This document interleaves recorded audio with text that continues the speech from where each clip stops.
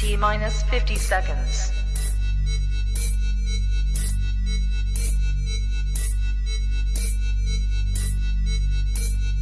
T minus 40 seconds.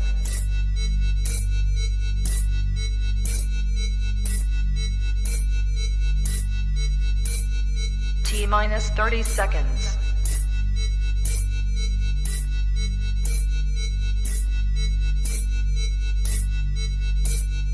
T minus 20 seconds.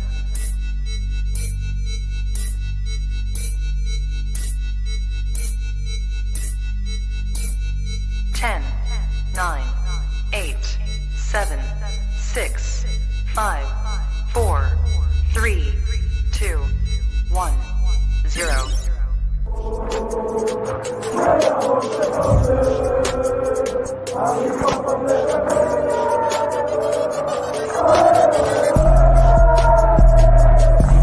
Shout out to Kopish. Shout out to Kopish, guys. All the good work the up. two legends, Emil Heskey, Howard Gill. Can't get much better than that guy. Yeah. You know what to do now. Like, comment, subscribe. I'm with legends, guys. Kopish.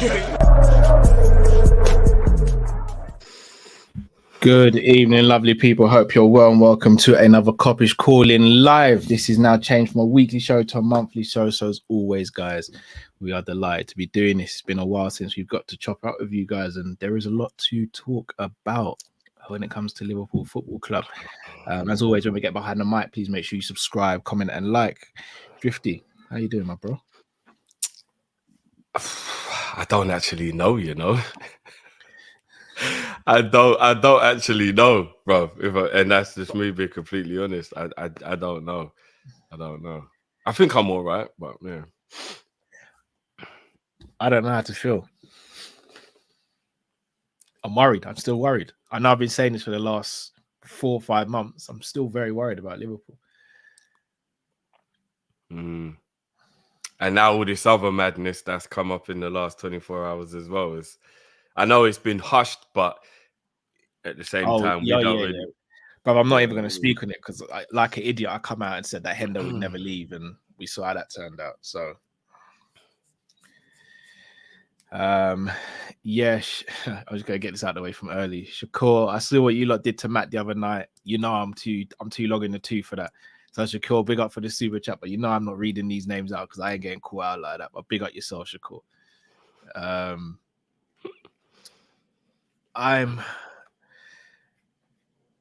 I'm worried about a few things. I'm worried. All right, so here's the thing. I'm just gonna say it. I don't think Salah's leaving this summer, but I would almost put my house on it that he's leaving next summer. And I said this before even yesterday came out. He'll be going into last year of his contract. He'll be what, 32, 33? I think he'll be 32, yeah. We ain't gonna sign him to a new contract around that same amount of money. I think next summer's the summer we cash in and sell. So that's the first thing. So I'm not particularly worried about right now, even though I know there's a possibility it could happen. I'm worried about the fact that we still haven't signed another midfielder. I'm worried that we won't sign a midfielder. I'm worried that we haven't addressed right back properly, in my opinion. And I think we're just kind of leaving it there and not fully addressing it. I'm mainly concerned about central defense, especially with the Ibu news today as well. Yeah, we are running Ibu into the ground. It's negligent at every single level, and when the manager comes out and says we're good in defense, it worries me even more. He didn't say good in defense as the thing. He said if there's something that can be done, we would do it. But we do have. He wasn't specific about defense, though, was he? Yeah, he was talking about defense. So he basically said, I like the options that I have because remember, we have Thingy, who's been very, very impressive since he came into the first team as well, Konza. But if there's something that can be done, we would do it. We just have to wait and see. That was what he said when specifically talking about defense. So what I would gather from that is if we got to roll with what we've got to roll with, he'll roll with it. If an opportunity comes up, i.e. a player we can afford or a player that's available that he wants, then we'll try and get him. That's what I read from that. we shouldn't be in a position where we're saying we roll with what we got to roll with. We've known we've needed a centre back since during the season. From around March, we all knew we needed a centre back. It seems like the club's putting a lot of faith in Konza. Same crap, different season, right? Same crap, different season. Mm. So what happens if Ibu or Virgil gets injured? But then it would have to be Konza that will play, innit? Cool. And we're expected to try and win a league with Paul Konza, yeah? Who's just come out of the academy straight into the first team, and we're saying to him, oh, if one of the big boys gets injured, you've got to step in and you've got to be as good as them because we're trying to win a league. Seems that way.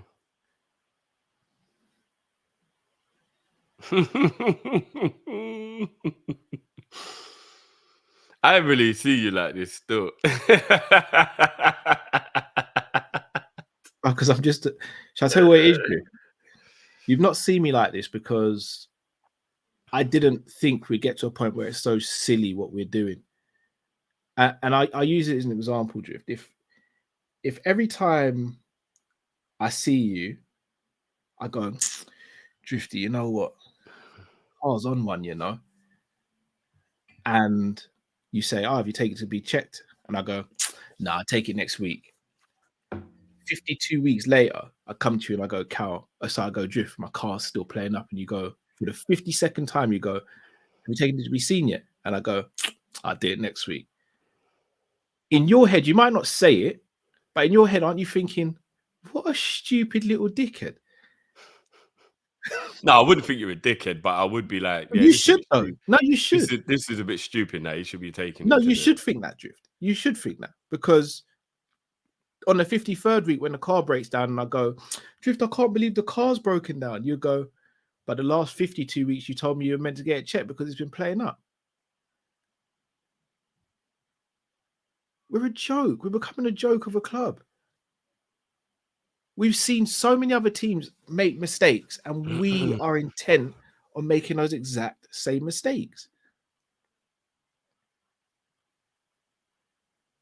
And again, yeah, I don't know, man. What 115 mil, or was it 111 mil we bid for Caicedo, right?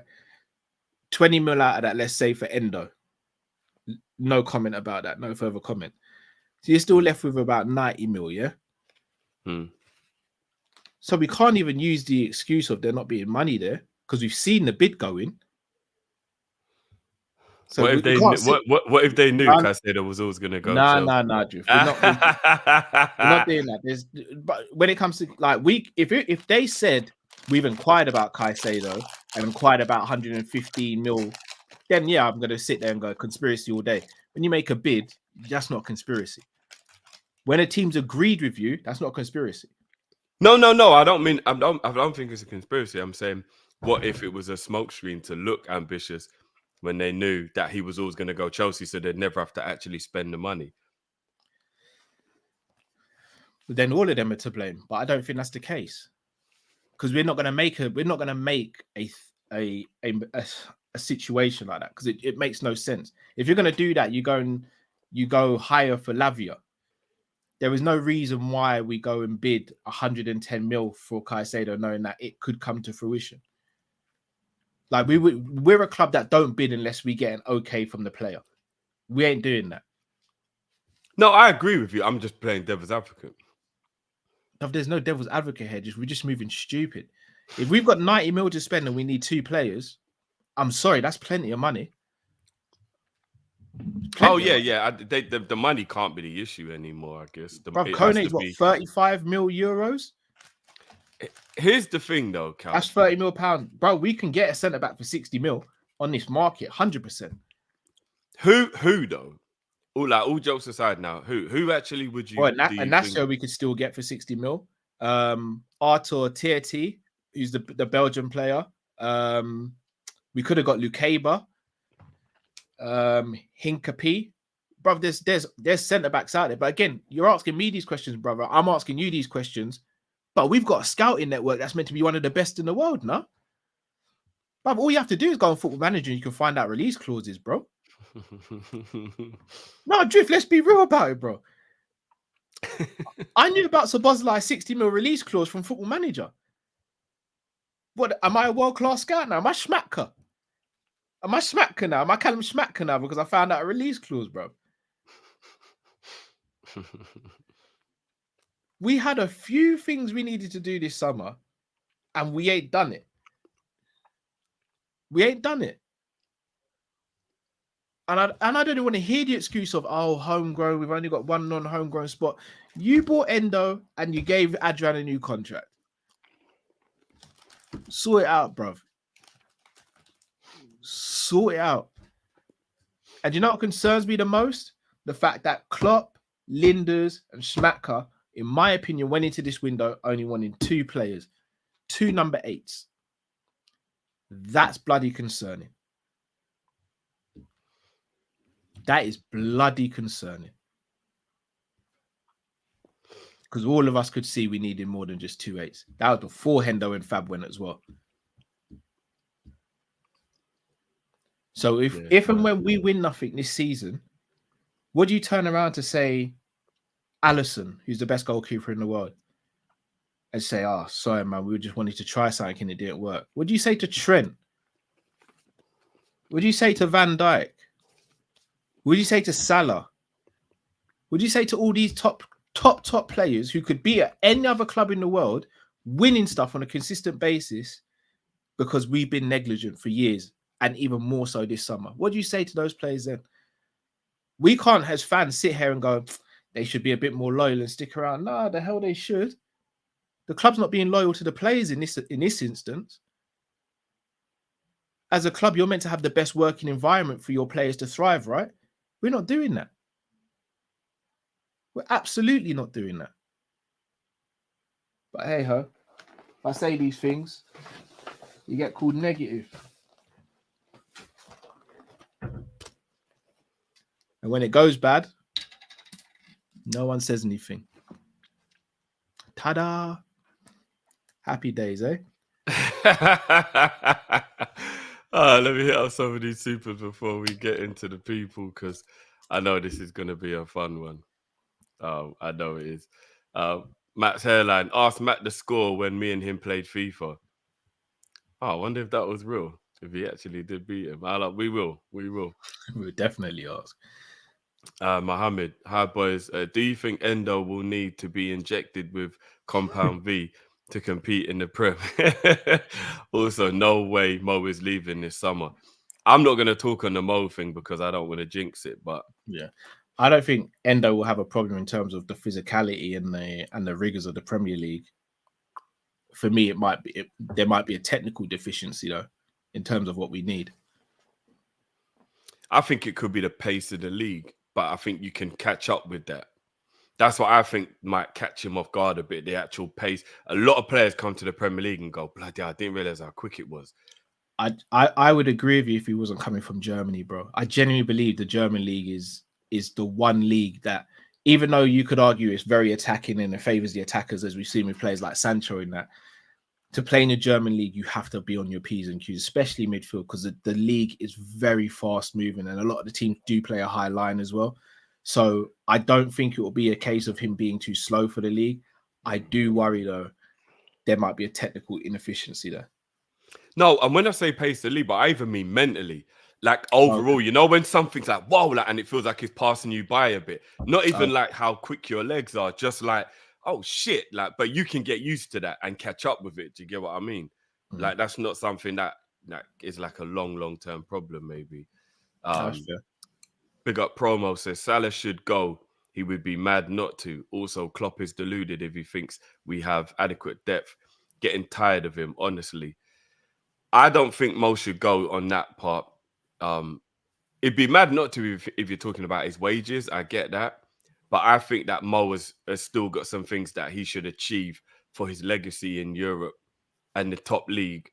And I believe it will be there for him in another year's time. I don't think it's an opportunity that might never come back again. He's not like a Ruben Neves, with all due respect, where maybe the kind of allure to wanting him could die down because he's not. We're talking about the biggest Muslim player in world football. That hype's never gonna go away. They'll always want him. Can I play devil's? By the way, I fully agree with what you just said, but can I just play devil's advocate?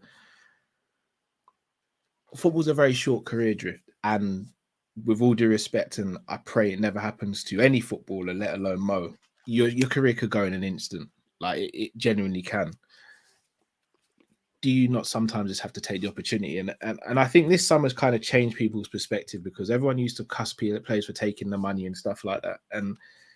But at the same time, we in our jobs, 9 out of 10 people, if they were offered more money to go somewhere else, would probably do it as well. So why should players be treated any different from doing the same? No, they shouldn't. I mean, in an ideal world. But if you want to win the trophies that mean a lot to you, but he's won them already, Drift. He's won them all already. He has. But he does strike me as the type of person who's got unfinished business in that regard, because he wants a legacy. You know, you get some players who you can kind of get like a feel that they're just enjoying being footballers. I hear you. And I have to cut you off there. there. The Messis and the Ronaldos and the Salahs, they want that legacy, bro. You're absolutely spot on. But does he have the team around him to be able to accomplish that? Well, I think if we get this transfer window right. No, I'm talking about right now. Does he have the team around him to accomplish another Champions League, another Premier League Drift? Be honest. Well, obviously, yeah, we're not in the champ, so so it's a no for both, isn't it? So if you're him, you're thinking, unless I see something drastic between now and the end of the window, I'm done. Maybe. I don't really know what is. Unless Mo hits 60 goals in the season, and even then, it's still not guaranteed that we're going to get the league off Man City. I mean, it's going to be interesting to see what happens with the Mo thing, but I'm really, really hoping that he stays. I just am. Yeah, me both, bro. Joe, big up Joe. They wasted our position of strength when we were winning, and now we look like mugs. Top 7 now? ? We have known what we need for years. Now we have asked for reinforcements for time. Yeah, we have. We have definitely been asking for reinforcements for time. Man said FSG and Klopp out. Okay. I got a shout out to Lakers. I was speaking to Lakers today. Shout out to Luke Tanner as well. Shout out to Jamie Phillips. A lot of people are getting tired of Klopp. And again, I still am Klopp in. And I know that might come across as a shock to people, because I am quick to be on Klopp's neck. I am. Because I'd see through his BS as well. But I'm still Klopp in. And the reason I'm Klopp in is because I've seen Liverpool Football Club before Klopp with FSG. I haven't seen Liverpool Football Club with Klopp without FSG. And that's the reality of it. But Klopp is doing an absolute madness at the moment. And the reason he's being allowed to get away with it is because our owners aren't ambitious, and because our owners don't know enough about football. Because Klopp wouldn't be allowed to do this at any other top club and get away with it. But also, Klopp's not stupid. Klopp knows this as well. Hence why he's doing some of the stupid stuff he's doing. Because he has so much power because of what's been given to him. So when it comes to blame being shared, FSG still take the majority from me. But Klopp's a way bigger part of the problem than I even believed. And that's what worries me. But I'm still not Klopp out. I'm willing to give him to December. But if I don't see something mad between now and December, he's got to go. He's got to go. I'm all about Liverpool Football Club. The owners, they can leave tomorrow. Like, it would be lovely if they left tonight. In fact, leaving tonight would still be a little bit too late. It'd be nice if they left within the next 6 minutes. That would be phenomenal. If the owners left before 9:08, that would be absolutely sensational. But Jurgen Klopp's really got to pull his finger out and get his head out of his arse. As well as Pep Lijnders is. Because this is becoming a madness now. Fair dues. I'll just say, to everyone who wants Klopp out, careful what you wish for. JJJ, can't believe we let Rice walk to Arsenal. Did you lot see his performance on Monday? Stuff that wins titles. If we had 115, why didn't we bid? We didn't have that money when Rice was available, though. I think a lot of people keep forgetting that money was only there because we got 55 mil when we let Hendo and Flacco go. We didn't want Rice Drift. No, I mean, that's besides the point. I mean, the money part, when people keep saying, oh, if there was money available, why? That money became available because half of that money we just got a week before we made the bid. It wasn't like that money was always lying around. I agree, but we still didn't want him. I'd probably more say we just was never willing to spend that money, so didn't even bother getting involved. We didn't want him, bro. Klopp's mind was Hendo, Fabinho, and Bichetic play the 6. Yeah, maybe it was. Maybe it was. So we didn't want him. Beretta, I agree with Drift. If we don't make any signings, I'm not getting worked up for all this shit. Klopp is in bed with FSG. It's unforgivable. I will be watching as a neutral. Right, that's a bit mad still as a neutral. Hey, John, 35 months a member. Big John up your damn such a legend, bro. Man. Such a legend. Nah, he is. You know, I don't even like doing this and calling people out, but John, I know you've always said in the past you're not fond of necessarily coming on. I think I speak for Matt and Drift when I say this. You've supported the channel literally from day one. We'd love to hear you come on the show, even if it's just for like 2 minutes one day, John, because you are literally a legend, man, and want to just show our appreciation to you. Yeah, I second that. Although I get the pressure. Obviously, obviously, I don't want to. Yeah, you're not forced to, obviously, John. It'd be lovely to hear your voice and just for us to say thank you to you, like so. Yeah. And then obviously John goes on to say, "Big up, Count Jeff. How are you? I'm doing all right, my bro. I'm doing all right. Yeah, could be better, but I'm doing all right, man. Big up yourself. Hope you're doing well yourself, John. Big up, man. Matt's hairline has just become. He's been a member before though, so I think he's become a member. So big up, Matt's hairline. Big up either way, man. Promo is back again. Why would Mo stay at a club that is aiming for top 4? I think the ambition is still to win the league. I just don't think there's anyone who realizes we don't have the tools to win the league. Drift. The ambition ain't to win the league, bro. The ambition is to win the league, but they can't be, Drift. There's a lot of delusion going on about us having the tools to do it, though. That's what the problem is. All right, Drift. I'm gonna try and use a Drifty type analogy. I'm not gonna get it as good as you do because I heard Trent say it himself, bro. No, exactly. You heard a player say it. Yeah, but the player wouldn't think that if the manager wasn't part of that and everyone wasn't part of that. Because one player by himself can't think that he wants to win the league on his own. Like that has to be something within the change room they all talk about. But don't you always say look at the manager's actions rather than his words, Drift? His actions don't suggest that he wants to win the league. No, I think he believes that he's got enough. I think he believes he's got enough. That's wild, bro. If he thinks he can win the league with this squad, he's mad. If he believes that, Drift, with all due respect to him, he's got to go tonight. If he really genuinely sits there and believes that he can win the league with this squad, he has to go now. I don't think our squad is that far away from being able to win the league to think it's that not wild. There yet. It's still not there yet. Yeah, but it ain't that far away. It's not like a wild assumption to think that we could win the league with this team. It is, Drift. It is wild. Right now, it's wild. I wouldn't go as far as to say it's wild. We have a quality squad. We got a few issues that we need to address, but we have got a quality squad. We've got a lot of talent in our team, bro.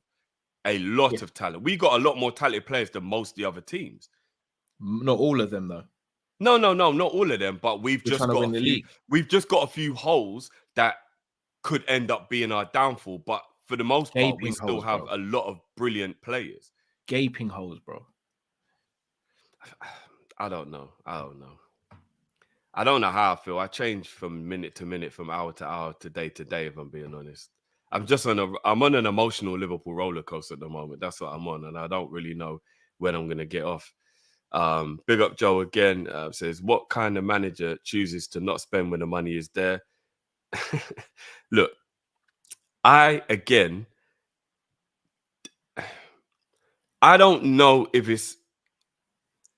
We got that money just before we made the Caicedo bid. I'm not going to keep acting like that the money's always been there, because I don't believe it is.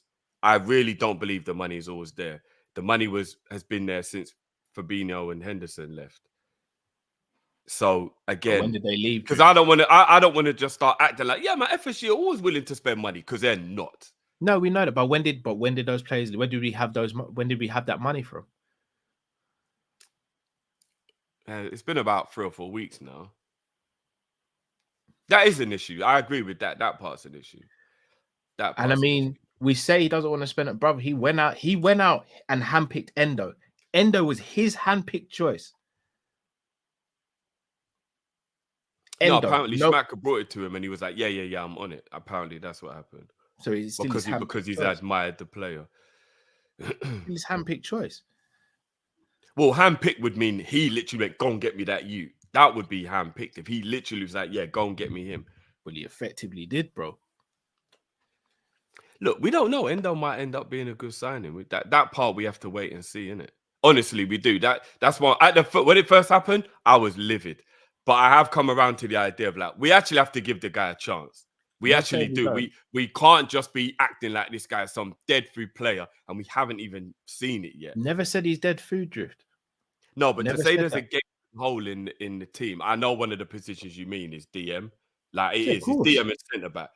But if he ends up being a brilliant player, then there isn't a gaping hole in the DM role. So what I'm saying is let's give him a chance to prove whether or not this was a good decision. And I'll ask you, Drift, a genuine question. If you've got 100 mil and you need a DM, are you going out and getting Endo?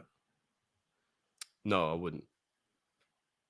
But I also wouldn't spend 70 mil on Decore. No, that's fair enough. But you don't have to spend 70 mil on Decore. There's not many though. When it comes to DMs, bro, there's not many, you know. But I'm not gonna lie, there's not many, bro. But I'll ask you again. Why did no one ever mention Endo? Well, yeah, because he's not that much of a superstar or whatever. Doesn't even have to be a superstar, bro. Let's be real. Doesn't have to be a superstar. No, I know, but I'm just saying. I think it's more the thing that I think people have got a problem with Endo is, and it's because this is how I felt at first, instead I rationalized it. Hold on a minute, we're Liverpool Football Club. Why aren't we buying the best in the world? I want to be able to show off the type of player that I've got playing for my club. Like, I want to be able to say, man, just got Caicedo and rare. That's all kind of, well, we're G's, we're ready to roll. Like, I think that's the feeling that's making everybody think Endo. Because that's how I felt at first. But I've rationalized it now a little bit. Thought, you know what, he's here now. There's no point being angry at a player who's here until he proves he's not good enough. Let me give him a chance to prove whether he's good enough or not.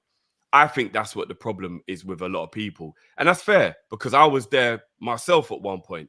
I would just say to those people, rail it in a little bit and wait until the guy fails. Now he's here before we get overly angry at him being I don't think he'll fail.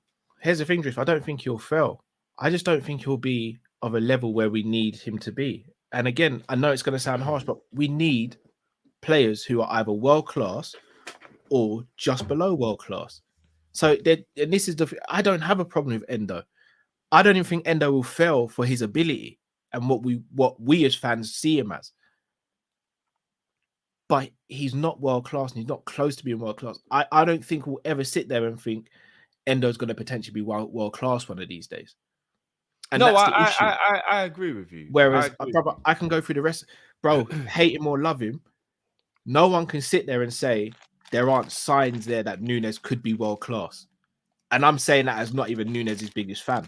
But you're crazy. There are people who will tell you not, bro. But brother, I can argue with those people all day. And as I said, I'm not even Nunes' biggest fan. But I can sit there and go, I can see a world where Nunes is world-class. I can see where Diaz is world-class. I can see a world where Gakpo, Jota, I can see a world where they're all world-class.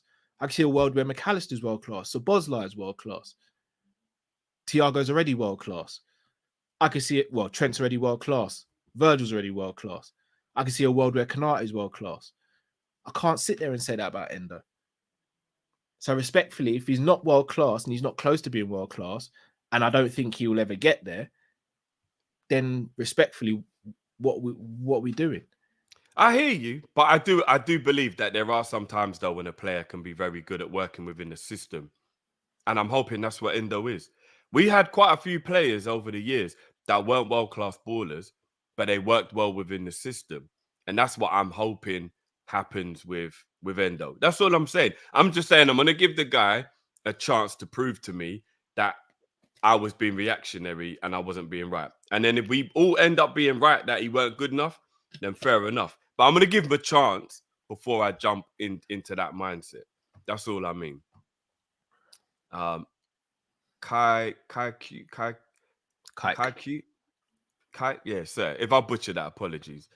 And I'm normally good at knowing names when I've never seen it before. 300 million for Salah or he stays. Why not? If they want him, they will make it happen. I mean, 300 million would be sensational in terms of the return of the player.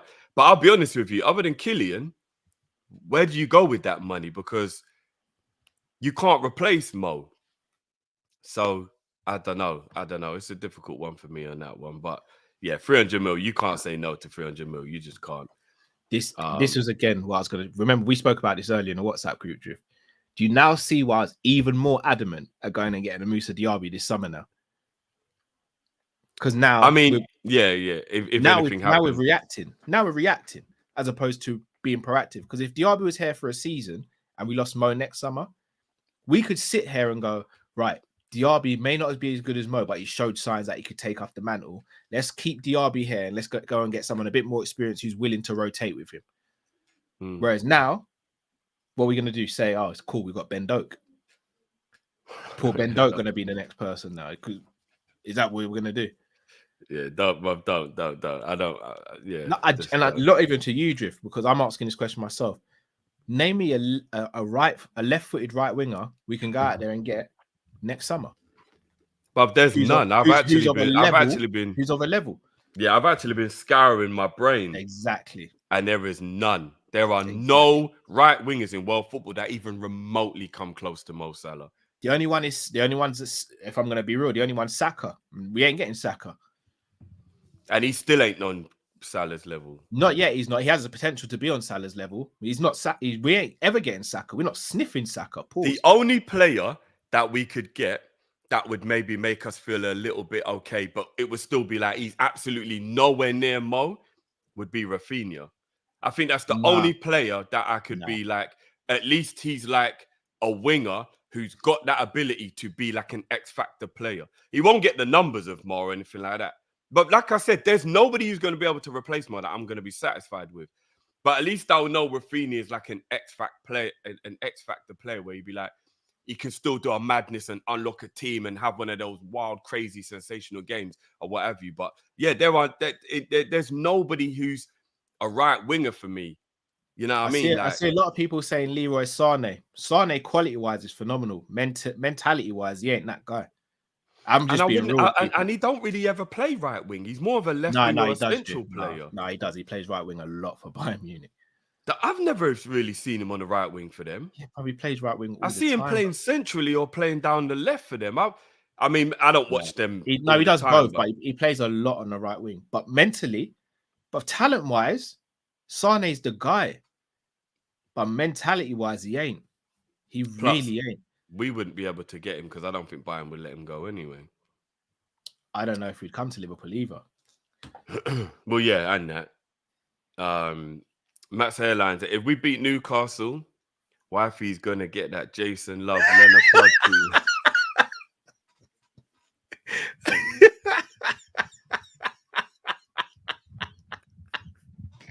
I should not have had this on the screen for so long. I just realized. Oh, man. Fighting and screaming for the hills, you know. Fucking hell, you lot, man. Oh, man. I know it's Friday night, you, man. But even H is laughing. That's like H. Yeah, that is a proper H comment. I'm not gonna lie. That is proper big up H. Matt's hairline. That got me. What do you guys think of Klopp asking for fans to? All right, Cal, what do you think of this one? Like, I'll let you go, and then I'll go. So I don't think he's wrong for asking. I think he's wrong in how he asked, though. Like, it was out of order how he asked. If he turned around to fans and goes, "Do you know what, guys? I love the song. I'm extremely humbled that you guys would even make a song about me. But please, guys, don't sing the song until we've won the game." I'd be like, you know what? I get it. But when he's telling people, like, stop singing this S, but we're the fans that adore you. Don't you ever speak to us like that.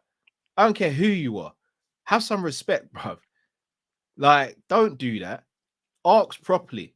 Like, don't like it's not the first time. Like, I never spoke on this, but even when the person asks for him to sign their shirt and he's like, hold the effing shirt.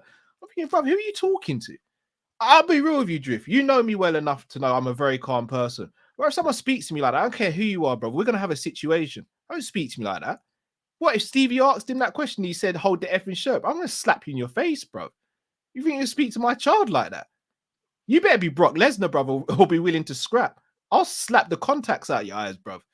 Who do you think you are? We are paying fans, bro. We pay for shirts. We pay for tickets. Have some effing respect, bro. I don't know who you think you are. It's the second time he's done something like that. I'll leave it there. No, say what you gotta say, Drift. No, I'll leave it there because that was funny. I don't want to. Yeah, I'll leave it there. AZ, big up yourself on becoming a member, bro. Joe says, answer the question, guys. What kind of manager chooses not to spend? I mean, I kind of did when I was saying I don't necessarily think it's not that he's not spending because the money wasn't always available. It was only available recently. But if you want to talk about the money being available recently within the last, say, 3 weeks, I guess there isn't a player yet that he thinks is good enough to come into the team to improve the team. Sorry, Drift. I need to go back. I actually need your opinion on this singing thing now. On the who thing? You know what I just said, bro? No, I didn't. I didn't hear what you said. What did you say, sir? What do you think about Klopp saying not to sing the song? I think he just meant until we win the game, don't big me up. All right, then, Drift. I bring you dessert before you've had dinner, and you go, "Oh, Cal, love for that, but I'm not going to eat this yet. I'm going to eat this when I finish my dinner." My reaction is, "Oh, cool, Drift, no problem." Scenario 2: I bring you dessert. What the F's this, Cal? I'm not eating this yet. Just put it over there. You know what? If I'm being completely honest with you, I didn't know that he said it like that because I haven't actually seen the quote or the interview when he said it. Bro, there's a video. I didn't know that he said it all right. The hold the fucking shirt thing. that was funny. That's a liberty, bro. I'm sorry. That's a liberty, bro. Yeah. You shouldn't really. But the thing is, it came across of a bit of tongue-in-cheek kind of thing, but I get it. You still shouldn't really, because it can be misinterpreted, even if that's a liberty, bro. So I get it. He shouldn't have said it. But when I was watching it, I thought it's kind of a tongue-in-cheek thing because he wasn't angry as he said it. Therefore, I take it. But yeah, you still shouldn't say it. I agree. You shouldn't say it. But I didn't know that he said the whole thing about don't fucking say. I didn't know he said it in that way. Stop singing this S to the fans. Is that what he said? Yes, bro. I didn't know. He there said it is, like bro. That. Right there. Oh yeah, I didn't know he said that. Like, I just heard that he said, because I heard people talking about it, and one of the people was saying that they think he doesn't want a big up until we've won the game, because you should be bigged up once you've actually got the points. And I agree with that. That was when I was like, oh, okay, yeah, so I get where he's coming from. I didn't know he was like, oh, stop singing this shit away. I didn't know he said it like that. So I don't really want to comment on it, because then it makes it a bit more, I'm doing an uninformed commentary more. Let me go and actually watch the interview then and get the context, and then I'll give you an answer after I've seen it. In fact, you know what? Maybe I'll even try and find it now while we're doing. In fact, let me actually, if you do the rest of the supers, bro, let me go and try and find it. The sentiment is right, bro. It's the way he asked it. Yeah, you know what? Let me actually do everybody the justice and like the scenario I just gave you, bro, said it all. There's two ways you can turn someone down or say thank you, but not yet. That's not the way to do it. Yeah. Planner Boy TX says Klopp has underdog mentality and simply can't go beyond that. That's the difference between him and Pep. It's one of the differences, to be honest. There's a few other differences, some in favor of Klopp and some in favor of Pep, but there are quite a lot of differences, to be honest. But I hear that one. Sam Max Legend says, great show, guys. It's Klopp's been told to run the team with a budget constraints from day one. It's why you hear stupid comments from him in pressers. I agree from day one he has. When he signed that new contract, sorry, I cut you. When he signed that new contract, I think things changed. I'm not saying he's got an unlimited budget, and I'm not saying we start going ham for players. And again, I have to use Man City as an example as well. Man City walked away from Harry Kane. Man City walked away from other players. So it's not like we're the only club that does stuff like that. Man City do it. Yes, Pep obviously has more scope, but I also think Pep's more ruthless as well. So the two go hand in hand. I don't think Klopp's working with a broke man budget, but he's definitely not rich. But I don't buy this whole pauper thing. We bought McAllister and we bought Szoboszlai before we sold anyone. That was in excess of 100 mil. I'm not saying it's mad money, by the way. I'm not even saying that. But we've seen history dictate. He wanted Nunes, he got Nunes. You wanted Gakpo, we got Gakpo. Wanted Diaz, got Diaz. Or Pep Linder's one of these people and we got them. Either way, we still got the players that he wanted. So again, I'm not sitting there saying Klopp's got mad money, but I also don't buy it that we've got no budget. I don't buy it that he's looking down the edges of the sofa and the corners of the sofa looking for a bit of change because he wants to buy someone. I don't buy it. No, but we don't have the budget to buy the players that you even earlier on today said you want, no, Cal, them world-class players. We don't have the budget to be able to go and buy those players we want as fans, but who's to say Klopp wants them? No, but what I'm saying is there's no budget there regardless. There's no budget, no matter who wants them at the club. Put that to one side. There's no budget to get the player regardless. No, we can't go and buy your Vinny Juniors and your Mbappes and your Harry Kanes. There's no budget for this, bro. There's no budget. But 9 out of 10 teams can't, no, Drift. Yeah, but that's besides the point. We're Liverpool. We should be able to. Not any player, bro. We're not 9 out of 10 teams, Cal. We're not 9 out of 10 teams, bro. We're supposed to be at the pinnacle of football. There's meant to be only about 4 or 5 teams in world football that are better than us, if that. That's the level Liverpool's supposed to be at. But we've never financially been even close to that. But when you're saying names like Mbappe and Vinny, bro, that's unrealistic to me because all right, I'll speak for Vinny because Mbappe's on this mad money making scheme, which I have to rate him for because only certain men in the drug industry are making the money that Mbappe's making. But Vinny doesn't seem like he wants to leave Real Madrid, right? So and they don't want to sell. In the same way, Trent doesn't want to leave us and we don't want to lose Trent. Oh, yeah, no. Putting that to one side, I just mean a player of that caliber. I was just talking about a player of a caliber.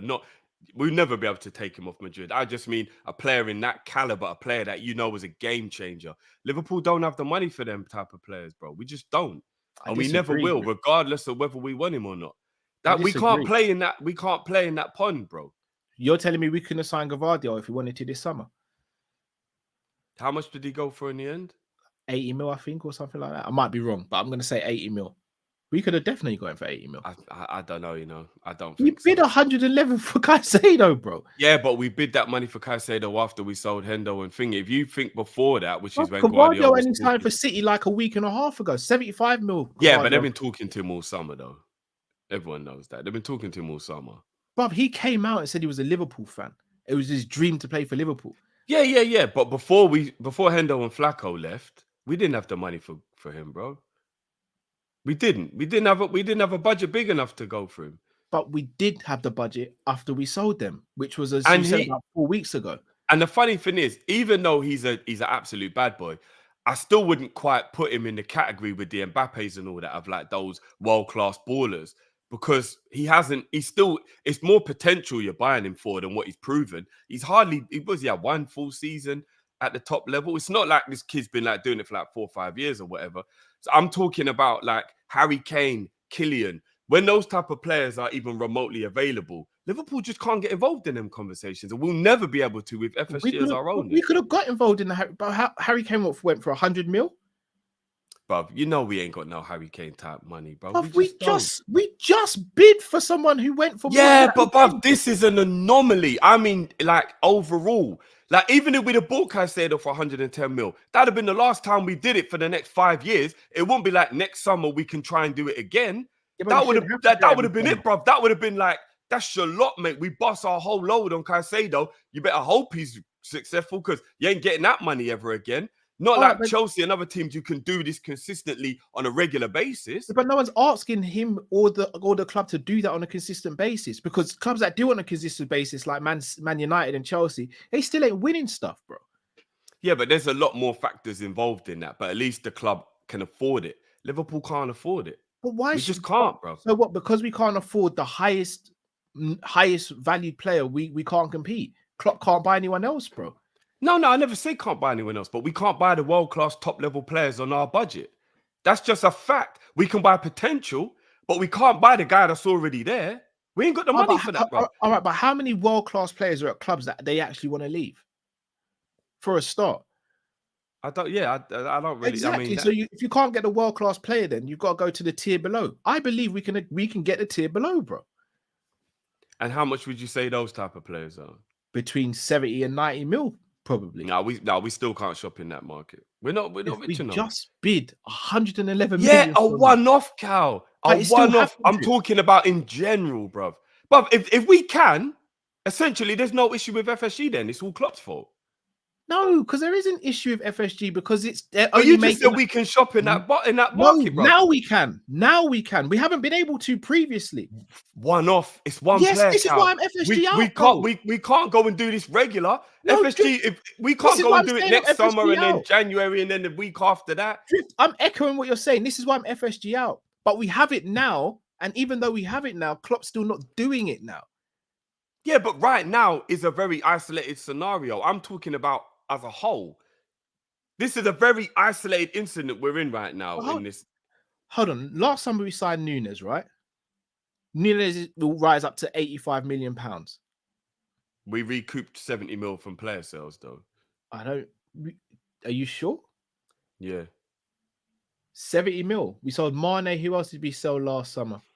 Off the top of my head, I can't remember, but I remember at the time them going through it, and it was like 60 or 70 mil we recouped from the players that left. I think it was like Minamino left, Harry Wilson left, Mane left, Origi came off the wages. Like there was a whole lot of stuff that happened. There was a whole lot of stuff that happened that meant that we got the Nunes money back, basically, bro. All right, so what about the Diaz money that we spent in January then? I mean, he was only 40 mil though. That's where we live though, isn't it? We live in that 40 mil bracket. No, but it's still money, bro. So if we didn't sell anyone to bring in Diaz, bro. So effectively, that 40 mil, you add that to Nunes, then we haven't recouped. We've recouped 70 mil, but we haven't just spent 85. We also bought Carvalho. We also bought Calvin Ramsey as well. So again, we still spent more than we've brought in. Again, not mad money. But Nunes is in that threshold of a player. So Bozlai's in that threshold, and we activated his release clause. So again, I'm not saying it's been like that from day dot. It hasn't been. We know it hasn't. Hence why I want these people out. But to sit here and act like Klopp has got less money than say a flipping Bournemouth or a Nottingham Forest, but it's crazy because we. Oh yeah, no, I know we haven't got. I know we ain't got less money. But we could have had Kone wrapped up. We could have had Thuram wrapped up. Could have had top quality players wrapped up. Inacio could have wrapped up. Inacio was a release clause. Could have had wrapped up. We could have had Kone wrapped up. And right now we're sitting there going, we might not have world-class players in every position, but we can make a run for this title because we've got Kone in, we've got Inacio in, and we've got someone else in. We didn't do it. No, I agree with that. And that for me falls on the manager. I agree. I agree. We should be buying those type of players. But what I'm saying is, the Caicedo thing was a one-off, or once in every 4 or 5 years thing. That Liverpool can't live in that bracket. Do you know what I mean? And until the owners go, we'll never be in that bracket because we don't have owners that will ever push the boundaries. Do you know what I'm saying? And I ask you respectfully, if we did have owners like a Todd Bowley, do you think Klopp would still even be here? And do you still think he would spend? Do you think he would spend that big money? If depending on what the type of player is, 100%. If you're talking about a Tchouaméni or an Mbappe, 100%. Klopp would buy those players, 100%. Honestly, Tchouaméni, yeah, I agree. I don't know if we'd go for Mbappe. But we went for Mbappe and just to figure out whether it was possible. We went for Mbappe before he was doing a Madda.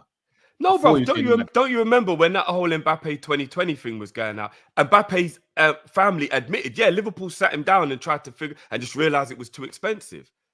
But I think if we'd had a Todd Bowley at that time, bro, we would have probably ended up with him, or we really would have come close to it because we would have really pushed the boat out to try and get him. That was when he was 17. Klopp wouldn't have an Mbappe. No, the other day, bro. You know, before he signed that new PSG deal.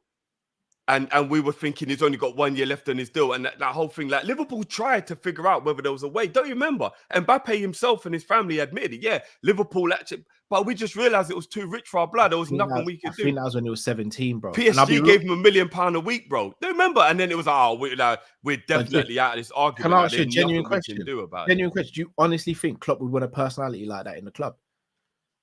I mean, we only found out he's a dickhead after that, though. Let's be real. At that time, he was showing signs before that. He was showing signs before that, bro. Nah, I think that was when we realized, this guy's being a bit of a dick, innit? I don't think he was a prima donna before he got that £1 million a week PSG deal. That was when I think everybody's kind of tune changed. Bellingham, bro. If we had Todd Bowley, Bellingham would be a Liverpool player because Klopp would have wanted this type of player. I believe that sometimes Klopp is extremely stubborn. I agree with that. But I also believe with the money, there are top boys. Klopp would 100% be making sure play for the club. And I think someone like Mbappe and Bellingham, Shermany, these guys are the type of guys he would get. If he had the backing, he'd get them, bro. He would 100% he would get these guys. I'm honestly 50. Bellingham, I'm more steered towards. I'm 50-50 on some of the others, though. Because of weight. Bellingham, we said no to effectively because of the wage packet. And I think Mbappe was the wages. It was £1 million a week they gave him at PSG. We can't even remotely try and compete with that, bro. But how many teams can drift? Because I don't. Not many. Not many. Maybe apart from you see Todd Bowley, I got to give him a little bit of credit as in, if Todd Bowley knew that there was a way to get Mbappe at Chelsea, he'd find a way to pay £1 million a week. He would, bro. He would. I'm telling you now, he would. I don't actually know. But have you seen what he's done? No, I think do. There's enough evidence to know he would try that shit. Paying high transfer fees is very different to paying high wages. It is, but I think Todd Bowley would try and find a way to get it done.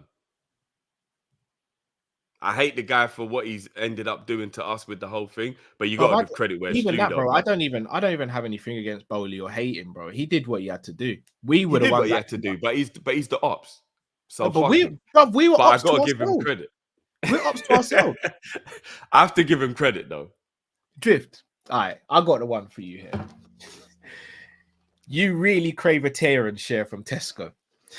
You got the trolley. You see the tear and share there. There's one left. And you go, in fact, you know what? Let me circle around, get a few other bits, and I'll come back for it. You come back 10 minutes later. I've nearly pushed an old lady out of the way when I see all right. 10 minutes later, you come back. 10 minutes later, you come back. You see me standing there with the tear and share in my hand. Am I an op now? If you pick that tear and share up, 100%, bro. But whose fault was it? Because you saw it first, bro. 10 minutes ago, you saw it and you decided to leave it. So whose fault is it? In that moment, I'm going to be ignorant. It's still your fault, bro. Who told you to pick up my terror share? I'm going to get rushed, and I don't even know why I'm getting rushed. Is that what you're saying? Yeah. I'm going to get rushed for no reason. No, I'll pick it up immediately. Pick it up immediately. We're ops to ourselves, bro. It's nothing on Bowley and nothing on Chelsea. No, but he's an op in it, so it is what it is. And we were messing about. We're messing about, bro. We're promising a girl the world, saying, I swear I love you. We'll get married soon. And then she caught you chatting to her next girl. That girl rejected you. And then you tried to go back to the girl and say, you know me, I'm just playing about. She's left you as well. It's on us. No, I hear that. I mean, I was going to say something, but I'll get in trouble. So yeah, let's not say it. Yeah. The feminists will kill me. Sam Max, great show, guys. Big up yourself, as always, Sam. It's Klopp. Klopp has been told to run a team with a budget. Oh no, you read this one, didn't you? Did you read this one? Yeah, I did read that one. You did, yeah. Big up, Sam, though. Dynamic. What kit would you prefer tomorrow? Green or purple? Purple all day. That kit is beautiful. Purple rain. That kit is beautiful. That purple kit, man. I love that kit. Yeah, purple kit, bro. Part life, guys. What if the 115 was specifically for Caicedo because of his age profile? Maybe FSG don't see the value in spending the whole 15 on others. I think that could actually be a part of it. I do. That's Klopp managed to convince them to get Endo. No, but that was because it was cheap, bro. I think what he's trying to say is, was it easy for FSG to be convinced to spend the money because they're thinking only 21 years old, so he's got at least 8, 9, 10 years left in him. He's a brilliant player anyway, so massively improved the squad. And in 3 or 4 years' time, if a Real Madrid comes along and he acts like a dickhead, he's still got mad market value that will probably get our money back. I think that is a part of it. I think it would be very foolish for anybody to believe, knowing how FSG operate, that wasn't a big part of why they maybe thought it was okay to spend that money on him, and there's other players that they wouldn't spend that money on because they're a lot older. I think that's definitely a valid point. If you're Klopp, then shouldn't you be able to convince them even more, knowing that you've seen the money already? Then, in what way? What do you mean? If we need other players. No, but what he's saying is it was basically being very specific to how young he is, how talented he is, and his resale value being very high, that they were willing to invest the money because they know this. You know, like say you buy like a gold chain. So we know that the market might dip a little bit, but gold is always going to be worth some money that you can pawn it at some point in the future and get your money back. You might make more, you might make less, but you'll always kind of still be okay. But if you buy something that's going to massively depreciate, you'll be well more reluctant, like a supercar, for example. As soon as you drive that car off the lot for 100 grand, that car's only worth 60 grand now. Literally, as soon as you drove it off the lot, it's depreciating I do get the logic in what he's saying, because that's the way we run our club. We do think a lot about the resale value and the age of a player when we're spending a lot of money on the player. And if we don't end up selling him, fine. But I do think FSG like knowing that there is value within it. It was easy to get them to spend money on Endo. It's 16 million in this market. That's peanuts. 115 million. There has to be resale value. You see, like Harry Kane, for example, we wouldn't spend 115 million on Harry Kane because we know he's no resale value. Players just as good, if not better, but there's absolutely no chance of resale value. So they'd never spend that money on Harry Kane. So Kone and a centre back, Kone and Inacio. Could you not? No. This is just keeping it to why Caicedo, the club, are willing to spend the money. Like literally just why was the club willing to spend money on Caicedo with that amount? Can Jurgen Klopp not convince the owners to spend 30 million pounds on Kone then? He should be able to, yeah. All right.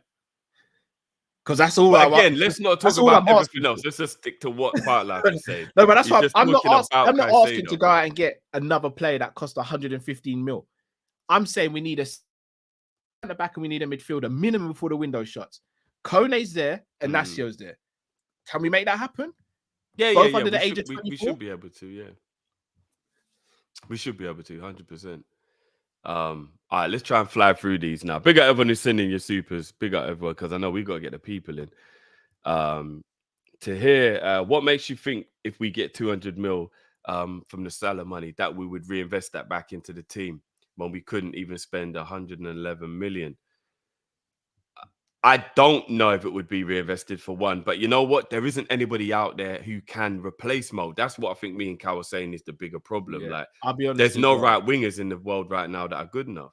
There's not been any, and again, I'm saying this to someone who really despises FSG. There's never been a time that I can remember where we brought in money from a player and not reinvested it back into the squad. They don't pocket money. Like, I think that's a narrative that has been seeping around. They don't pocket money from transfers. They never have. So I would like to know where it goes, but yeah, I agree with you. We spend it back, we reinvest it back into the squad. When have we not? Do we no, I mean overall, like all the income that comes into the team, because we don't spend anywhere near as much as our income. So I'd still love to know where all the money goes. No, we actually do. We pretty much do. We only made 7 mil profit, so it is going back into the club. So where's it going then? The new stand, wages, and all the other stuff. Stuff that I don't agree with, because I think the owners should be putting their money in their hand in their own pocket. But effectively, this is self-sustainable, isn't it? Like, it still baffles me then how teams like Villa and Arsenal are able to spend how they're spending when they don't make as much money as we do. I'm still confused by that. Because their owners put in extra money or take out loans. Arsenal fans have told me that they don't. Arsenal fans have told me that Kroenke hasn't actually put his own money into the team, which I'm still finding very confusing. They're lying. How can they not put in their own money? When was the last time they played Champions League football or won anything of significance? This is what I'm saying. I've always been confused. No, there's nothing to be confused about. It's not true. How can they? I don't know. I don't really care enough about Arsenal to like dig deep into it, but yeah, I don't know. Greatest player in the world. Big up Kop-Ish, best LFC channel on YouTube. FSG out. Big up yourself, bro. Big up. Yeah, big up yourself. Beretta told my girlfriend if Lesnar or Tyson this, you gone by. This you, I'm gone. I Oh, this you, I'm gone by. Yeah, sorry, I'm tired. As in if Brock Lesnar or Mike Tyson say, yeah, yeah, that'd be a very sticky situation still. I genuinely don't. That's that Chris Rock joke, innit? Yeah. In that scenario, you would just hope that your girl would have enough common sense to realize that the situation is sticky in it. But yeah, very sticky. Brock Lesnar, my days. That's a lot. That's a lot to deal with at one opportunity, man.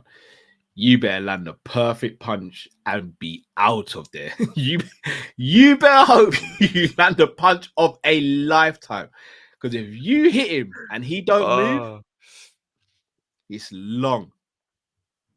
I'm gonna be honest with you. I already know as I sit here that a punch to Brock Lesnar from me isn't doing anything. But he's laughing. He's laughing at us. It's not doing anything. He is 6'3", if I'm not mistaken, and weighs about 300 pounds of muscle, not even fat, of pure muscle. One punch from me is not doing anything to Brock Lesnar. It's not doing anything.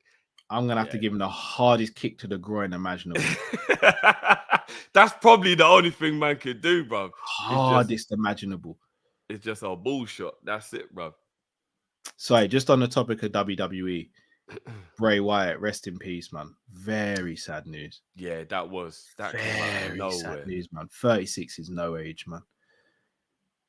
Very sad news. A heart attack at that age is really mad as well. Crazy. My thoughts go out to his friends and family and relatives and colleagues, but that actually hit me. Really hit me because 36 is no age, man. That's really shocking to hear that news. Yeah, so, that's mad. That's mad. He's got 4 kids. Yeah, that's sad, man. I don't even watch wrestling nowadays, but I know who he is, obviously. Yeah, that was sad, man. He seemed like he was one of the good ones, man. He's like an Undertaker regen, isn't it? Kind of thing. Yeah, he plays that sort of mythical character. Yeah, that's mad. That's mad. A Don calls Latin. Kal want to go Suplex City. No. Oh, Kal wants to go Suplex City. I'm not on it.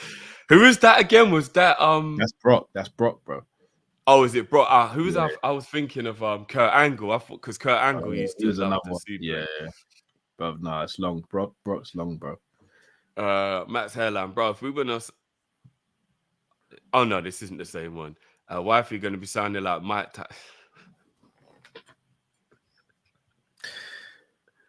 Oh man. Oh my days. Fucking hell. Bloody hell, bro. Same question. Who said LFC fans are spoiled asking for players? Oh, so same Klopp who said LFC fans are spoiled asking for players. Klopp, hush your gums. When you're gone, it's only the fans that are here. So we can ask whatever we want. Fair dues. Big up Joe again. We are too emotionally attached to Klopp, doing well for us historically. But what has he done for us lately? Bro, man turned this into a Janet Jackson thing, like, what have you done for me lately? I'll be honest, I'm emotionally attached to Klopp. There's no way I'm gonna. Yeah, I was gonna say I am emotionally attached to Klopp. But we also I say again, for everyone who's Klopp out, careful what you wish for. That's all I will say. I'm not gonna keep going on about it. Big up Jasmine says, I'm not Klopp out yet, but I might be at the end of this long season. I love the show. Keep up the great work as always. Coming with the realness. Big up yourself as always, Jasmine. Zabiri, you know. Man ain't seen Zabiri for a minute. Says, do you believe me now? I haven't told you a lie yet. He's such a troll. Zabiri's such a troll. Big up John. Says, I'm doing the kip on the Kop, so I will be sleeping overnight at Anfield to raise money for the homeless. Can I post my donate? Of course you can, my bro. Definitely. 100%. Big up yourself, man. Yeah, big up, bro. 100%. I'm gonna be honest with you. I didn't know Kip on the Cop was a thing. So at first I was thinking, am I reading this right? Yeah. Bro, 100% post that in Yeah. there for everyone, Yeah, man. please Big do, up man. yourself, man. We'll actually repost that as well, man. The big up, 100%. man. Big That's up, a man. massive thing, man. Big up That's yourself. beautiful. In fact, Cal, can you pin that actually if he puts that in so that people can see that? Absolutely. Yeah, big up John for that, man. That's brilliant. H, more chance of me making chocolate milkshakes out of my nips than LFC signing. I should have read that before I read it out, innit? Fucking hell, H, man. Jesus. H, man. Well, go on. Fucking hell. You should know better than to read out H without vetting it first. I know. Amateur mistake. I'm not used to reading the supers, bro. So, and I'm tired. My bad. Right. Yeah, let's Should get we the post link the out. link for the Oh, people? yeah, actually, do you know, before we do, just quickly, because I actually want to go back to what we did. So, Cal, this is what he says. I'm gonna like word for word it as I hear it. This is Klopp on the singing thing, yeah. So I'm gonna. So here we go.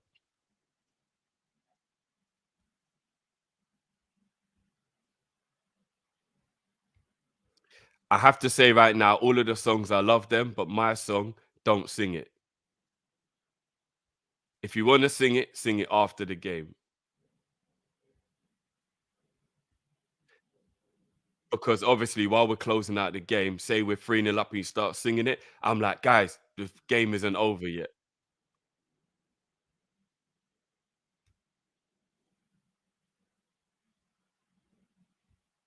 So it would be really nice if you could leave that for later. There's absolutely nothing wrong with him saying that. I'm sorry. This is the first time I've heard. There's absolutely nothing wrong with anything he just said. Not in my opinion, anyway. But find a clip of him actually saying it while they're singing it, how he reacts.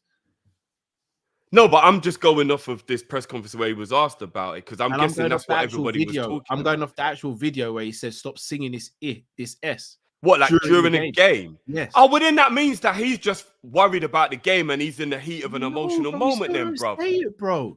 No, but that's different because that means man must have had to lip read. Bro, he says it loud enough that you can hear it, bro. The cameras pick it up, bro. Yeah, but I still believe that is in the heat of battle, emotions are running. I'm not going to take that as thingy because people say things when they're in the middle of it. I'm going to take what is being said make from it a press right, bro. conference.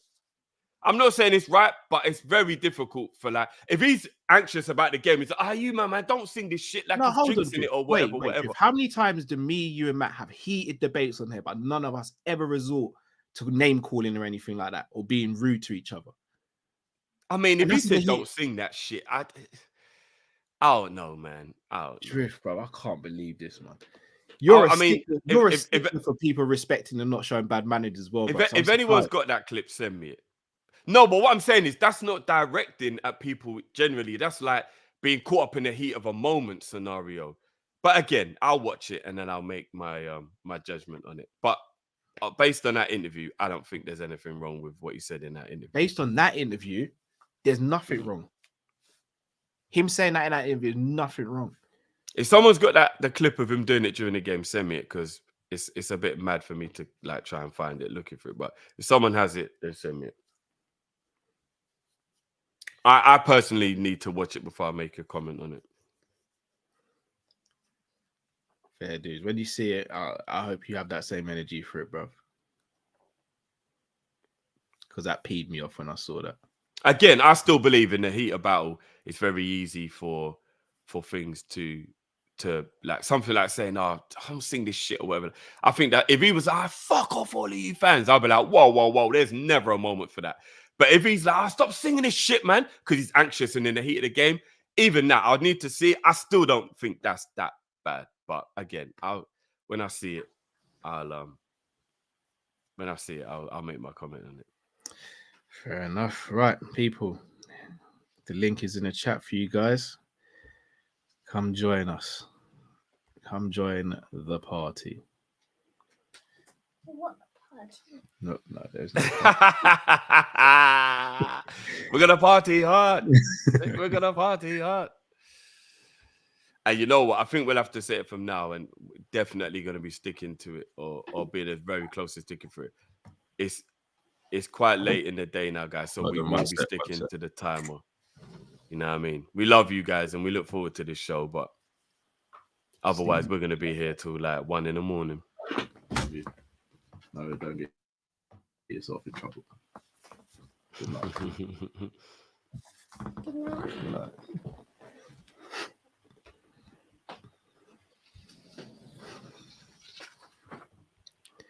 Tried to get me in trouble there still. Came in just chilling in there when he was meant to just come in and say goodnight and come back out. He knows I ain't taking bullets from him still. No, bro. I think you gotta take some bullets from him, bro. Not at this age, bro. He's got to earn them stripes, bro. I ain't getting in trouble for no one for that reason, bro. He was meant to come in there, say goodnight, and bounce, bro. Like, I said, I ain't getting in trouble for no man. when he comes in here saying, "Did you tell him he could chill in here?" He's like, "No, I didn't." Like, no, I did not. She knows you wouldn't though, because you're the disciplinarian. I just want to make sure though, innit? There's no grey area, bro. Like, right, gonna bring in our first caller of the evening. We have to give him a special mention. He's got his own channel, so make sure you subscribe. But it's also his birthday today, so special Earth Day to the one, the only Anfield Uncle Rod's in the building. Burberry. Happy birthday. Happy birthday, man. Happy birthday. Hey, Jeff, respect, man. Respect, brother. Happy you know what I birthday, mean? Man. Yeah. Man. Hope you had a blessed one, man.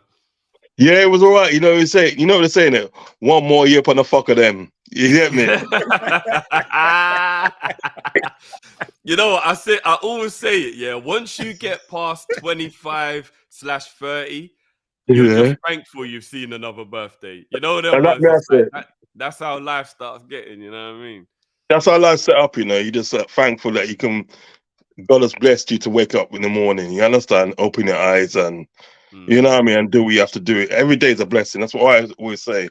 From the age of sort of like, was it 15, 16, I believed in that sort of like every day is a blessing. Do you know what I mean? Because it can be taken away from you, like in any means, whether it's sort of like through illness, or whether it's through violence. You understand what I'm saying? Or whether it's through like an accident. It can be taken away from you like that. You never know when your number's up. Look at that fella that died. Yesterday, the wrestler died yesterday. Man's 36. Man's 36 years old, and he's passed away. Heart attack. You understand what I'm saying? You know. So life is. You know what? Life is precious. Life is precious. I'm always thankful for every day that I can wake up. You know what I mean? And do my content creating. You know what I mean? Go on road and then for crack 2 joke and them thing there. Come on here, crack 2 joke, and you know what I mean? And like. Chase up people like Matt with a Magnum and anything there, and and Cal like you know what Cal's fretting? That Cal's fretting in the day. He said like he don't want his youth to come inside there because like you know if his youth comes inside there, that means that they he ain't getting a little something later. Yeah, that's right. The Cal's fretting there. I'm not even lying. Still, I'm not even gonna lie. I'm gonna be honest with all of you, man. Friday is more of a dedication from us than you lot think. Because Friday nights calling shows, that's a night you ain't never asking for anything. You just know there ain't no point asking for nothing. You know those ones. You're coming to bed way too late. Don't even bother me. You know what it is? It's on cold shoulder business, you know. Yeah. You know, blanket just come off you like that, you know. And you're there shivering. He goes, "Oh, can I have some blanket, please?" No, no. Yeah, I've been through those little things there. It's not nice, you know. It's not nice. Or breakfast time in the morning, breakfast time in the morning, you get the cold shoulder, you know what I mean? Everybody is getting their breakfast and that, and you ain't getting nothing. You'll be lucky if you get a glass of orange juice or something like that. Do you know what I mean? I'm telling you. Is there any planting left over? No. Oh. You know, that's right. It's all right. I fancy crusties anyway. Like, you're like babes, and then fried dumpling. No, go fry it. It's all right. There's toast there. I love bread. There's nothing worse than feeling that something and realizing you gotta make it yourself. Yo, family, listen, I've been through those shenanigans and that, right? And it's not good, but you know what it is, yeah? You see something? obviously with it being my birthday and everything, I'm not going to go too deep into anything still, you know what I mean? Because I just want to smile today. Up until 12 o'clock, I just want to smile. And some of the stuff that's obviously happening with Liverpool is depressing. Do you know what I mean? It's getting to a stage and then you think to yourself, you're getting confused yourself. With this whole Klopp thing, with him saying about stop singing it, please, and for that. Klopp's my brethren, love the guy for that. But you know what? You don't tell us when to sing. You don't tell us what to sing. Because at the end of the day, without us, content creators, fans, or anything like that, you guys will be nothing. You know what I mean? You guys will be nothing. So I get what you're saying, Drift. Don't get wrong, I get what you're saying, because you've got a point. But to me, and it doesn't matter what content he's saying is, you don't get the right to tell us to stop singing, because we've been doing this stuff and then long before you come to the club. Do you know what I mean? Yeah. And the mere fact at the end of the day, that's sort of like you've got the honor at the end of the day of like having a song, you obviously for yourself named after you and for that. It's an honor. Do you know what I mean? You don't tell people stop singing it no matter what happens. Do you know what I mean? Because like that song could be inspiration to get the players over the line. You never know. So you can't be telling people and they sort of like, you know, not to sing it. Yeah. Other thing was that this Kall-In thing, because I heard Matt last night. You know what I mean? You know, again, Matt's my brethren. I don't want to sort of like, you know, strongly disagree with him. I just disagree with him in the way at Kall-In at the day. First at the day, you know, number one, he was a Real Madrid fan. He wanted to go to Real Madrid. Number two, at the end of the day, right, when Arsenal was in for him, he was disappointed. Yeah. Then, like number three at the end of the day, right, when we went in for him, he wanted to come to Liverpool. At the end of the day, right, they sorted out like a deal at the end of the day, because at the end of the day, they got the CEO coming out and saying that they will look, you know, Kall-In and their man was talking for a long time and blah blah blah this and that. If that's the case, why did you set a bidding auction? Why would you set that? Why would you set that up? Wouldn't it be sort of like logical to say, well, look, you know what I mean? We're going to give this guy to Chelsea all along. The Liverpool don't bother coming in, right? Even with that now, it took them 3 days at the end of the day, 3 days at the day for them to sort of like, 72 hours for them to actually get a deal together for, you know, for Kall-In. I agree about the Lavia thing. I think we could have done something better. But I honestly think at the end of the day, sort of like, Kall-In got his head turned and everything, and he got his head turned for money. So I don't buy this situation and day that he always wanted to go to Chelsea, because if that was the case at the day, he would have gone there for a long time. Do you know what I mean? And why did it take him so long at the end of the day, even after the deadline, yeah, to actually put that deal into place? Do you know what I mean? It's obviously at the end of the day, there was some shaky shenanigans going on with that sort of deal. You understand what I'm getting at? Do you know what I mean? But be that all as it be, yeah, right? I still think at the day, in this transfer window at the day, right, Liverpool, as always, should be doing a lot better than what they're doing. Should be a lot better, because we always promise this and that, and we don't get nothing. Do you know what I mean? Now at the day, sort of like we're struggling at the day to get like a midfielder over the line. We don't know whether it's going to be Kone or Gavin Birch. And we're struggling at the day to get a centre back. And you know what? We might not get both. Do you know what I mean? So that comes down to another failed window. Because I know I'm getting McAllister in, having Sabozai in, that is good. But it's still, to me, and it comes down to a failed transfer window, because you still haven't plugged all the holes like you've done previously. Do you know what I mean? So it's still not a complete sort of like transfer thing, and it's always going to be like this in the day, as long as we've got FSG in there, right? And Klopp has to take part of the blame as well, right? You know what I mean? As long as we've got this structure in place in there, it's always going to be like this. We're never going to be fully happy about the transfer, sort of like our transfer dealings in there, because they're always going to leave gaps in the gaps, sort of like in the team. 8 players have gone in the team. 8 players have gone in the team, and we've only bought through 3. We bought through 2 midfielders and a 30-year-old Japanese guy. Do you know what I mean? It's not really, to me, at the end of the day, I don't really find that good enough. You know what I mean? For Liverpool stature. But this is always going to be the case with Liverpool. They're always going to be sort of like not doing the full job when it comes to transfer window. And we're going to be told a lot of stuff. We're going to be told at the day that, like, you know, it's going to be a big transfer window here. We're going to do this, we're going to do that, and it's going to end up at the end of the day not happening. You can protest, you can kick up a fuss, but look what happened at the day. The Man United guys at the day, they protested, they kicked up a fuss and this and that, right?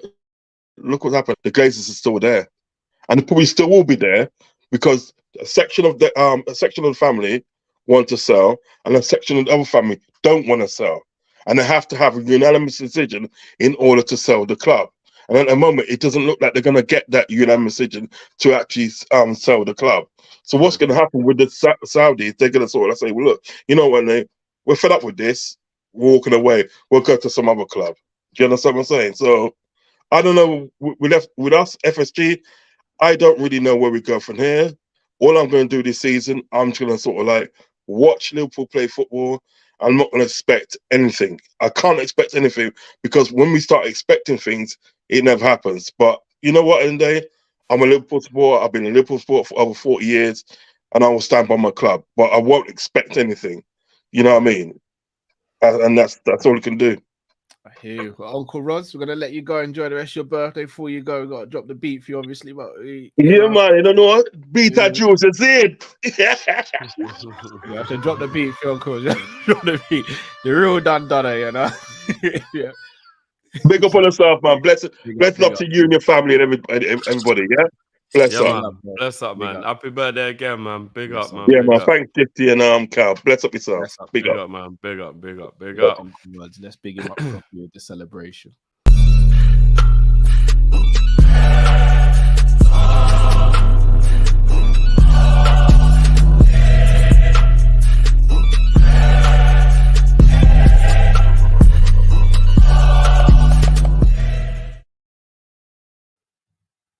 Got to Uncle Rods. Big him up. Happy birthday, Uncle Rods. All right. Yeah, pretty much agree with a lot of what he said there, to be honest. All right, let's get our next caller in. Mike. What's up, guys? How you doing? Not too bad, bro. How are you?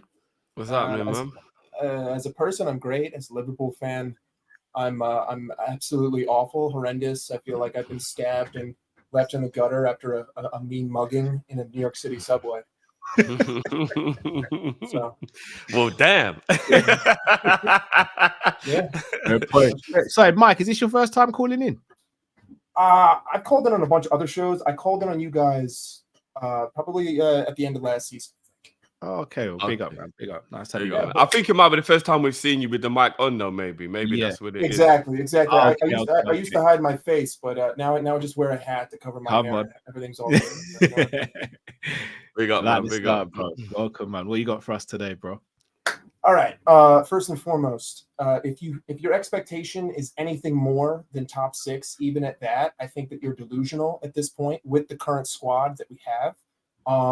First and foremost, the buck stops at FSG. So anyone who has any complaints about anyone at this club, FSG employ all. So the buck has to stop there. But regardless of that, I want to talk about Klopp because the comments that he made today are probably the most worrying that I've ever seen in Klopp's tenure.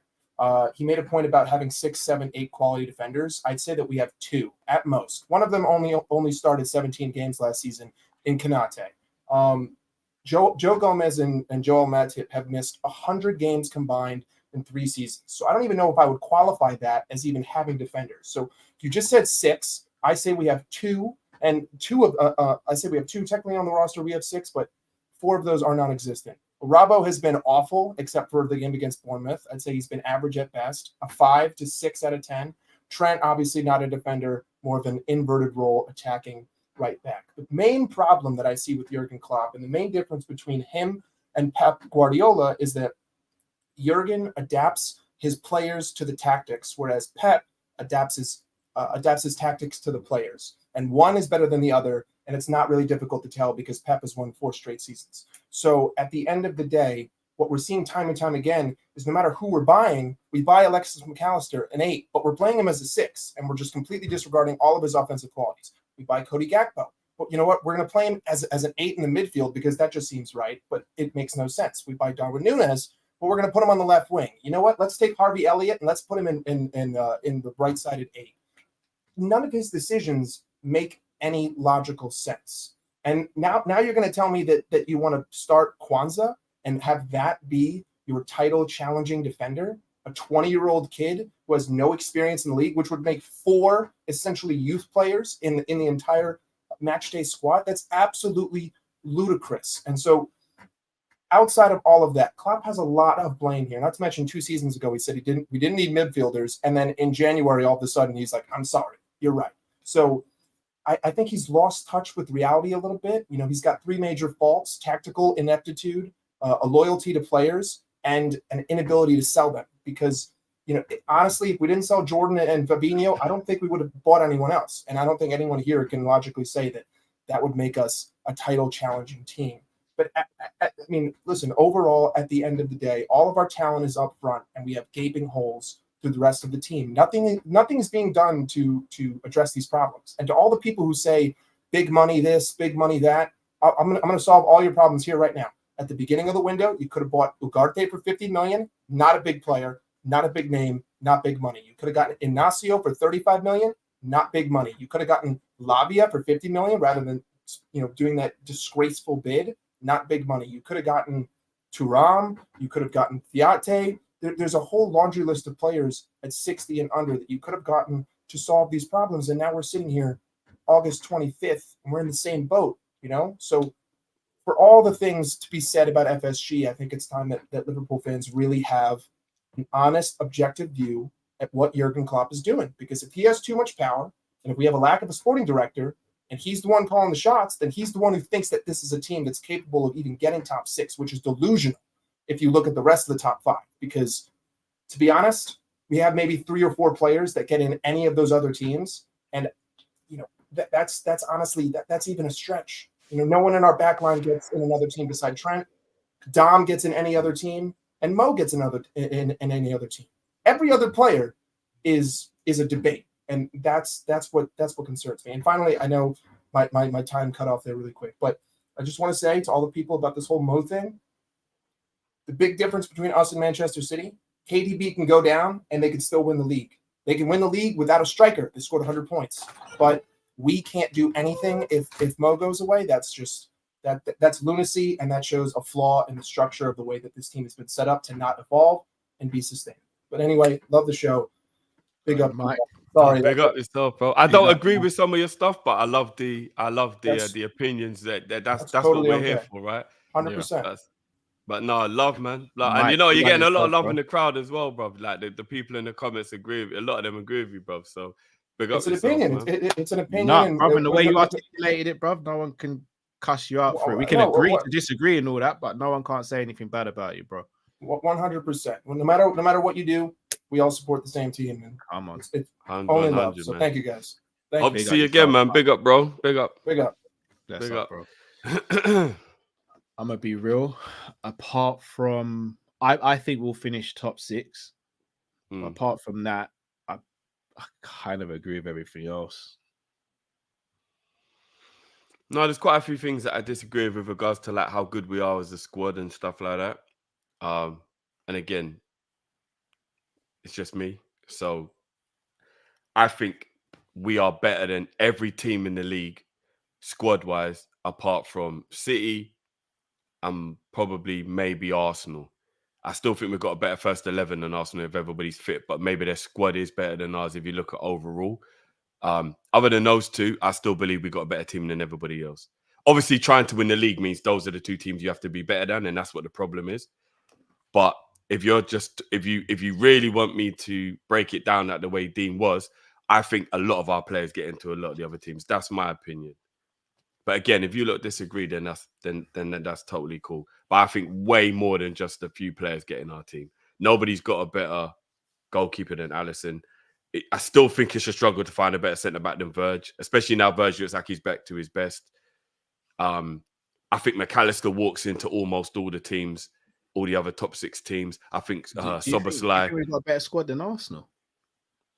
I think we've got a better first 11 if everybody's fit than Arsenal. Yeah, I do. But that will never happen. No team go for a whole season having their Yeah. No, but that's why I'm saying that maybe I'll accept Arsenal better than us if you want to have the squad debate.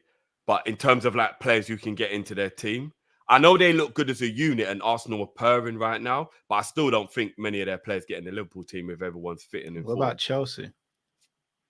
Chelsea's an anomaly because they've got so many young players and it's kind of hard to understand what's going on there right now. I'll probably need maybe 6 months to a year before I can have the conversation with Chelsea and fully know who's who, what's what, and who's where. Do you get what I mean? But that, from what I know, it's quite difficult because a lot of unknowns, a lot of young players. But if you like just take it as what it is, I get it. Like, there's a lot of problems with our squad. But we want to talk about that first 11. I don't think there's many players at any of the other teams that Gakpo wouldn't get in over. Jota would get in over most other players. Diaz would get in over most other players. Salah's getting in over everybody. I think McAllister would get in over most other players. I think Soboslai would get in over most other players. I think Alisson's not even a debate, no matter who you're talking about. I think Van Dijk. Yeah, Mike did clarify that in the comments. He did say Alisson. Oh, okay. I think maybe only City you could say Van Dijk wouldn't start for. Everyone else Van Dijk starts for. Trent would obviously be a debate based on how they play because he is quite the whole defensive thing. But as a player, he's better than the majority of everybody's players talent-wise. I think we've got a lot of players in our team that are top quality in that first 11. The squad's where we start to get the issues at Liverpool, not the first 11. So again, but as you said, Dean articulated that, well. I'll be honest, I think there's at least 2/3 teams in the league with a better squad than us. So okay. I'm willing to accept what you say there. Everything else Mike said, I kind of agree with, though. The way he was saying it was brilliantly put anyway. So, you know what I mean? Good call. That was a good call. No, brilliant call. Big up yourself, Mike, bro. Let's get our next caller in. Michael talks football in the building. How you doing, guys? How you doing? How are you, man? Tired, man. It's been a long week. As well, yeah. I see. Yeah, man, I've been on a holiday, so I had to let the hair grow out. Yeah, it's been a mad week coming back from holiday. You know, when you come back from holiday and you go back to work that first week, it's brutal. Madness. Absolute. Oh, and I had like how many emails in the inbox. You don't even want to know how many emails I had when I got back to work. It must have taken me at least 3 days to just get rid of all the emails. Yeah, that's mad. And I had freaking 3 flights that were delayed by 10 hours on the trip. So it was a madness of a trip. And that's where I kind of want to go to. And I want to talk about the Latin market, because that's where I was actually. I was in Latin America. So we see now we're linked to Andre and a bunch of these guys. And I look at Brighton, right? I call Brighton now Brighton and Hove Latino, because all these guys do is just get young talents from South America, Enciso, Caicedo, McAllister, all at 20 years old. You don't have to give them crazy wages, right? I think they gave them 25, 30K wages. And look what they do at Brighton. Brighton have a system. They know how to scout these players. Boom. I would like Liverpool to do the same thing. Look at Man City. They went to go get Alvarez. Look at Real Madrid. They went to get Rodrigo, Valverde, Vini. I don't understand why Liverpool have not done that in the last, I would say, 2 to 3 years. You can buy a player. Perfect example is Alan Varela. Alan Varela goes to Porto. Guess how much? 10 million. Guarantee you next summer, he's going to some club for 60 million. Guarantee it. There is no doubt about it. So what I would like Liverpool to do is, can you at least buy somebody?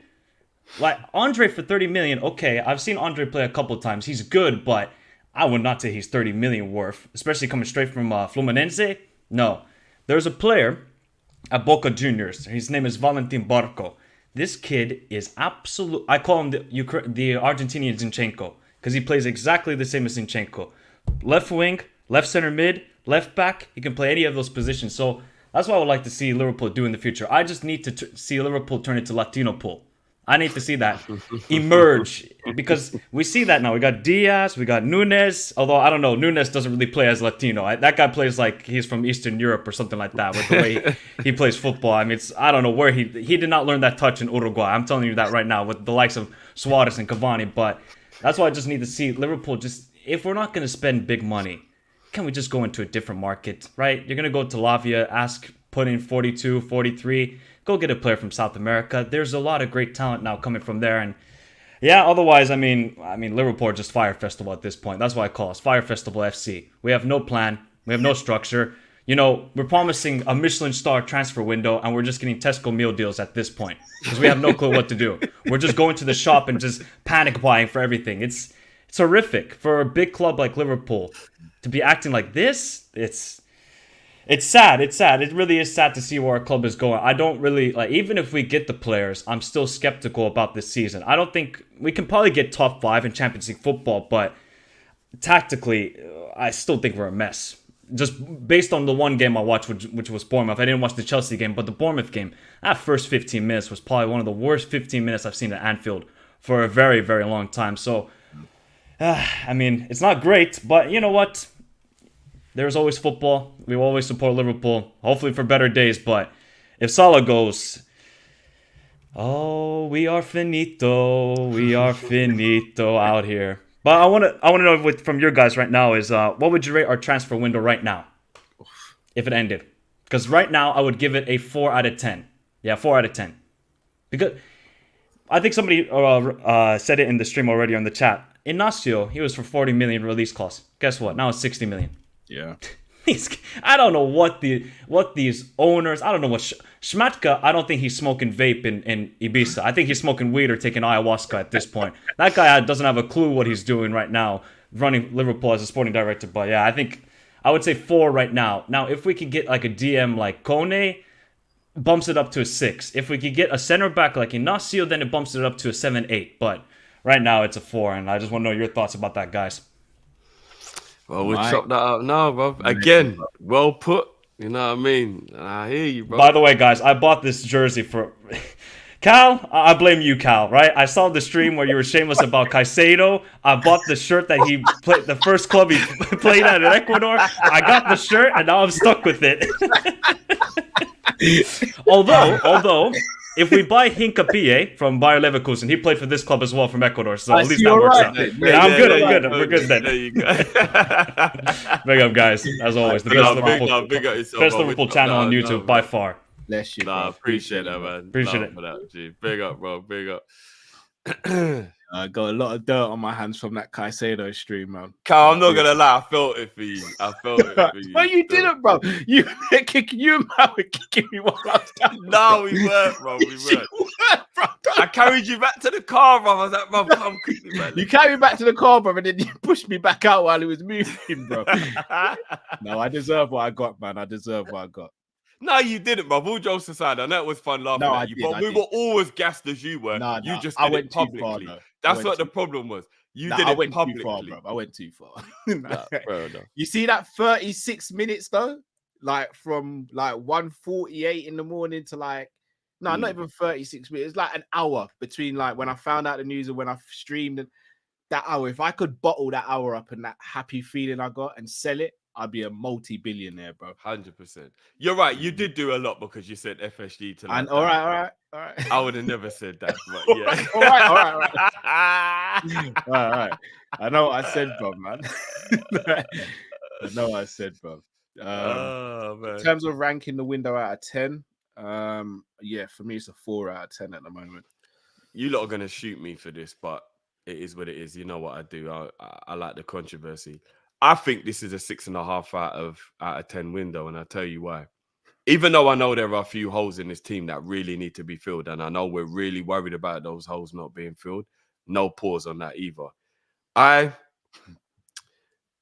can't look at the caliber of player we've brought in and still bring the number down. Yes, I can be annoyed that we haven't done more, and I am annoyed we haven't done more. But 2 superstar players like McAllister and Szoboszlai coming to Liverpool can never be below a 5 for me.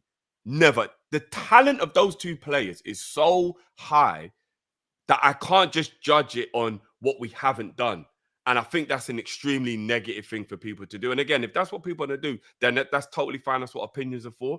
But how can 2 players of that caliber come in? And instead of appreciating what we have in those and adding that to the tally, we just keep looking at what we don't have and being angry about it. I can't do that. I can't do that. So for me, it's a 6.5 out of 10. I'm not going to speak for everyone when I say this. I speak for myself, but I don't think anyone is looking at what we've got and not happy with having Szoboszlai and McAllister. But going into the window, we needed a DM, we needed a centre back. In my opinion, we also needed a right back. In my opinion, we needed a right winger to compete with Mo on a serious level. And we needed 2 8s. So 6 players that I wanted, that I think Liverpool needed.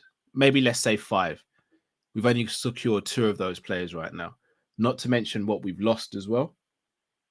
I think it's a 4 out of 10 window so far. Not to mention we've renewed like Adrian's contract and stuff like that as well. It's a 4 out of 10 so far. But it could change. If we went and got Kone and Inacio between now and the end of the window, for example, then for me it's a 7 or 7. I'll say an 8 out of 10 window. Again, like I said, it's fine. It's all opinions, and nobody's wrong or right. Yeah. I think 6 players would be unrealistic, regardless of how good your owners are or whatever, because it's very difficult to integrate 6 players all in at the same time. So even on our best day, I still think 6 players would have been a bit unrealistic to ask for.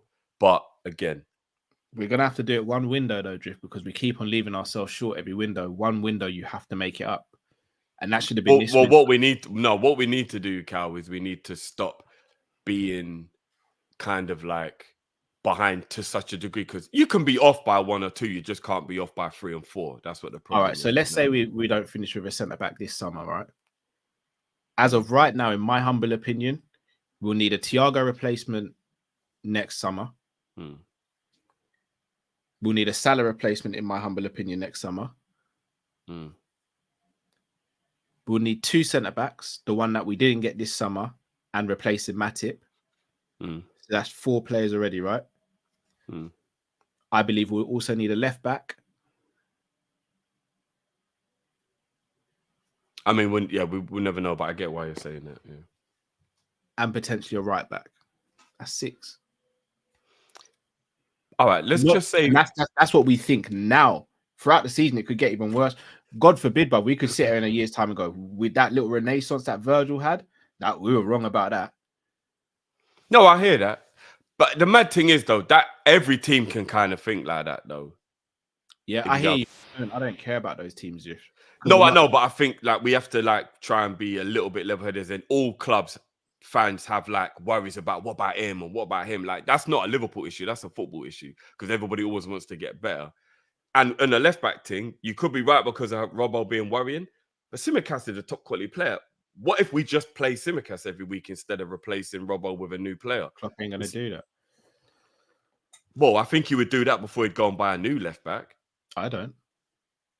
I think Klopp would rather. You don't think he rates Tsimikas that much, no? I think, if I'm going to be honest, what I think might happen is we sell Tsimikas next summer and bring in someone to battle with Robbo next summer.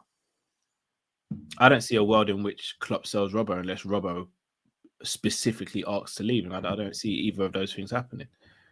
Plus, I don't know if Tsimikas is good enough to be a starting week in, week out left back for Liverpool either. No, I do. I think he's proven over the time he's been here that if he literally played every single week, he is. I don't know. Player. I genuinely don't know. I don't know about this inverted thing that we're doing now, but if he's just a flat back 4 left back, yeah, Tsimikas is definitely good enough. I don't know. Genuine is, I don't know. Just want to touch on this super, and obviously all supers will be read out at some point, guys. We just want to start getting to the people, but to big up Mike, because obviously he was just on. Mike was saying, as individual talents, you're correct, Drift. They're getting other teams on form with how Liverpool run. I disagree, though. Major difference. You get, I mean, I do get what you mean. Like, obviously, you do have to take form into it and stuff. So yeah, I do get what you mean on that one, Mike. But again, your opinion was eloquently put. So it's not like you're talking rubbish or anything. It's just But that's what I love about football. You see that, people? That's how you disagree with stuff, but you do it normally. Do you know what I mean? Without saying, "Oh, you're a dickhead," and all that stuff that people always do. Where we got to be like, "Yo, what are you doing? You're getting." Let's be real, people. You have a small minority who do that in the comments. No one's ever come on here and actually been rude to us. So. Oh yeah. But I'm just trying to say that. And I'm not even just talking about our community, because for the whole, our community is brilliant. Yeah. I just mean if anyone's watching who's a football fan from any other, that's how you have a discussion about football. That's how you do it right there. That's the perfect way to do it. You agree to disagree, is what it is. Boom, boom, boom, and you move. Absolute facts. Absolute facts. Right. Let's get our next caller in on the show.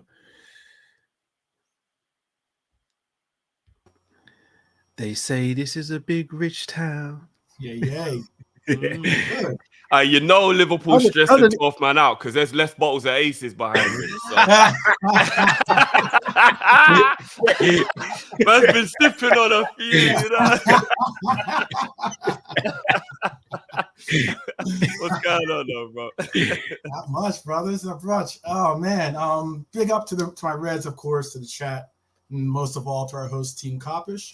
You know, sorry, before you get started as well, bro, plug your channel, bro. Where can the people find and support you?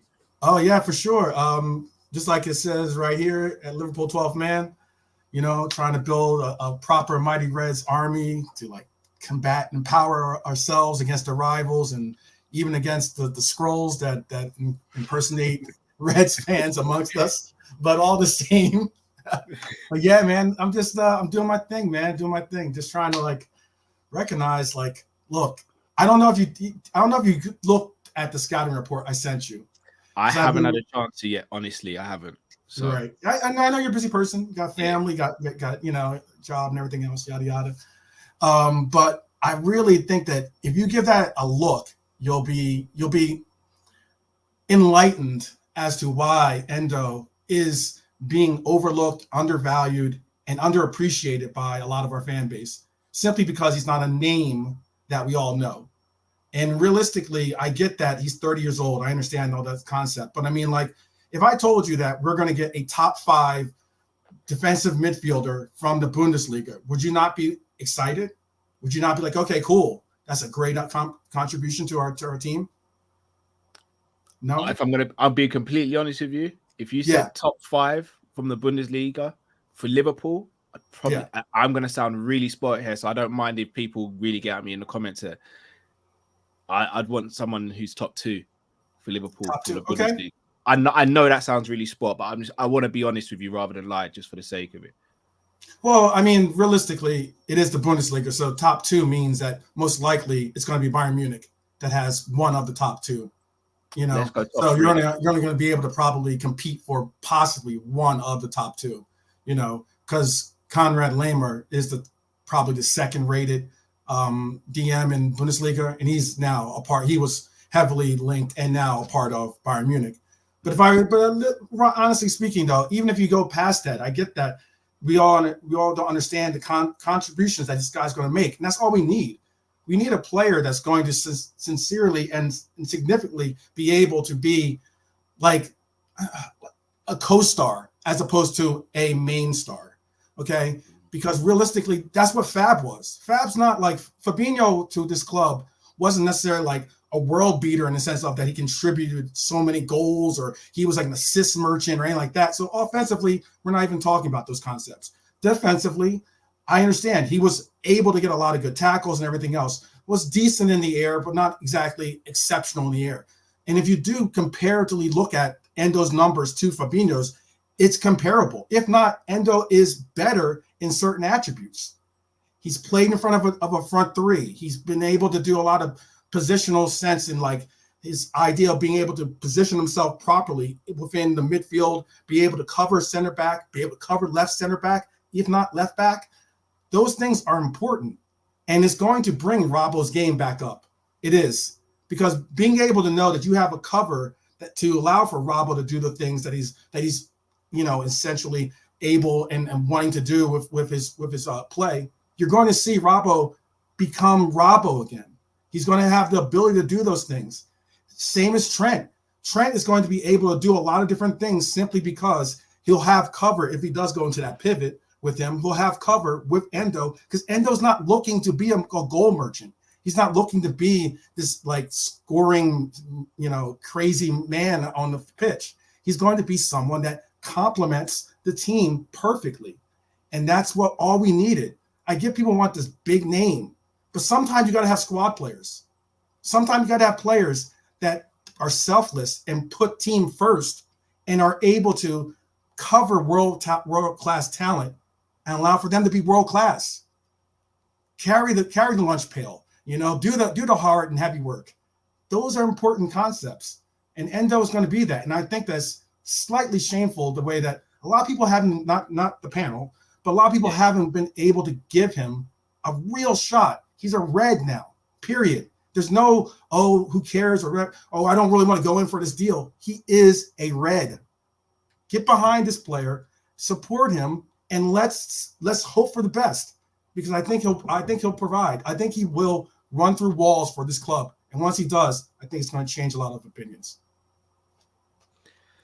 That's a great way. Hey, I hope you're right, bro. I hope you're right. I kind of agree with you still. I kind of agree with you. I was angry at first. But then I rationalized it and realized I was angry because I didn't like the name. I'm gonna let the player have a chance. So exactly. I agree with you. Yeah. Can I ask you a genuine question though? Yeah. If Endo is our last midfielder we buy, you still share what you just said? I am somewhat optimistic that Thiago, I'm optimistic about Bajcetic being able to complement and be able to do a platoon effort in doing the DM work with Endo. I also look at it as, if we do go back in for Andre, hopefully we get him we continue to pursue him. But if we don't get Andre, maybe get him in January, that'll be an additional complement to the DM. I just think that sometimes we look at this roster, look at our roster that played, for instance, against Bournemouth. If you look at that roster, the 11 sharpied in, right? But you look at our bench: Gomez, Endo, Nunez, Elliott, Simicast, Mata, Bajcetic, Doak, and Kelleher. All those players are quality players to have on your bench, okay? Now, I don't know if people want another Nat Phillips that's going to be a decent player but never really get quality time, if any of a look. We're not going to be able to get many more players and say you're going to get playing time. How do you fit a player in that roster? That starting 11 is a solid 11. And then you have a bench full of solid players. I get Gomez and maybe Matip you don't want. Okay, cool. But that lineup against Bournemouth didn't include Thiago. It didn't include Curtis Jones. People, look at the line. Look, I get we all want to play like Football Manager or even FIFA and just pick and choose all these world-class players. But you need squad players. You need players that understand the system. You need players that are going to contribute. And you can't have like top to bottom world-class players because you got to give them minutes that they got to play. Because then otherwise they don't want to be on your team. So I get it. But I mean, like realistically, let's think realistically. That's all I'm saying. And then once you get a realistic concept of how this football team is going to work in the confines of being able to work together and having a locker room that actually enjoys being in the locker room together and being a club together and not fighting about minutes or being angry that they're not getting the minutes. Yeah, we're gonna compete, and I think our club will compete this year. When you say compete, as in compete for the league or top 4 or 5? Oh no, I'm already on board. So I'm already clipped up. I already said Europa quad. So.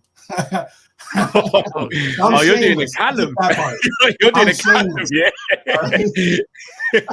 I warn you, bro. It's a hard life. Trust me.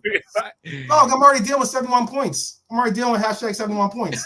I don't care. I don't care because realistically, if you root against me or you want me to be wrong, cool. Think about the concept. If I'm wrong, we're all in the mud.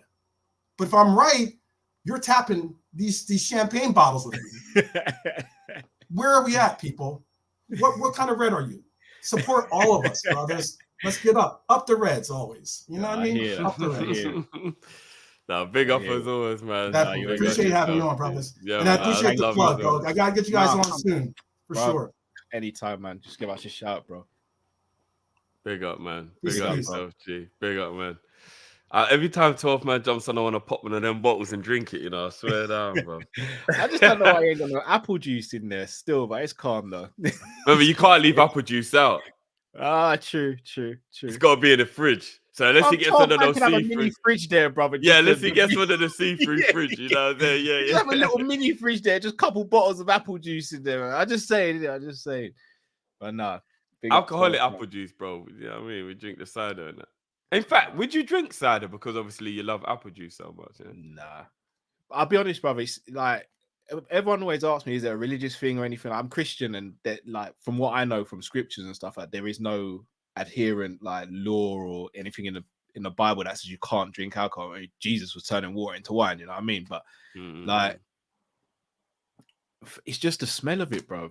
It's just like the smell of it. Like, even just the smell, like... Oh, was that what it was? I thought it was just genuinely because you're a sensible person. Being intoxicated is kind of against your principle. No, plus that as well, just the value for money. I told you, I live FSG in life. That's why I can criticize them, because I know how many things sometimes I get wrong because I try and be too cheap about things.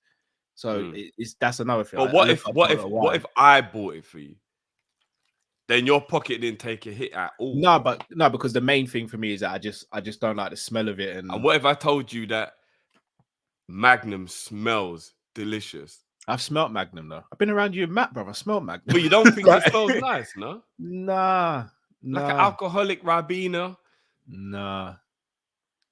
Fair dues. No, like there are a couple alcohols that smell really nice, bro. Trust me, I could find one. I hear it. I've never had that feeling. Plus, I hear everyone being like, "Yeah, we drink too much, you get a headache and all that." I'm like, I get headaches because I'm tired right now. I don't want to get headaches because of something I do to myself. Like, so no. I know it makes me sound bad, but there's something quite just chilling about a wave. Don't drink to get drunk. I would never ever endorse anybody to drink to get drunk. Being drunk is actually stupid. It is. Don't drink to get drunk, but drink to get waved, bro. Being waved, that's the one, bro. You just feel like life is just better. It's a short-term feeling, though, isn't it? Yeah. It's a short-term feeling, but sometimes we need those short-term feelings. Like when I heard the news about Mo yesterday. She needed a short-term feeling. No, but here's the thing, though. I believe, like, without going too philosophical and all that, I believe I can have as much fun as someone else when we go out, even if I'm not drunk. So I don't feel the need for and you've done it with me. I fully rate that. Yeah, I've never had that fully because you know what it is. You see, when I'm out and I don't really. This is gonna sound bad. I'm not a people person in that way. I don't like being in a room just full of people. I'm not that. Like too many people. Like, you know what I mean? I'm press resistant. You know. So I like. You see what it is. If my inhibitions aren't lowered a little bit, I actually get irritated around a lot of people. So you see, like when I go for a night out or I'm around a lot of people. Drinking helps me to just feel relaxed so that things don't irritate me, like somebody bumping past me 3 times in a row. But if I'm sober, that's going to start really bothering me. You know what I mean? Like, no, I hear that. I've been on the way to work and barged someone out the way and then said, what? Because like I'm in one of those moods because you know what I mean? I hate people. It's too many people. I was rammed up on the train all more like, you know what I mean? Like, right, I'm not feeling it. It just helps you to relax and just enjoy yourself a bit more. So I rate people like you who can have a banging night out and not have any intoxication whatsoever. I rate that. I actually think it's an endorsement on your personality. I actually think it makes you a better person, that you can go out and have a wonderful time and there's nothing about it but your vibes. So I rate it. Unfortunately, I'm not one of them people, man. I think you're more of a people person than you think you are, though. Maybe. But big crowds, that's why I don't do festivals and like I'm not one of them. Oh no, I wouldn't. Do you know what I mean? Like I wouldn't do festivals because of it's gonna make me sound like a stuck up, but like little things like being able to use a clean toilet and stuff like that and shower and all that. I couldn't do the whole festival thing. Like I just couldn't. I hate using dirty toilets and stuff like that. And that's not the one at all, bro. It's the worst for me. So I couldn't do a festival or anything like that. Big crowds don't really affect me, providing it's something decent. But yeah, I couldn't do the festival and all that sort of stuff. That's not for me, man. But it would be the crowd that would be the part that would bother me. Like 5,000 people all around me and I'm in the middle. Nah, I'm claustrophobic, bro. I don't do that, bro. No, I hear it. That's not for me, you know what I mean? No, I hear it. I hear that.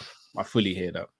I just, fortunately, I don't feel that way. But like things like heights and all that now, yeah, miss me out, man. Big up Imran. Do you like attending weddings? I actually do. I was at a wedding yesterday. Quite ironic. I do. Weddings are nice. Yeah, I do like a good wedding, man. Yeah, weddings are nice. It's an excuse to get dressed up. That's what, as you get older, you appreciate excuses to get dressed up. And that's what a wedding is. It's an excuse to get dressed up. Put on your best threads, little bow tie, waistcoat. You know what I mean? Yeah, I like that. Yeah, I do like a good wedding. I probably feel like that now, but when I was working in the city and all that before, I'd have to dress smart every day. So I probably did. Yeah, but you're in your element, man. You're a suit guy. Yeah, no, I do. Yeah, I do like suits and shirts and ties. So it's more weird for me now dressing casually than wearing like a shirt and a tie and all that. Yeah. But yeah, don't. One thing I will say, people, don't drink to get drunk. That's not the one. Don't drink to get drunk. Just drink to get waved. And if anyone doesn't know what I mean by waved, you just feel nice. You just feel nice. Life just feels nice. You know what I mean? Nah, you never know. One day, I say that, but I won't. I won't. I won't. The missus has been trying to convince me for the most amount of time to have a drink or two. I don't see it happening, man. But at the same time, I don't have a problem being around anyone who is drunk or drinks. Yeah, I tell you when I would have been able to convince you to have a drink if we'd have been on that yacht for the quadruple party. No, because then I would have absolutely wanted to remember every single moment of that. So I wouldn't have got you drunk. I would never have got you drunk. No, but I would have just said, like, come on, you got to have a glass of champagne. No, but remember, I don't know how my body's going to react, bro, because I've got no tolerance to it. Yeah, that's why one glass of champagne. No, but it could be a glass of champagne to you. For me, my body could be doing an absolute madness with that champagne, bro. Yeah. I've got a brethren who's an elite athlete, and he got drunk on a Bacardi Breezer because his body is so unused. That's like one of my good friends. He won WKD and he's done. That means that he's got a really healthy system. If alcohol gets you drunk that quickly, yeah. But then again, the tearing shares are bringing down your health levels, so you might be all right. That's what this is why I say I don't sit here and do the whole like I'm a health freak and all that when I speak about alcohol and weed and stuff, because you guys know my diet. My diet is shocking at times. So I just take it. We're sugar babies, that's for a fact. Fully. I'm not gonna lie, you're the plug still. You're actually the plug. Yeah, I'm even gonna calm down myself. I'm gonna calm down myself still. I gotta try. But it's cool. Yeah. You ain't calm. Doogie is asking clubs or house parties. If I don't know you, club. If I know you, house party. I don't like house parties where I don't know whose house it is. I'm not one of them people. Yeah, definitely not. Yeah. I don't know who's there and who's going to be there, then I'm not going to a house party. Yeah, and plus, there's no ventilation in a house party in England. I know Americans have like ACs and that, but most people in England don't have AC. There's nothing worse than a sweaty ass house party. Yeah, I do. Yeah, you can literally smell the testosterone. It's gross. Yeah, yeah, not for me. Right, let's get our next caller in. We ain't seen him for a while. He says he never lies to us. We're gonna find out tonight. The brewery without the locks. Yo, big up you, man. Congratulations to Rods for finding his birth certificate, because I know he had a bondage, man.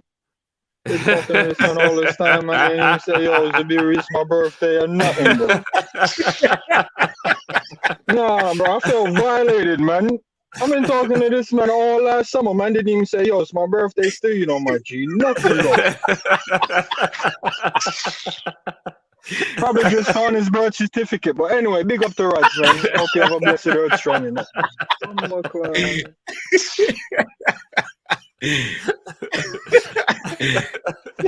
No, I thought my man fell off a bread truck or something, man.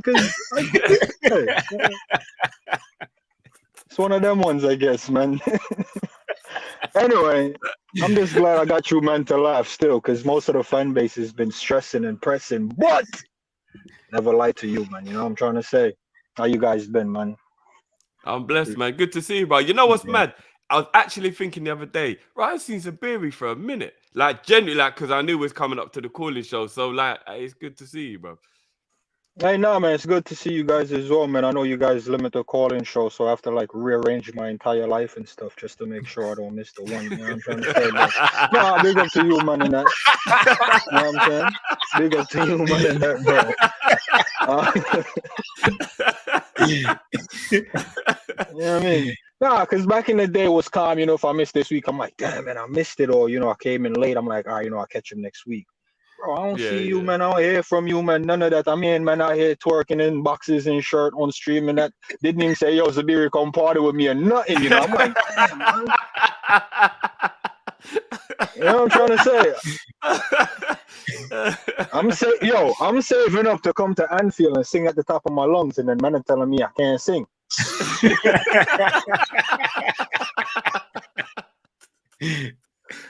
No, bro, I'm gonna be honest. I'm stressing not because of the state of the club, but because of the state of some of the fans. Some of the fans and the way they approach things is stressing me out. Really, really stressing me out, man, because we bought 2 bad boy signings. Yeah, we know we let go 6 waste man in that, but that's neither here nor there. They're not here. Not good enough, obviously. So we let them go. And we brought in 2 bad boy. No man is really waving the bad boy flag. Man talking about holes need plugging. Bro, what kind of job are you signing up for, bro? I didn't come here to plug holes. Bro, I come here to celebrate, bro. I come here to vibes, man. Bro, I'm with 12 men. I'm on that quad, fam. We're getting it. We're eating it. I know it's Europa quad. It's not as flashy, but we're eating that, fam. I'm telling you right now. A quad is a quad, bro. Quad is a quad. Hey, you see what I'm trying to... Yo, I'm eating it and I'm taking it, man. But what I wanted to touch on, though, is Jurgen Klopp came to our club, and obviously I've been critical of him, and, you know, I critique him, and I critique certain things he does. And he said, yo, I'll never sign a guy for 100 mil. FSG, this is the first football club they've owned.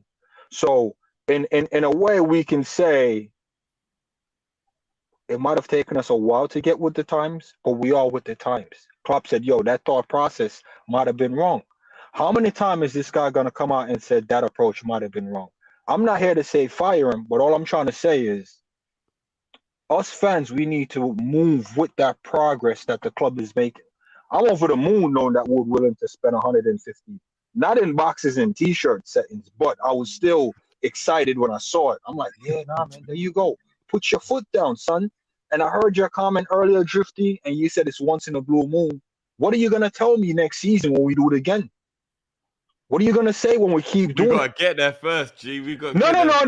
Don't do it. Oh, we got to get there first. No, we got to get there first. Nah, don't do that, bro. All I'm saying is, well, I think we're getting with the times. We can debate whether or not it's late or, you know what I'm saying, we're a bit slow to get there. But we know it's slow and steady, man. I like the ship. I think the ship is steady. I'm not saying I'm okay with all things. Obviously, there's some things I don't like.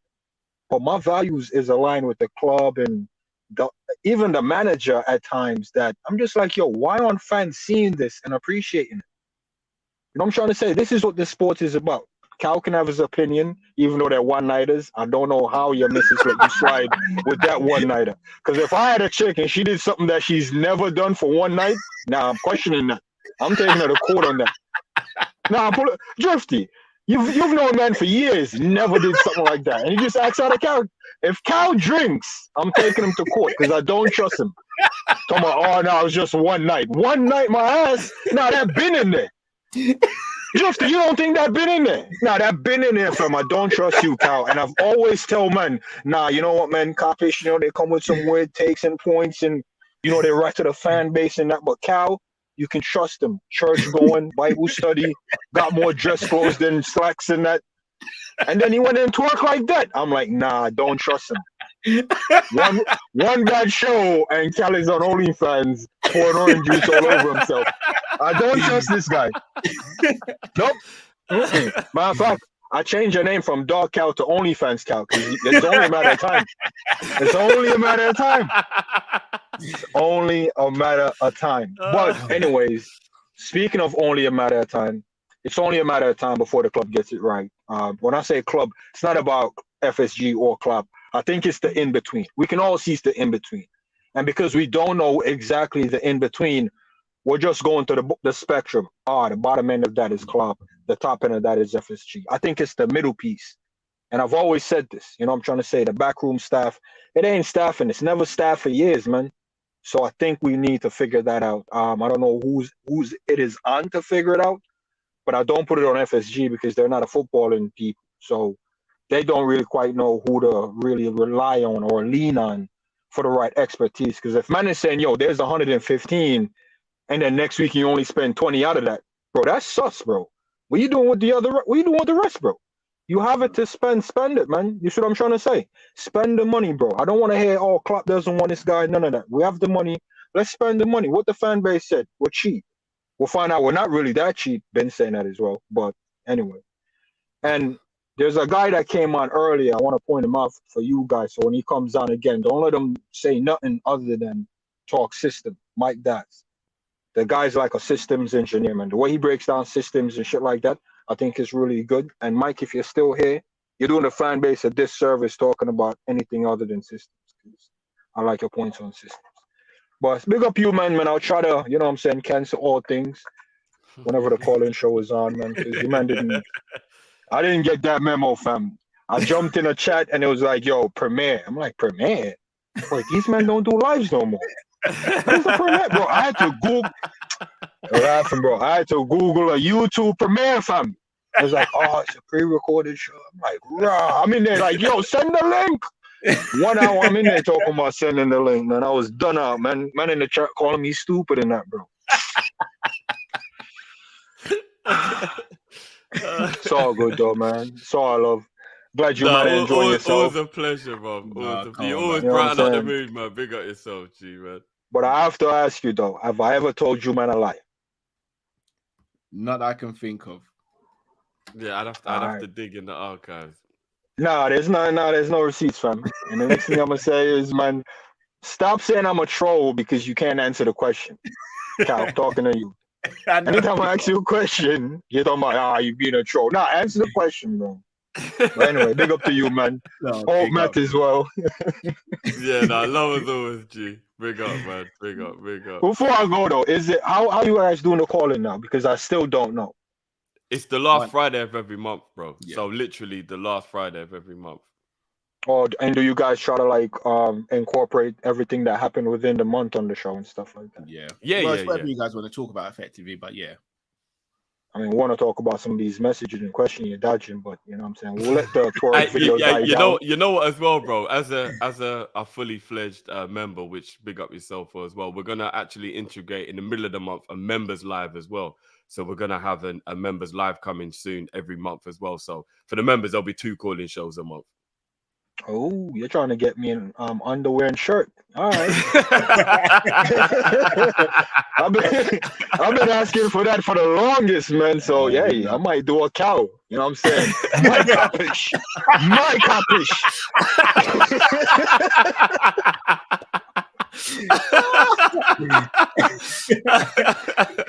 I might be on there. Kopish till I die.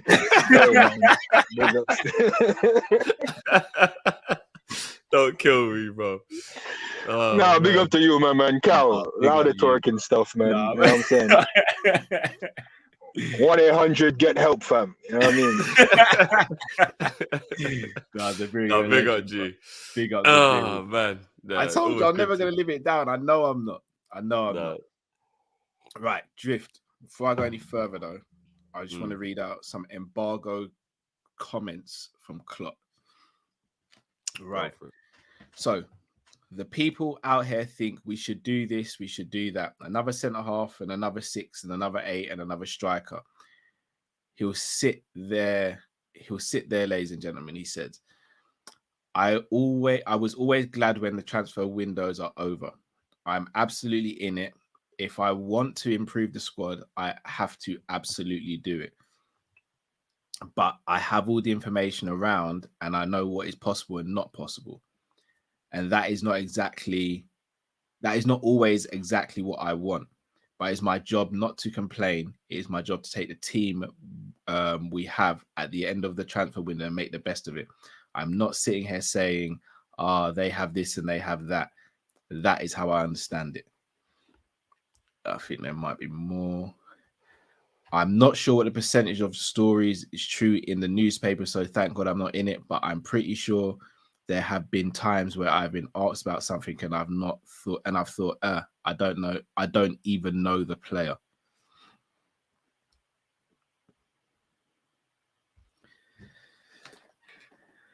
Your thoughts? I'm not gonna lie, bro. That was a lot to digest in such a short period of time, so I might need a second still.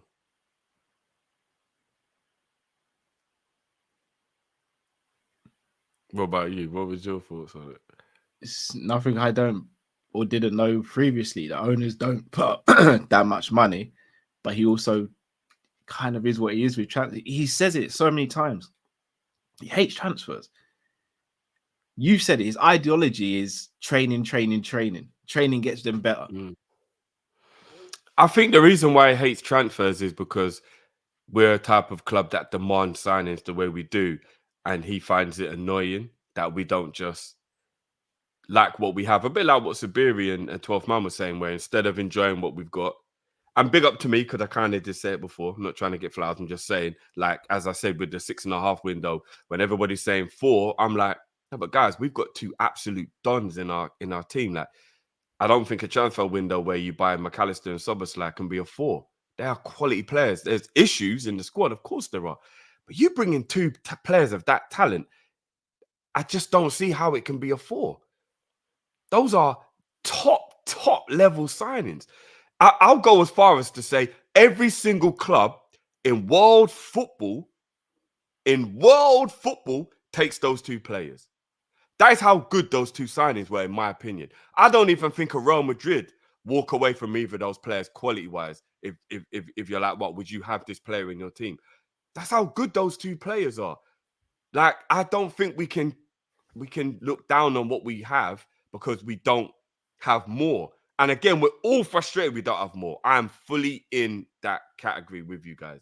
But I think that's what annoys Klopp. Klopp's sitting there and he's like, rah, McAllister and Soboslai and Endo have come in and these men are just like, where's the next one? Where's the next one? Where's the next one? As the manager, I can see his frustration. Or I can empathize with it, should I say. I want more as well. But I don't know. That's more of an ambitious thing then, because again, he should be able to look at that squad and realize it's not good enough. But at the same time, FSG ain't putting up the money they should be. They never have. Hence why they need to go. What the ideal world would be, for me, in this whole scenario, would be you'd have Klopp and his philosophy on he doesn't really like to just buy anybody. There's very specific players that he needs and he wants. But the ideal scenario would be he's got some kind of Saudi investment or a Todd Bowley conglomerate or an ownership that will always back him. And when the Schumannis and the Bellinghams and the players that he's like, right, I found my gem, they always come to Liverpool because the owners just do whatever it takes to get it done. What I think our problem is lies somewhere in the middle. We've got these players that he's very specific about and it annoys a lot of the 2 fans. ideologies don't meet. They don't match. No, but that's what I'm saying.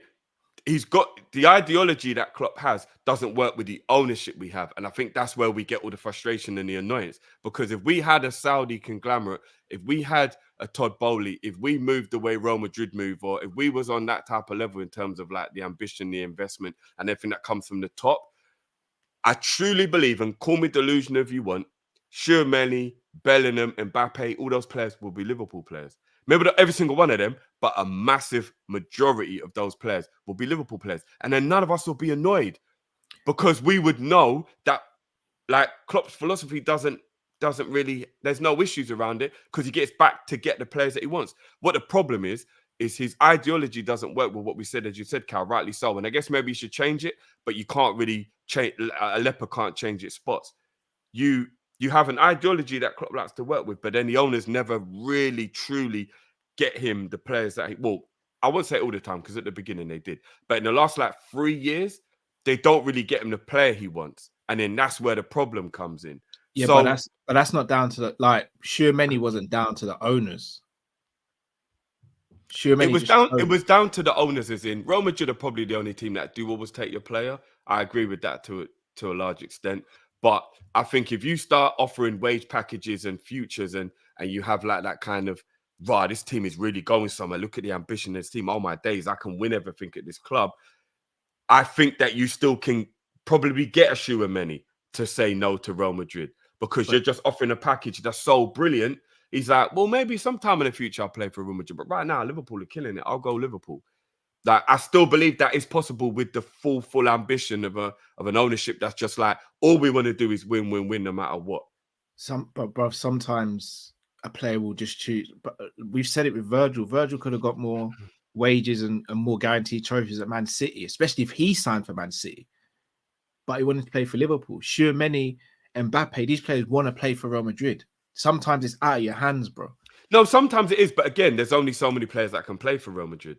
They can't have 88 players in their squad. So eventually there'll be no room in Real Madrid squad to take a player you want. No, so I hear you that, know what I'm saying? Like, it's not always going to be Klopp, that way. But that's what I'm saying. It seems as though Klopp's not willing to be flexible on that. Again, I don't know. And I think that's where the issue is. If we didn't get Tchouaméni last season, all right, perfect scenario here for you, Drew. We didn't get Tchouaméni last season. Here's everyone's first choice, effectively, right? We went and got Basuma instead, though. Would you be an upset, Drift? No.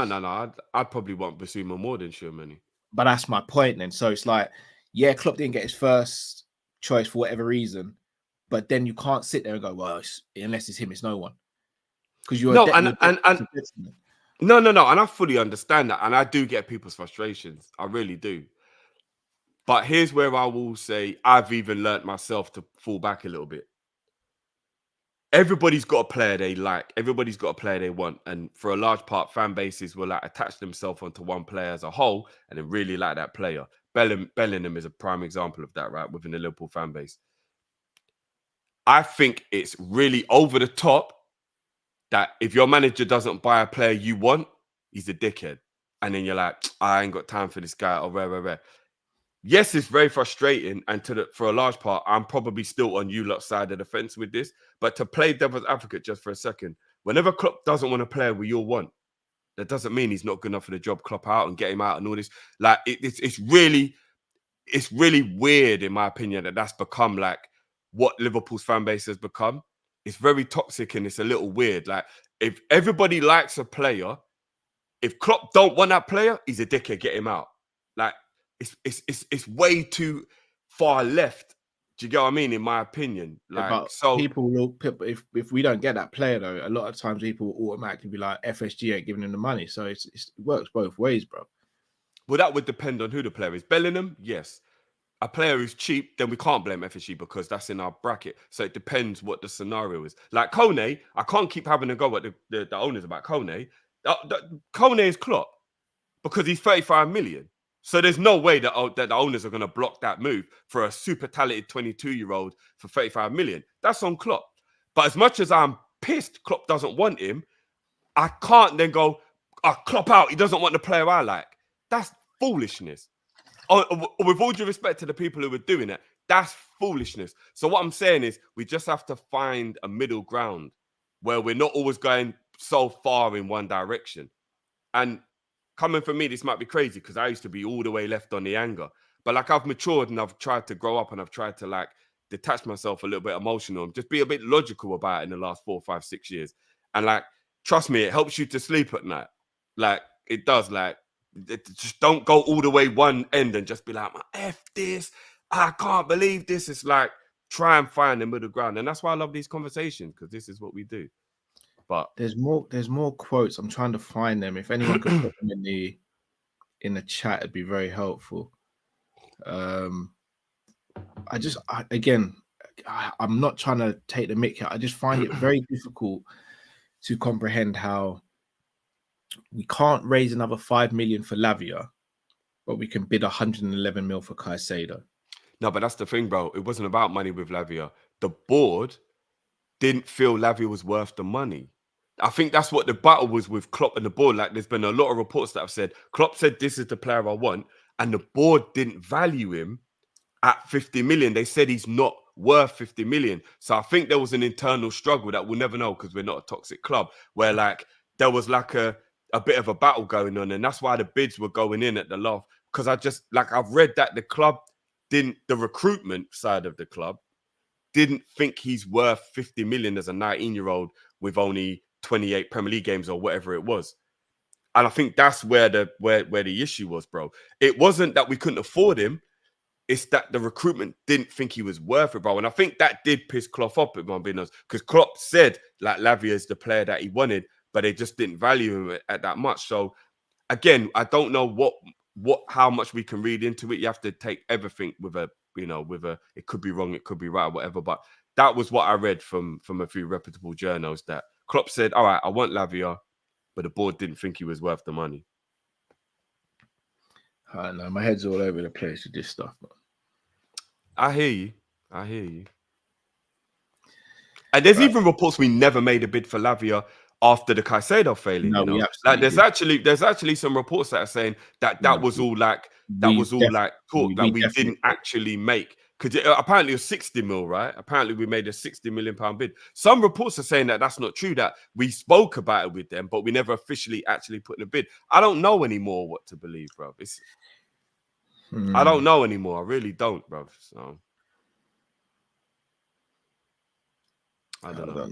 I think this is another quote. Shout out to EMJP, says, there's been a lot of business and we've had to do it our way. Since I've been here, we've had to, I'm guessing, live within our means. The club has to, and of course, it doesn't make it easier.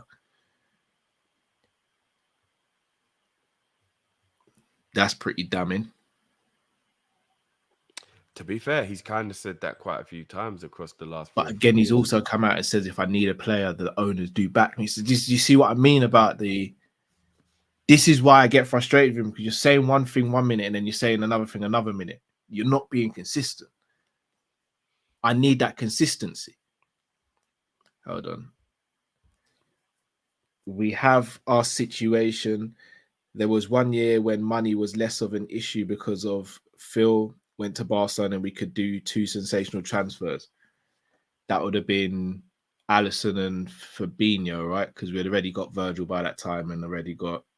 Or they knew that maybe Coutinho going meant they could afford Virgil because we got Virgil in the January. No, but he said 2 sensational transfers. So I'm guessing that's Ali and Fab, because they were already sorted. Virgin thing already sorted. I know, but didn't we sign Virgil the January Coutinho left? No. Yeah.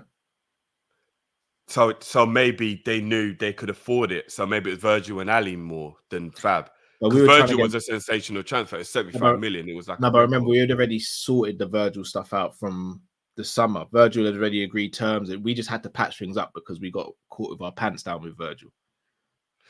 Yeah, but maybe Coutinho money allowed us to.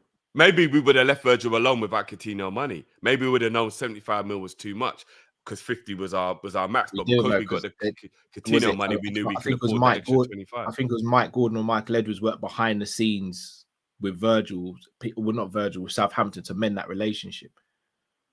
Yeah, I mean, I think he's talking about Ali and Fab. But at 40 million, would you call Fab a sensational transfer though? But back then, 40 mil was still a hefty amount of money. I know in terms of him transforming the club, it was sensational. But like money-wise, I don't know. It's either one of Ali's definitely the one, and then either Virgil or Flacco will be the other one. So yeah. Bit of a mad one. Right. You know, without keeping people holding too long, let's get the next caller in. First time on the channel, I believe it is. Not the first time you've spoken, though. Shout out to K-Mac in the building. Hey, guys, how you doing? Big up, bro. Tell the people. You know what? No, wait, bro. Plug your channel, bro. Tell the people where they can find you. Oh, big up. Yeah, you can check me out on K-Mac channel. I was all like happy jokey when Zaberi was in, because and now you just read out those quotes and now I'm angry. I need a drink. I want to get wavy now.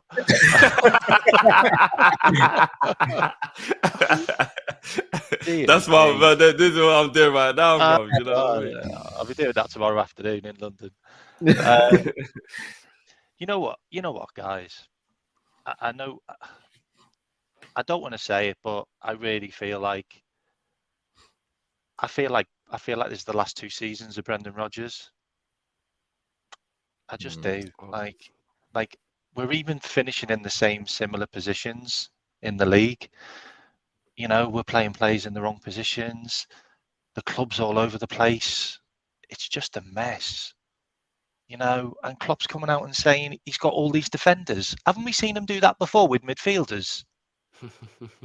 Yeah. You know That's what, guys? That's a true point, actually. You know what, man? I really feel like FSG are just giving him the noose to hang himself, and he is. He's going to hang himself. He's going to be sacked. I don't want a manager to be sacked. Like, you know, I want us to be successful. We're talking about all of this major money.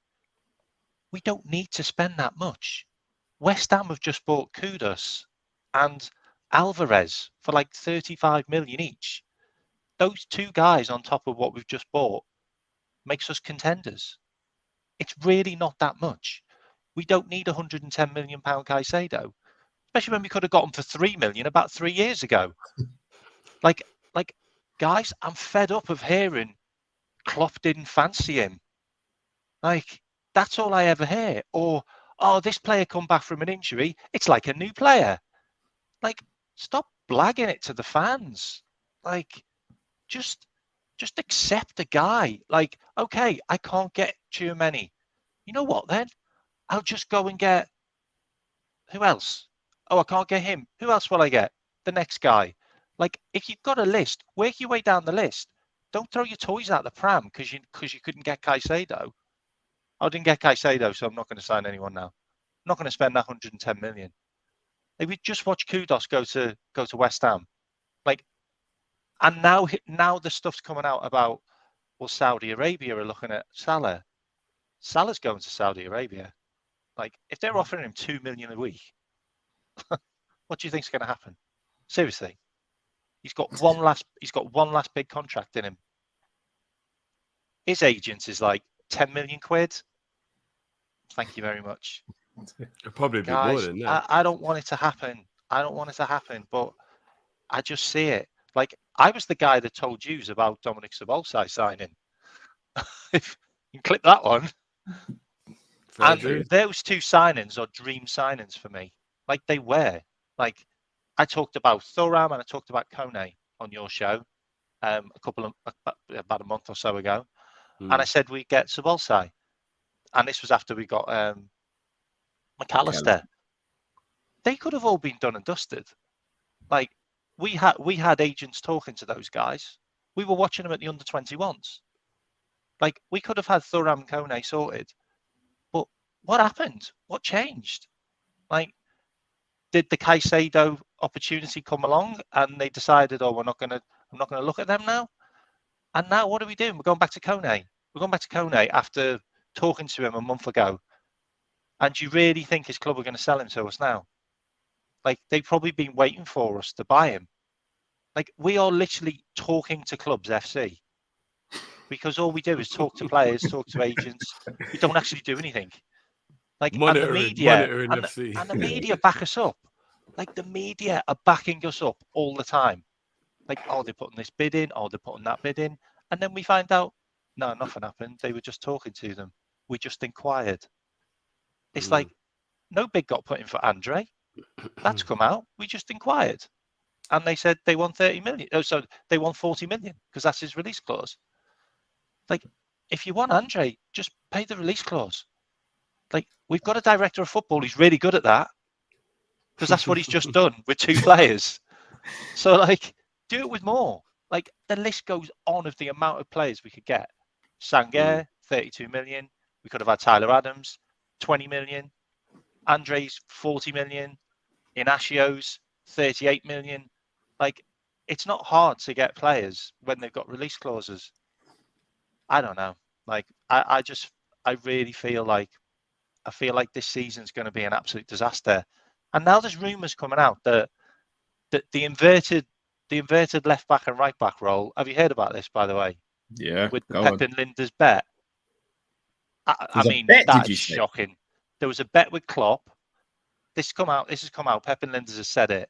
He had a bet with Klopp that moving Trent into inverted would be the best thing for him, and he will bet an entire year's wage on it.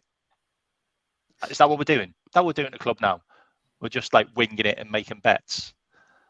Like, man, I've never heard this. Is the first time I'm hearing of it. Still. Oh yeah. This is now getting talked about. Did Linda say this? Yeah. Why doesn't Linda just shut his mouth? Serious, every summer. Well, this is what I wanted to say as well. I don't think there's another club in the world that has 2 assistant managers. We have 2 assistant managers. We have Pep and Linda's, and we have the other German guy whose name I can't pronounce. I disagree. I think we've got 2 managers. Well, I was about to say that as well. Oh, bloody hell. But who has an assistant manager that like writes books and like has articles in newspapers? Like, I've never heard of assistant managers having articles in newspapers, like talking about, oh yeah, Man United were looking at me. Oh yeah, like, shut your gob. Like, right. That's mad. That's mad. But now this defender thing now, and now we've got Konate injured. Guys, it's the same old.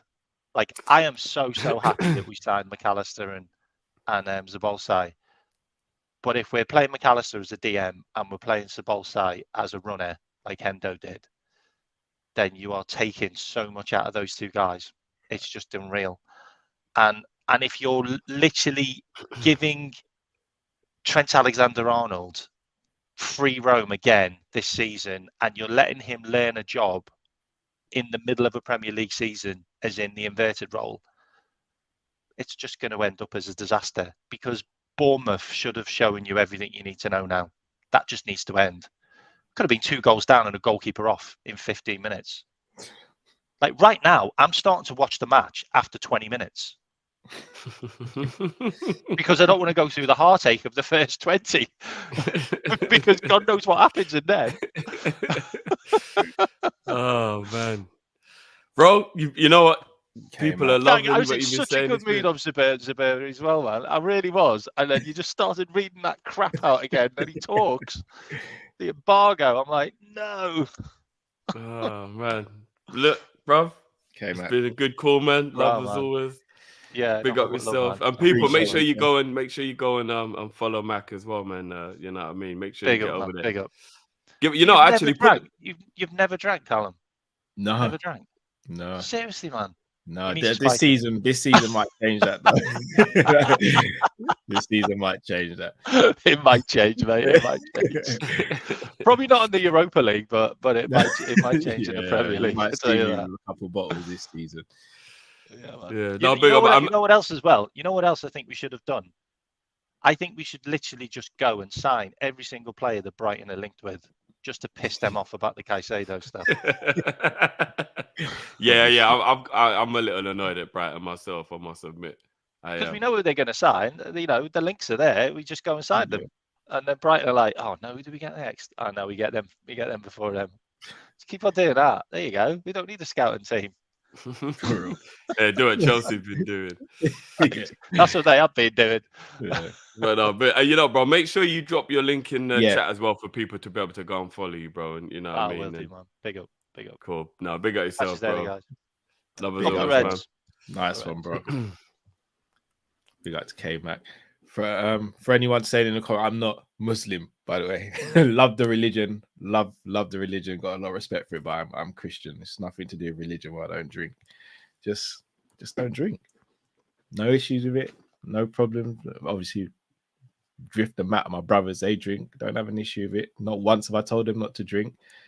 Yeah, that's true. And you actually have alcohol in the house as well. It's not like there's no alcohol in your house or anything like that. Yeah. It's nothing to do with religion with me. It's just I just don't. Yeah, I don't fancy. We needed to win that quad, man. I know you would have had a Magnum on the quad day. I know it. I would know. I know what alcohol you would like the taste of. Rhubarb and ginger gin with lemonade. That doesn't sound like it's appealing to me. I'm not a rhubarb fan. Carl, have I ever stirred you wrong? You haven't, to be fair. That is one thing I will say. You haven't. There you go. You actually haven't. That's what I know for a fact you would enjoy the taste of rhubarb and ginger gin with lemonade. 100%, bro. You'd enjoy the taste. As I said, bro, if the season goes how I expect it to go, you guys might see that sooner rather than later. Right, let's get our next caller in. Mr. John Wick himself, the one and only Mtar Mizzy. Yes. Well going. Well guys. Big up, man. Big up, man. Yeah, kumsa. Nothing much. Yeah, sometimes the good or sometimes the shit. It is what it is. It's what it is. Yeah. And Cal, do you know what it is? You know, like when you're hitting at a certain state after like a 2-month diet, and then you start to feel lethargic and all that. Yeah, boy. It's hitting real, isn't it? It's hitting. Is it hitting you now? Yeah. Yeah. I'm not gonna lie though. You just have to grind and hustle. Yeah, this is you know what I'm saying? This is the bit where you gotta push through. This is the push through stage. Yeah. Rough times ahead. Not to mention Liverpool are heading that time as well. That season again. Yeah, PTSD and all that. Yeah, I don't want to repeat what happened that 2 a.m. Stream, whereby we're at the 7 heaven and all that. You know, just leave it there. Just leave it there.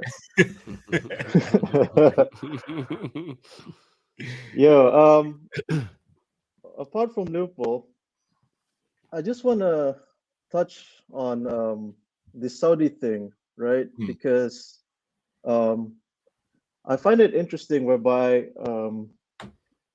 I feel like I don't know if it's just me or the fact that where we are at, where I'm at, as opposed to you guys, sways our perception on how Saudi are behaving with poaching players. You know what I'm saying?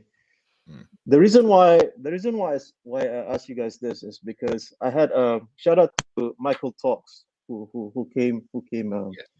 jumped on earlier, and he said to me, you guys based in Asia, you guys deserve seeing these players like top level. I mean, like Ronaldo, Kante, Benzema, Firmino, Fabinho. Hopefully they're doing all right this season, but we have the privilege right now to seeing them live. You know what I'm saying?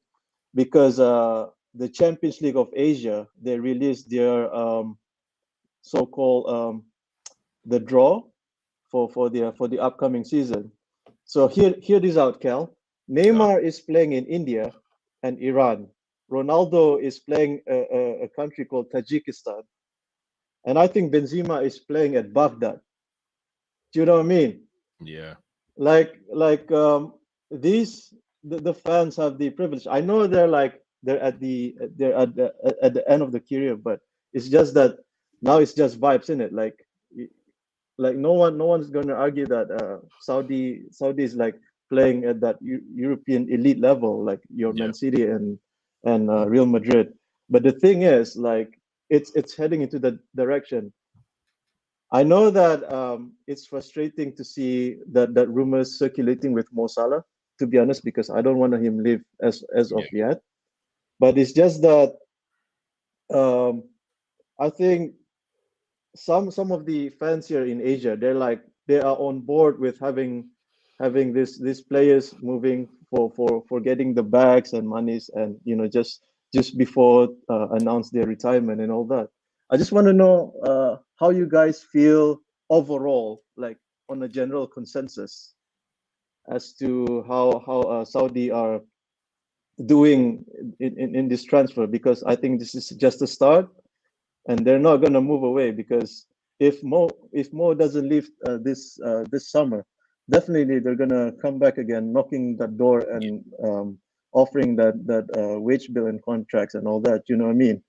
And to add that into context, Roberto Mancini is apparently he's going to be the it's not official, but he's going to be the head coach of the national team for Saudi.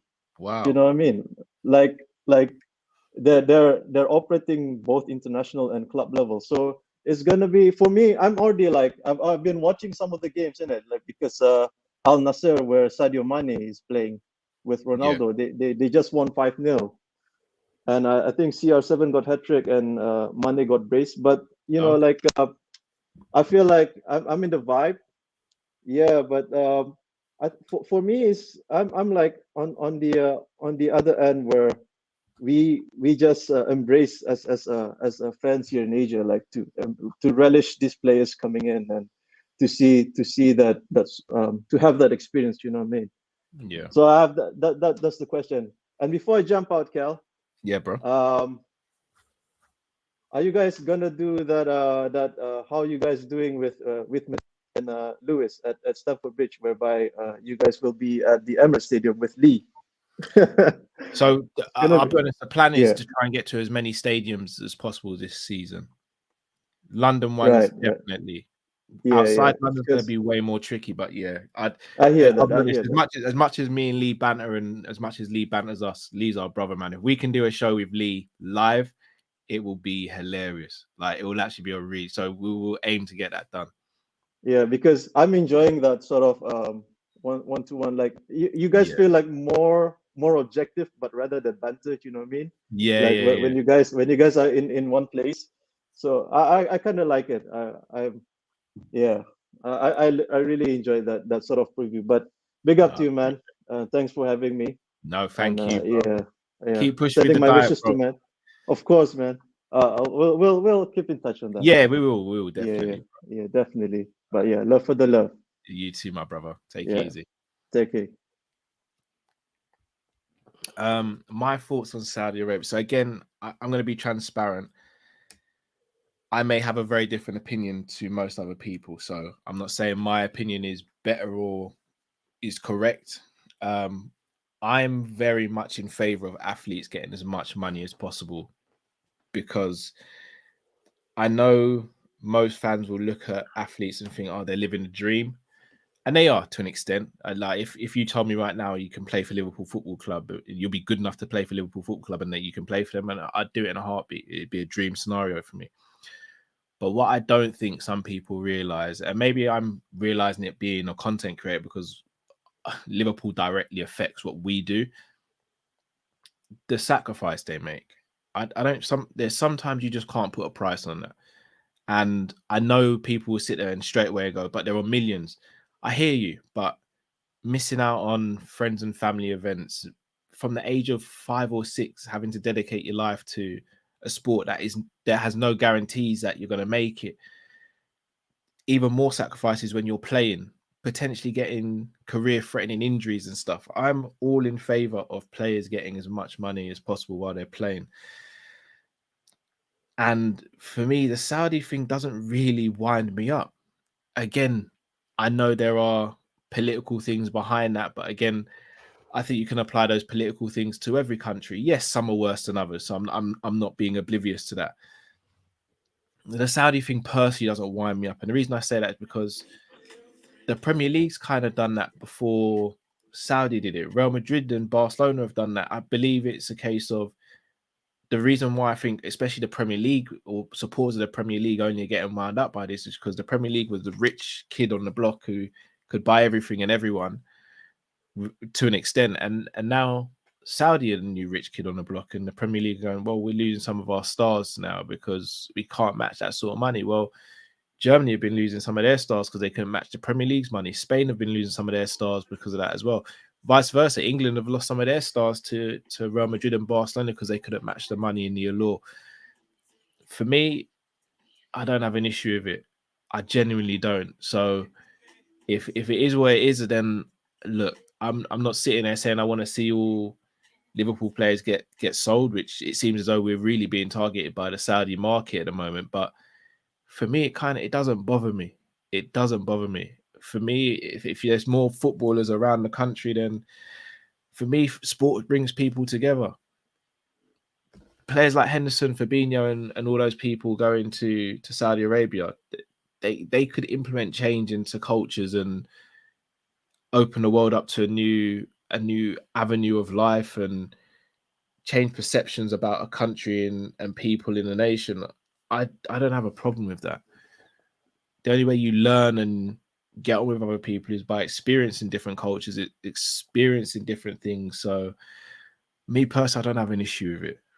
But I know there will be people who disagree for a multitude of reasons. Again, no issue with those people. But for me personally, I genuinely don't have an issue with it. As long as they're not doing anything illegal, then yeah, for me, it's not an issue. So that's just my humble on it. I'm sure a few of you will have different opinions. Again, no issues with that, but I don't have a problem with it. Saying that though, if they come in for flipping Jota and Diaz and Virgil and all that next summer, maybe I'll have my tune changed. But as of right now, I don't really have an issue with it. I don't know if you caught the question drift or anything. Yes and no. Yes and no. Big up Tom Izzy. Apologies, I missed your call, bro. Yeah, about the Saudi. Is it about how you feel about what's going on with it?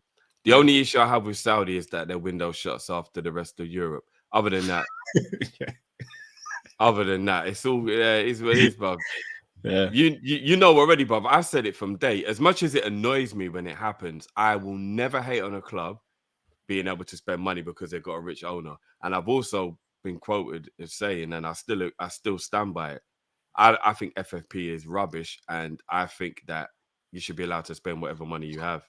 As annoying as it is to the clubs who don't have the money, I'll never be angry at the rich kid for having a Louis Vuitton bag. Like, I think it is what it is, bruv. Like, I don't think that's what the reason. So here's the thing: FFP wasn't brought in for that. FFP was actually the ideology behind FFP is brilliant because what it basically stipulates is the club doesn't basically spend more money than they have. So than they it have. Won't, so it won't. Bournemouth. So Leeds doesn't happen. You know what happened to Leeds? Right. Precisely. But obviously, they've not implemented it well enough. The ideology behind it is brilliant, but it's just the implementation has been absolutely atrocious.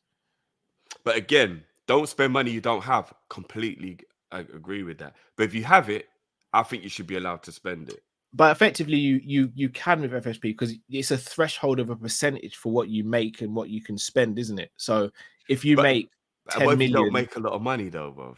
No, but you've got the money in the bank. Do you get what I mean? Like, that's the only way you protect these teams though, because brother, if you said to Bournemouth, just keep taking out loans and signing players, they will continue to do it, bro. Like, no, but they don't have that money though, bro. That's what I mean. So I totally agree with FFP for that part.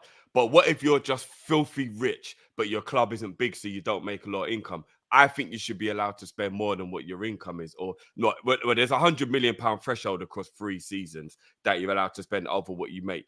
I think that should be That should be a lot higher, even say. So me and my boy Sai, big up to all the members who know about Sai. We have this conversation a lot, and what he says is completely true. That look, if there's no rules to football, Saudi happens in England, Saudi happens in Spain, where like there's a team and they're just going wild and there's nothing anyone can do about it. And effectively, Chelsea have given us a little snippet of what that would be like in our own league, where like they found this loophole and they're just doing a madness.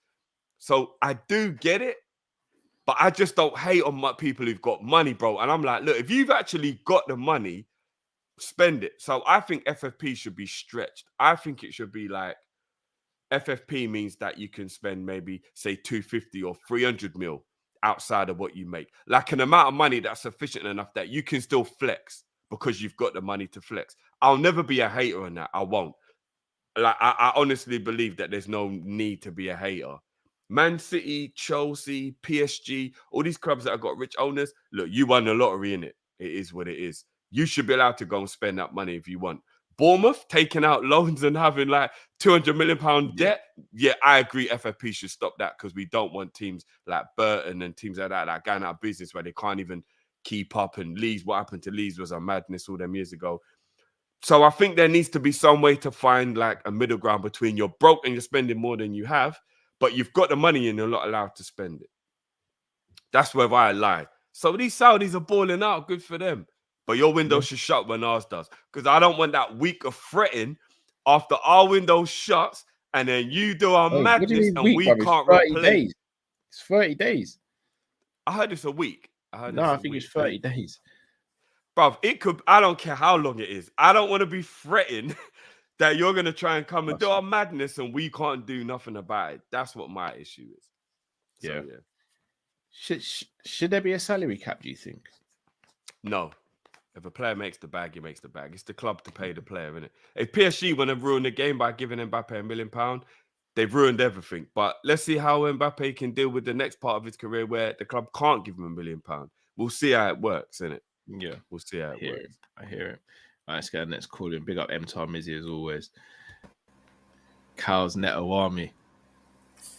How you man doing, man? 4 hours on the bench. I feel like Minamino and Enrique, man.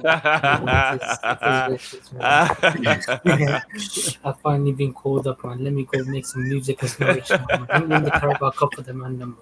Let me win the Carabao Cup. Well, you know what you got to do, Neto? You got to come with that corner taken quickly, Enrique! You know what I mean? I'm doing Champions League for you, man. That's how it is, isn't it? Good though, man. That's good. Nah, big up, man. I don't know how to approach this conversation, man, because, listen, I said last year what I said about Jurgen Klopp. I wanted Klopp out even before the ball was kicked last summer because I could see something going on that I didn't like.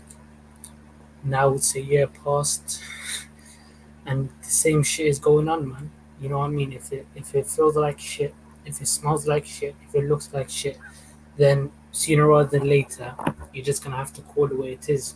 It's just shit, isn't it? That's what it is. The pattern of the football club is the same way. The owners have no ambition. We already know this, but I'm sorry, with all due respect, this doesn't wash with me in terms of Jurgen Klopp, again, saying the things that he said today. I big him up for it because finally he's actually trying to stick it on the owners a little bit. But with all due respect, I ask two things. Why didn't you say this 6-7 weeks ago before pre-season started, or the first press conference of pre-season, when Liverpool could actually do something in the transfer market? Why are you calling out the owners 1 week before the transfer deadline date? And again, why is it taking you so long to say what you're saying, and you still are saying, oh, we can't cry about this now? Because listen, Klopp is he's the most confusing manager in the Premier League, in my opinion. Last week he said money isn't an issue and we just have to go for it. And now he's coming out and saying the things that he's saying. I'm like, bro, what is your actual opinion? What do you actually believe? Because with all due respect, you're not saying anything that any Liverpool fan can sit here and say. And my thing isn't it, with all due respect to Klopp, whether you're Klopp or whether you're Klopp, I don't really care. It's your opinion. I respect your opinion. The only thing I ask is if you can validate your opinion and if you can, interpret why you're wrong. My issue with Jurgen Klopp is this. If you know the owners are running a certain way and a certain fucking budget, why the fuck have we wasted 2 summers for Jude Bellingham? Why the fuck did you target Shermani? Why the fuck did you tell the owners to put a bid in for Caicedo? If you know the way the football club is run, why are you even talking about those type of players? Why did you tell Michael Edwards no for Bruno Guimaraes? Why did you say no to Enzo Fernandez? Please, can somebody tell me why he said this thing? Because if you know the way the football club is run, why did you think that Bellingham was even a realistic option? Why? Why did you? You can sit here and say the owners told him this, the owners told him that. With all due respect, Drifty and Cal, if people lie to you and you know what they are you going to believe them? Whether they even tell you it's going to happen or not, are you going to believe them? Because I'm not. I don't believe liars, innit? You know what I mean? You lied to me once, shame on you. You lied to me twice, shame on me. That's how it goes. You can't sit here and tell me that players like Bruno Guimaraes, that's balling out for Newcastle. You can't tell me players like Enzo Fernandez right now, right here, right now. You can't tell me that players like Manuel Ugarte, players like fucking... Who else? Fucking Gavadio before he became this well-known player. You can't tell me players like Sven Botman, who Jurgen Klopp said that he doesn't want to sign this and that. And another thing, guys, why are we just brushing over tactics? Because with all due respect, the squad that we have, we've been talking about our top 4, top 5. Let's be real. If Jurgen Klopp tactically found a system that elevated the players in the starting 11 currently, we would be within 10 to 15 points of Man City, in my opinion.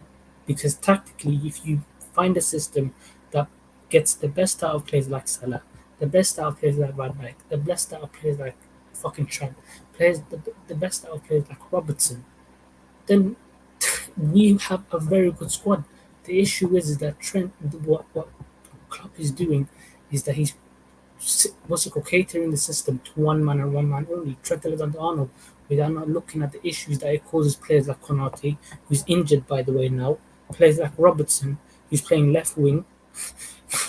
Robertson left wing, man. That's crazy, man. Luis Diaz and Robertson playing in the same position. That's crazy, man. Big up to Robertson, man.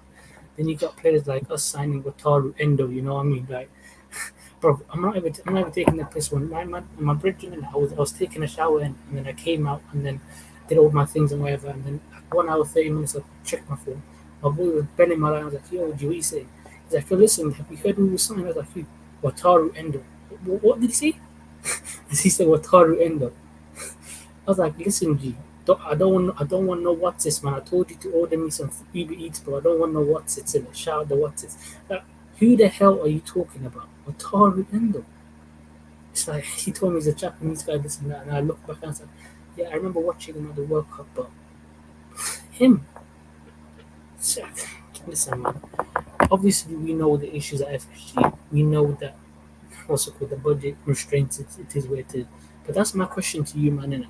That's the only question I got for you, man. Because listen, UFC, Aljamain Sterling, he embarrassed me, man. But I don't need to speak too much about that. I don't need to speak about too much about that. No, I had the Jamaica flag behind me and everything, man. Nah, He didn't come out with the Jamaica flag either, bro. That's what what's going on with Aljo at the moment. Nah, Sugar Sean done you, man. Sugar Sean done you, man. You just have to order, man. I can't lie though. If there's one person I was alright with beating Aljo, it was Sugar Sean. I do like her, man. I like his style, man, and I like his personality. I'm just a PTM fan, man. We got robbed. That's all I'm gonna say on that part.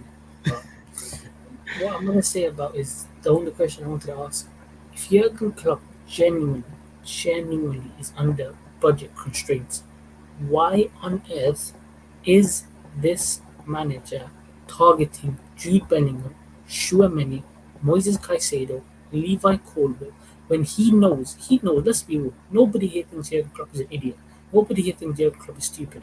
He knows the owners that we have. So 90%, there's a 90% chance that we do not get these players. Why are you even talking about them? Talk to the recruitment team, talk to Spearman, talk to Barry Hunter, talk to Fallows, and go and find me the next Jude Bellingham, go find me the next Sherman, go find me the next Moises Caicedo. Because I can be real to you, man. Any of those players that we get, the new players, I'm telling you, man, right here, right now, if we got in fucking Barella, if we got in Federico Redondo, if we got in players like Andre Trindade, if we get players straight from the source prop, shout out to fucking Frank Lucas and back in the day, my guy Denzel Washington. If we go straight from the source prop, we are going to find players that are going to fit our system much better than players that we currently have. But that's all I gotta say, man. Because listen, I respect all you, man. I love what you guys are doing. You're building a very good community, man. You know what I mean? There's some wild takes in it, but you know what? Sometimes, listen, that's what I love about you, man. You're all unique. You all see football differently. Drifty has his own takes, which sometimes I agree with, sometimes I don't. Kyle, you have your opinions that I agree with, sometimes I don't agree with. Shout out Ronaldinho. Then you have flip films. You ain't never gonna live that down, man. You ain't never gonna Raw. All right. I didn't see that one go. I dropped my phone and everything. I didn't see My bad, man. Listen, then you got Matt, man. Sometimes I agree with him, sometimes I don't. Shout out Markovic and that. But listen, man, everybody said some shit, man, you know what I mean? So big up to you, man. Everybody smash the like, everybody what's called, do what you gotta do. And big up, man. And the last thing I'm gonna say, Pedro Neto, I think those knees are coming back. But listen, with me and Cal, we're gonna be silent, man. We're gonna really be silent. We're not gonna be talking too much. Yeah. We'll be back in a year. If he's doing the same things that I've been seeing with him against Man United, we will be there. That's what I'm saying. This summer, then this season, I'm screaming next summer. We will be there. But gotta keep. Big up. So big up yourself. Big up yourself, bro. I'm back on the bench, man. I'm back on the bench. Big up. How's that army, man? One of the day ones. Your thoughts on this question, Drift?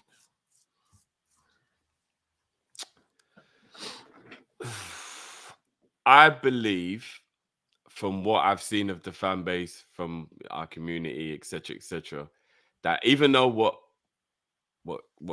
Nettles Army is saying in terms of like, if you just try to look at it like an ideal world scenario, it's true. You know you ain't got the money. Don't look at this guy. Just go and buy players that you know you can afford. In an ideal world, that makes sense, and I understand that. But you see the way the fan base is and the way things move in football, ain't none of us... Like, we have to be honest. Even Nettles Army, let me know, bro, in the chat. Like, let's be real. Let's actually be honest. If that was always how we moved, we would not be okay with that. We would not be okay with being Liverpool Football Club and never, ever trying to go and buy these top players. We just wouldn't, because that's not how things work when you're a Liverpool fan. You enjoy watching people like Tchouaméni and Mbappe, and you dream of those players playing for your club. You can't dream of a player playing for your club you don't even know is as good as he is until he gets there, because he hasn't got there yet. You want Bellingham. You want these players at your club. You do. So there has to be like a line between having ambition for a player you know you might not be able to afford, but still wanting the ambition of a player of that quality, and then being realistic in what you can afford.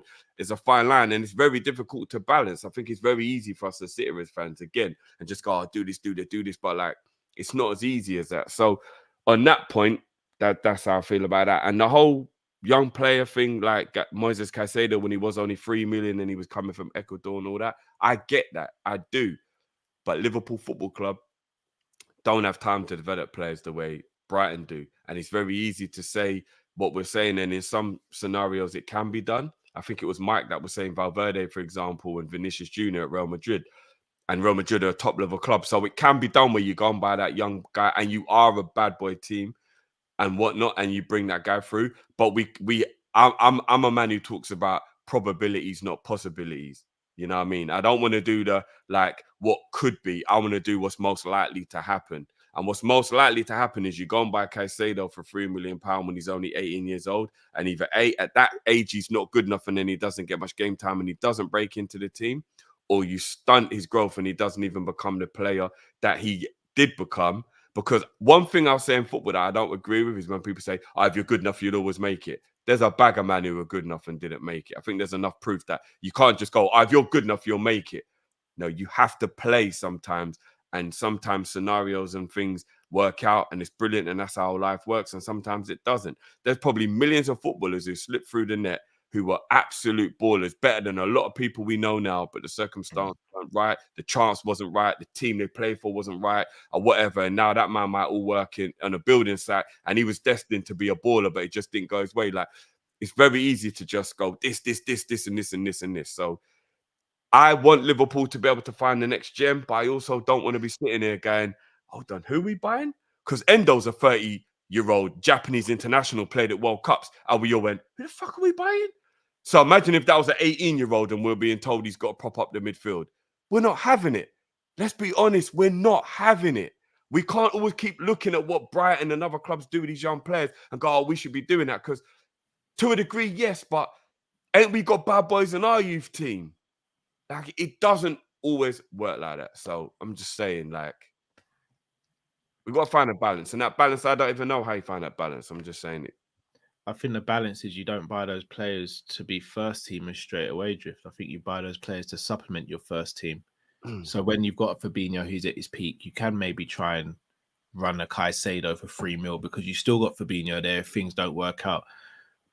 And I think that's what frustrates. I'm not going to speak for anyone. That's what frustrates me. You see, when we're in that position, even when we got offered Bruno, or when Michael Edwards wanted to do Bruno Guimaraes and Enzo Fernandez, we still had a Thiago pretty much in his prime. Fab was still in his prime. Hendo was still in his prime.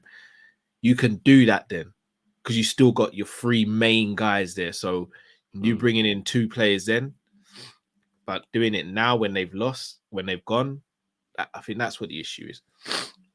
No, I definitely understand where you're coming from on that. That's big facts. That is big facts. Because when we signed Minamino, we didn't have a problem signing Minamino because Mane, Salah, Firmino's still good.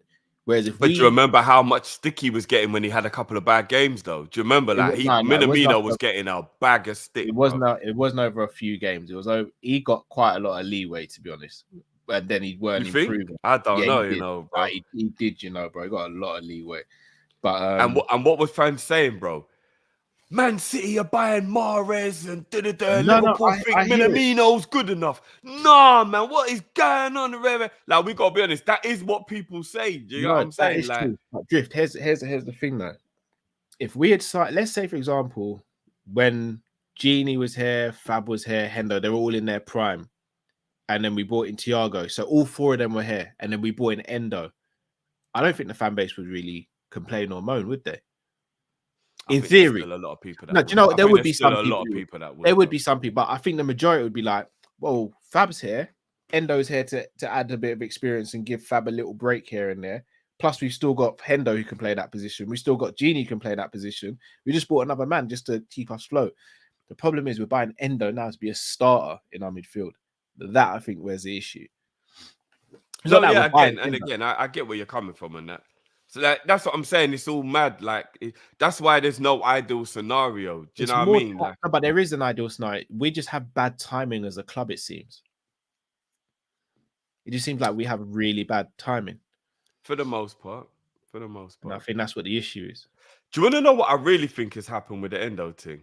I think that Klopp realised how much experience he's losing out of the squad, and I think he likes the idea of Endo because Henderson and Flacco have gone, who were elder statesmen. And I think it is a little bit underestimated how good it is to have elder statesmen in your squad. I think that's why he's gone, why he liked the idea of Endo once it was put to him. He's looked at him as being a captain. He's looked at him as being a leader, an elder statesman, a guy who's been around the block, a guy who's experienced. And he's thinking for a year or two, having you in the squad would be very beneficial. I think that's why he's gone for Endo. If Fabinho or Henderson was still at the club, we don't sign Endo. And I don't even just mean based on the position on the in the pitch. I just think he would kind of be like, but there's not really a need for Endo. But with those two going and a lot of young players being in the squad, now McAllister's only 24 and Soboslai's only 22. Even though they're absolute legends in terms of the signing, they are still very young players within their own rights, especially Soboslai. 22 is young, you know. I think people forget because he's an absolute bad boy and he's already a leader within his own right. 22 is still young. I think he likes the idea of having those older statesmen around to make sure you don't have people with the mentality of not knowing how to cope with stress when the stress starts kicking in and rare. I think that's why he's gone down on the Endo thing. He's been like, boom, yeah, do you know what? All right, cool. I like him. I watched him. He's good. Yeah, bring me Endo. At 30 years old, he's got that level of experience that I want back in my squad after losing Milner, losing Hendo, losing Flacco, losing Bobby. I'm just going to play devil's advocate here, and I'm not even saying this sounds shady. Has Endo ever played Europa League or Champions League football, though? Not that I know of. So could you not argue that even though he's 30, Trent's more experienced than Endo? I don't know, you know, because I think life teaches you that experience, age and experience is kind of invaluable regardless. He's not an inexperienced 30-year-old. Like, he's an international, bro. Do you know what I mean? Yeah, he's but age doesn't World always Cups. equal experience. And again, with no disrespect to Japan, just because he's an international and a captain for Japan doesn't make him a top class or world class player. And I don't. No, it doesn't. But on the experience level, I definitely believe that going to World Cups and representing your country is a massive experience. No, it that is. Helps you. But I say for Liverpool though, is in just because of his age doesn't necessarily make him experienced. Because if he hasn't played European football, he hasn't played for one of the top teams in Germany. Does that make you experienced? Because in my opinion, looking at his resume and looking at Trent's resume, Trent's way younger, but Trent's more experienced for this level. I hear what you're saying. But there's still going to be, within that 6 years of extra life that Endo's had, there's still going to be some things off the field that aren't football related that Endo can bring to the team. That's true. That maybe Klopp likes having around. Do you get what I mean? Because like as experienced as he is on the field, as a 24-year-old, there's still a lot of stuff about life Trent doesn't know. No, do you get what I mean? And maybe Endo can bring that part. So there's like loads of different elements around his experience that I think Klopp just really enjoys about having him in the squad. So, I mean, I don't know, man. I don't know. Random question here. A random link here as well. Would you sell Nunes if Chelsea came with a big bid? No. Definitely not if it's Chelsea. Definitely not if it's Chelsea. With all due respect, after what's happened and the fact that they're rivals anyway, if Chelsea want Nunes, they could suck a dick. Do you want to pause or no pause? It's Chelsea doing it, so no pause. Cool. It's Chelsea doing it, bro. So you know what I mean. Cool. Would Right. you sell Nunes to Chelsea? Nah. Not to Chelsea. Another thing that's crazy is the striker market's a bit mad. So I know there are some people who think that Nunes wasn't a good signing because they don't think he's good enough technically, whatever. But the striker market is a mad thing, you know. There's not many of them out there. I gotta be honest. Like, we did get one of the better ones in terms of the promise from the young players. Like, there ain't many out there, you know. I'm telling you, when 72 million is being spent on a player that's only got 19 professional appearances in a you know what I mean, in a team that, again, with all due respect to Atalanta, aren't like doing anything or whatever. Like the striker market is peak still. The striker market is peak, man. Yeah. Like, you know what I mean. All right, let's go and let's call her in.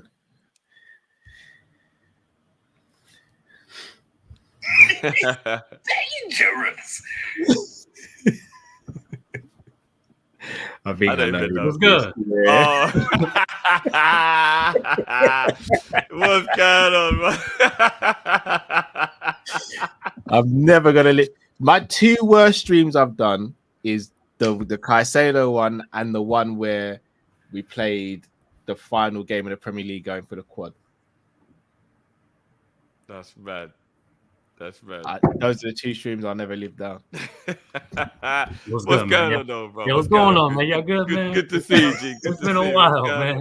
You know what? I'm not gonna lie. For a minute, I was a bit like, "What's happening here?" But we gotta talk about that. It's been a madness this past month. Like you got live streams now.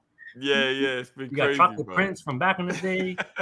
you got Cal, FSG Love, apparently brotherly love and shit. FSG now and shit. What's going on, man? I know a lot happens in a month, innit? That sex tape one was crazy. I'm like, yo, my son was watching. I'm like, yo, cover the eyes and stuff. That's what I'm saying. That's why that I was like, yo, you know what I mean, yeah. Hey, man, but the female he put up was kind of nice though. She was caked up. You know what I mean? But hey. I trust Chris to just come with the madness. He was caked up and stuff. I was like, oh, yeah, I might do something later with the missus and shit. You know what I mean? Oh man, what's good though, G? What's good? What's good with y'all? Y'all good, man? Your family's good. The missus is all right and stuff. Good, yeah, man. Everything's blessed, G. Everything's blessed, man. Thank you, man. Now, so what we gonna do about Konate, man? He's injured again and stuff, man. We need to employ you, bro. That's what we need to do. You know, what type of injury? You got a muscle? I'll get him a whole, bro. I mean, in a black market, bro. I'll get him a whole new muscle leg and shit. I mean, you know, I want to know what type of muscle injury it is, because the way Klopp I don't even know. Muscle, I don't even. Like he did, you know what I mean? He didn't give us any more information. He just went muscle. Yeah, I don't know, man.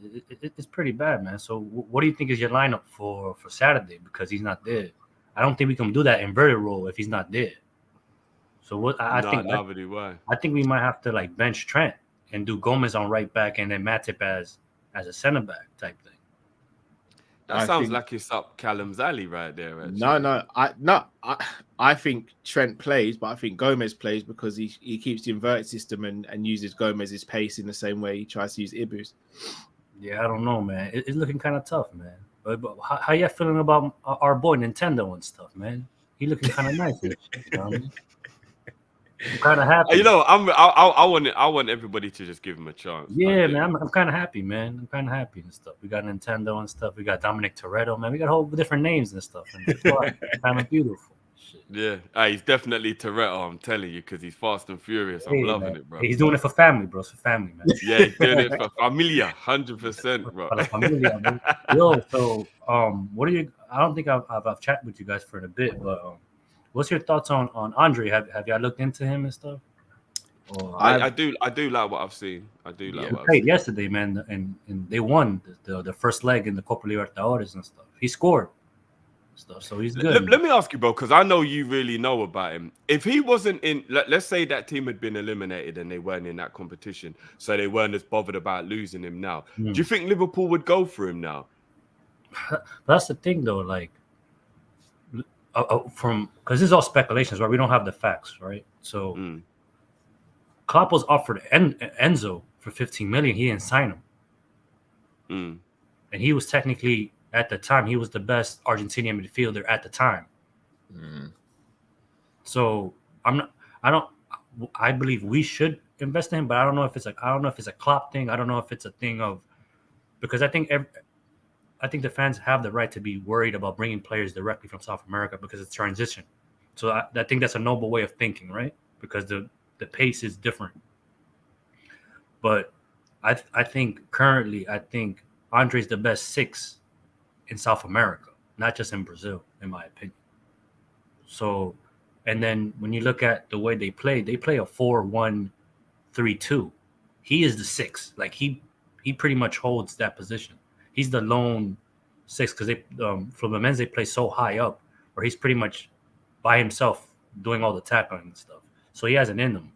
And then when you look at the Brazilian national team, bro, to get in that midfield is a big deal.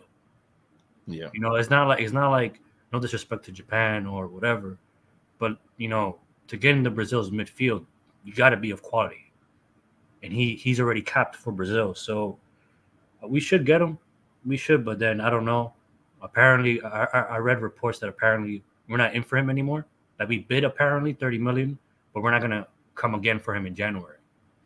So that means we don't think he's worth 40 then, basically. Yeah, bro, like 30 from I don't know, man. But that's the thing, right? So that's what confuses me. He's not worth 40, but he's 22, and he has 8 years, 9 years. You can have him for 8-9 years. Yeah. So the investment is not bad, like So it is what it is, though. You know what I mean? So yeah, man. I don't know. I would get him, but then again, if we get him, then he takes a homegrown spot, and I know how the homegrown spot's kind of like we're in a state where we don't know who to bring in, who to sell. So I know Cal's been talking about the homegrown thing for years now, and we haven't solved it. But he should probably stop talking about it because nothing's being solved. Like stop talking about players, stop talking about all that shit. Quiet. You know what I mean? And let's talk about my boy Lucho and shit. Because my man over here wanted to sell him and shit for some. I didn't want to. Bro, the only one on this panel that had love for him was Drifty. Bro, hold on, wait. I'm not gonna get thrown under the bus here. I was the only one out of the panel who said I'd start Diaz in my starting front 3. And you wanted to sell him. No, of course I said I'll start Diaz, bro. And you said you start Gakpo in the 9 and Jota on the left. Yeah, nah, that's disrespectful as shit, though. No, I never said that. When did I say that? We need Jamal to come on. Bro. We need Jamal to come on and get the taste. No, not at all, bro. I've never said that. I've never ever said that. But if I said I'll play Gakpo up front, which I know a lot of people are surprised because of my Nunez love, and I said I'll play Diaz and Salah. I said Diaz and Salah, that's a guaranteed start. The number 9 is the conversation. You said you'll start Jota. I said I'll start Gakpo. No, Diaz always starts for me, bro. I've never ever said, if I said start Jota on the left, it would have been the only time I think I said that was when I was worried that Diaz pulled his hamstring. Because remember when he was injured now, and it looked like, and I was like, wow, is Diaz all right? Because if Diaz is injured, when he was touching his groin for Bournemouth. Oh yeah. Do you remember when it looked like he had some kind of problem? And I was like, what are we gonna do? And then I said, I'll play Jota left, Cal. So I think you're just misremembering what the conversation was. That was when I said I'll play Jota from the left, but not over Diaz. No way, bro. I said from day dot Diaz is my starting left winger. I said if Cava came to Liverpool, then Diaz would be the rotation player. Yeah, see, you don't got no love for him, bro. I'm about to put a bounty on your head, bro. It's over for you, bro. That's why Matt's not on, bro. He's already they got him in the dungeon already, covered up. That's why he hasn't been showing up and stuff, Do you know what my wild take would be on this whole Salah thing? It's an ideal world. It'll never really happen, but say Mo went for like 200 million. We managed to get the Saudis to like give us 200 million, like astronomical money, but it put us right in the game. Like we got 200 million. I would be willing to move Diaz to the right instead of trying to find a replacement on the right. I'm bringing Mbappe in for the left. All right. That would be what I would want to try and do. Get him, Chris. I'm not pointing you out because a lot of people have been saying that in the Twitter space. He doesn't play on the right hand side. He's never played on the right hand side. He's right-footed. But he's got the talent to adapt, though, Chris. That's what I believe. But he's 26, 27 now. It's like you can't really. You know what I mean? If was Mane not quite a similar age when he made the change and adapted over to the left? This is the argument. I think a lot of played on the left already though. But then look, the thing also is that, and I think that's why a lot of fans are willing to sell Diaz is because they keep comparing him to Mane. He isn't Mane. He'll never be Mane. No, I agree. They are quite different. No, but that's for other fans, you know, that think that way. That because I think as a fan base, I know I'm taking time. I'm about to get off. No, you're good, bro. A lot of fans are too football's passion, right? So, but we get too attached to players, right? So till this day, I still see people saying, "Oh, we need a Genie replacement." No, Genie's gone. We need to change up. Like we have to change up. Like we sit here and we cry for change and new formations, but we're still trying to hold on to what we used to have. It's not going to work. You got to let go. So Diaz is different. Diaz is not Mane. He'll never be Mane. Mane will be a legend, and we all know that. We all agree he's a legend. He was adaptable in different situations and stuff. And Diaz isn't him. So sorry, my dog. Everything all right there, bro? I don't know what you just snatched, but that's my dog and stuff. Okay. I thought it was a pet. I thought cat. I thought it was a cat though. No, he too quick to be a cat and stuff. I named him Ghost. I don't know if y'all watch Game of Thrones and stuff. I got a white dog. He's pretty big and shit. But let me get out of here and stuff. Nothing but love for y'all, man. It's nice to see y'all, man. Y'all good and stuff. Man. Nah, same to you, bro. Same to you. Yo, I've been trying to contact you, Cal, but you don't pick up, man. You too famous. Nah. I got you, man. I promise. What's going on, man? You don't answer the phone to humble people no more. Shit. I'm not appreciating that. I got you. I'm about to call these Shaolin monks that you this the other time. No, by the end of the weekend you'll hear from me. I promise you. All right, but Drifts, man, you sound like an alcoholic earlier, man. Get away with that, man. Stay calm and shit. Trying to convince the man, man. Leave the man alone.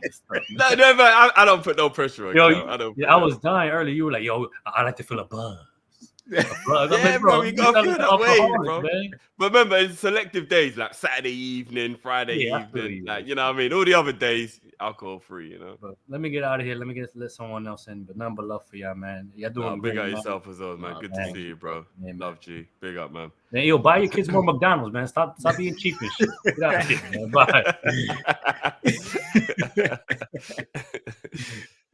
Big up, Chris, as always.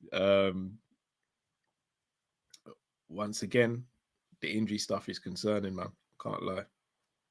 Yeah, the Ibu muscle injury is a little worry still. I'm very worried. And yeah, the whole South American market. Could it be a blessing, Cal? You know, sometimes we only do something because we've been forced into it. Could Ibu's injury with a week to go, like how Matip, when that happened in the January, do you remember when we weren't going to buy anyone and then Matip got injured and it was like it made us have to. Who did we get? All right, I'm hoping for way better quality than what we did in that moment. Oh, you mean like last summer when Hendo and Keita got injured, and who did we get? Yeah. Because we do really well when we get injuries in the last week of the window, innit? Yeah. Let's go with that one, Drift. I'm trying to be positive, bro. Yeah, well, look at the history, bro. The history is far from positive. I'm trying to be positive, man. I'm trying to be positive. But maybe it makes us think, you know what? The scenario has happened. Regardless. We should be, but you know, every now and again, people need a kick up the arse. So could that be it? Is there a defender out there maybe that we could have bought that we were maybe not going to, and then maybe this makes him realize, oh, okay, possibly, maybe it would be a good idea maybe to do it. Like, I don't know. I'm just hoping. Boy, Drift, I hope you're right, bro. I hope you're right. Let's get this caller in. Nilante? Oh, okay. I see what this is. Yeah. I mean, forget about Cal's No, Cal. That's Cal. Listen, you gotta listen. Yeah. I mean, listen. Cal knows all me. Yeah, but he comes in front of me. But it's all right. I told you about you, Cal. This little thing. Drift. Speak to your boy. We'll chat offline. Yeah, privately. Yeah. No homo. Pause. But yeah. Speak to your boy. Remember, Croydon's a nice place these days, isn't it? I ain't joking like that. Is it? Some part. Yeah, There's a lot, you know, a lot of violence, but yeah, what's going on, bro? Nah. Big up yourselves, man. What's happened to Matt, man? I mean, is he still on, like, you know, our boy Nabi, still on Nabi Cater Daydreams or something? Is he still moping about? I mean, he's gone, Matt. I mean, what can you do? It's over. Nah, Matt's all cool. Matt was on with Drift Wednesday, innit? Oh, is it? Yes, Wednesday. Well, I must have missed him. My bad. But there you go. But one thing I'm all right, man. Just a couple of things before I make my point off. First of all, man, I'll tell you, man, like I thought Cal was like goes missing, but you go missing as well. I done my cop viewers for the Chelsea game and I got aired like a side piece. Do you know what? That was completely my bad. It was. But I made up for it with a Bournemouth one though. So apologies. That's fine, Drift. It's obvious. I can see what this is. Cal's been doing technicality, like little messages, just a blocking man. Yeah, I'm blackballed on the field still. Yeah, all right. Say no more, Cal. All right, listen, bro. I got a day off. Yeah, I'll come and dance. That would you.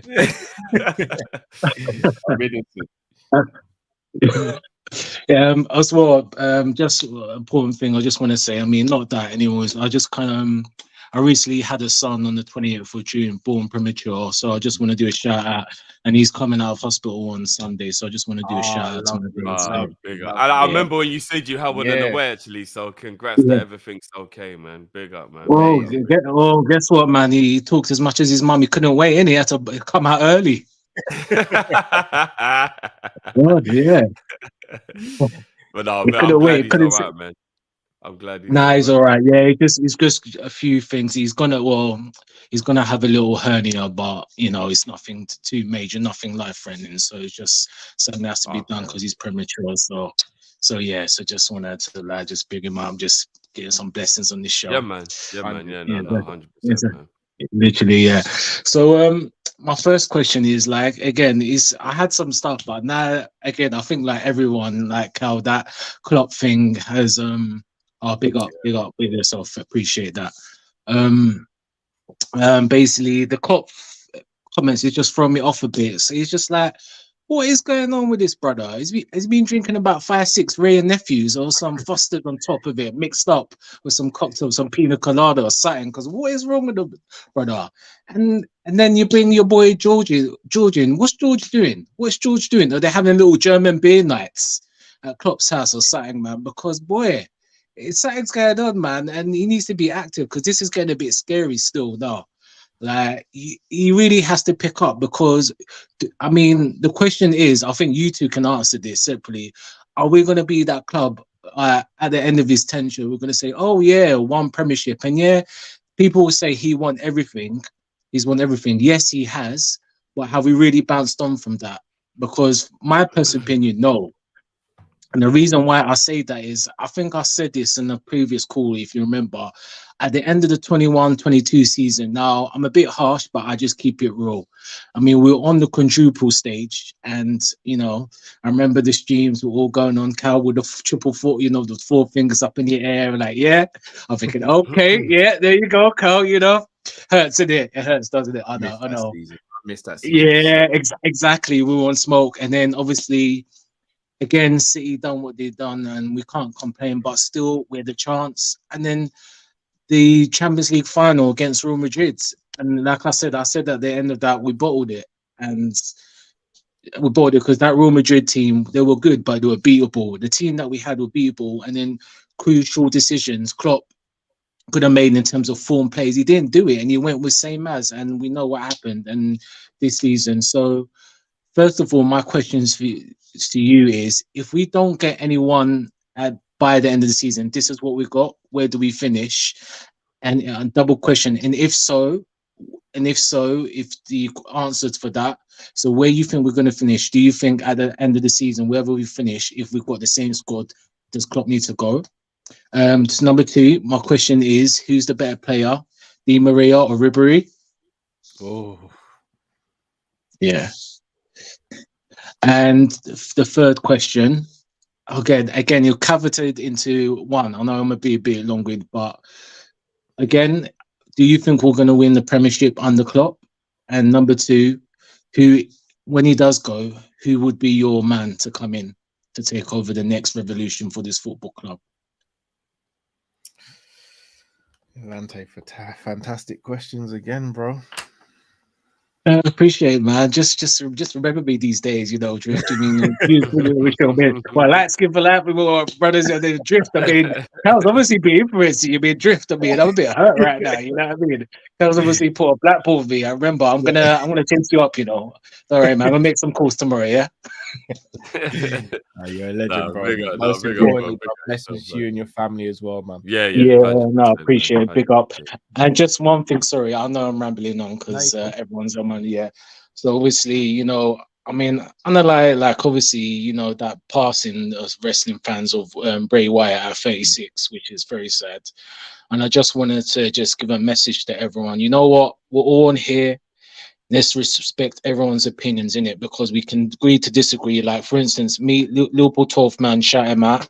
I was on his channel and we have a disagreement of opinions, but it's all about respect. So everyone, just appreciate everyone, love everyone, because you don't know, the time is gone. And, everyone in the chat is good, but anyone that's going to come and just chat some nonsense, man, they get straight luck off. And it won't be Cal and it won't be Drift. It'll be me as a mod and other people, yeah? So let's keep it peaceful, big up the chat, and I'm out, yeah?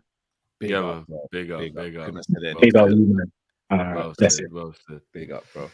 The legend that is Nalante. Right. We don't sign any other players between now and the end of the window, Drift. Where does Liverpool Football Club finish in the Prem?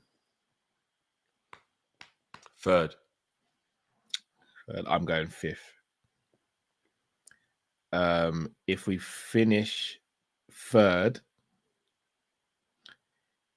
should Klopp stay or go? Stay. If we finish fifth, should Klopp stay or go? Stay. If we finish third, I think I'm willing to give him one. If he's fifth, we may have to address something next summer. Who's a better player, Di Maria or Ribery? Ribery. I'm going to cheat a little bit. At his peak, at both their peaks, Ribery had the better peak. Longevity and versatility, I'm going Di Maria. Okay. Di Maria went from a left winger to a right winger and also played in the 8 as well. All to high levels. So it's a very close one. Do you think we'll win another Premier League under Klopp?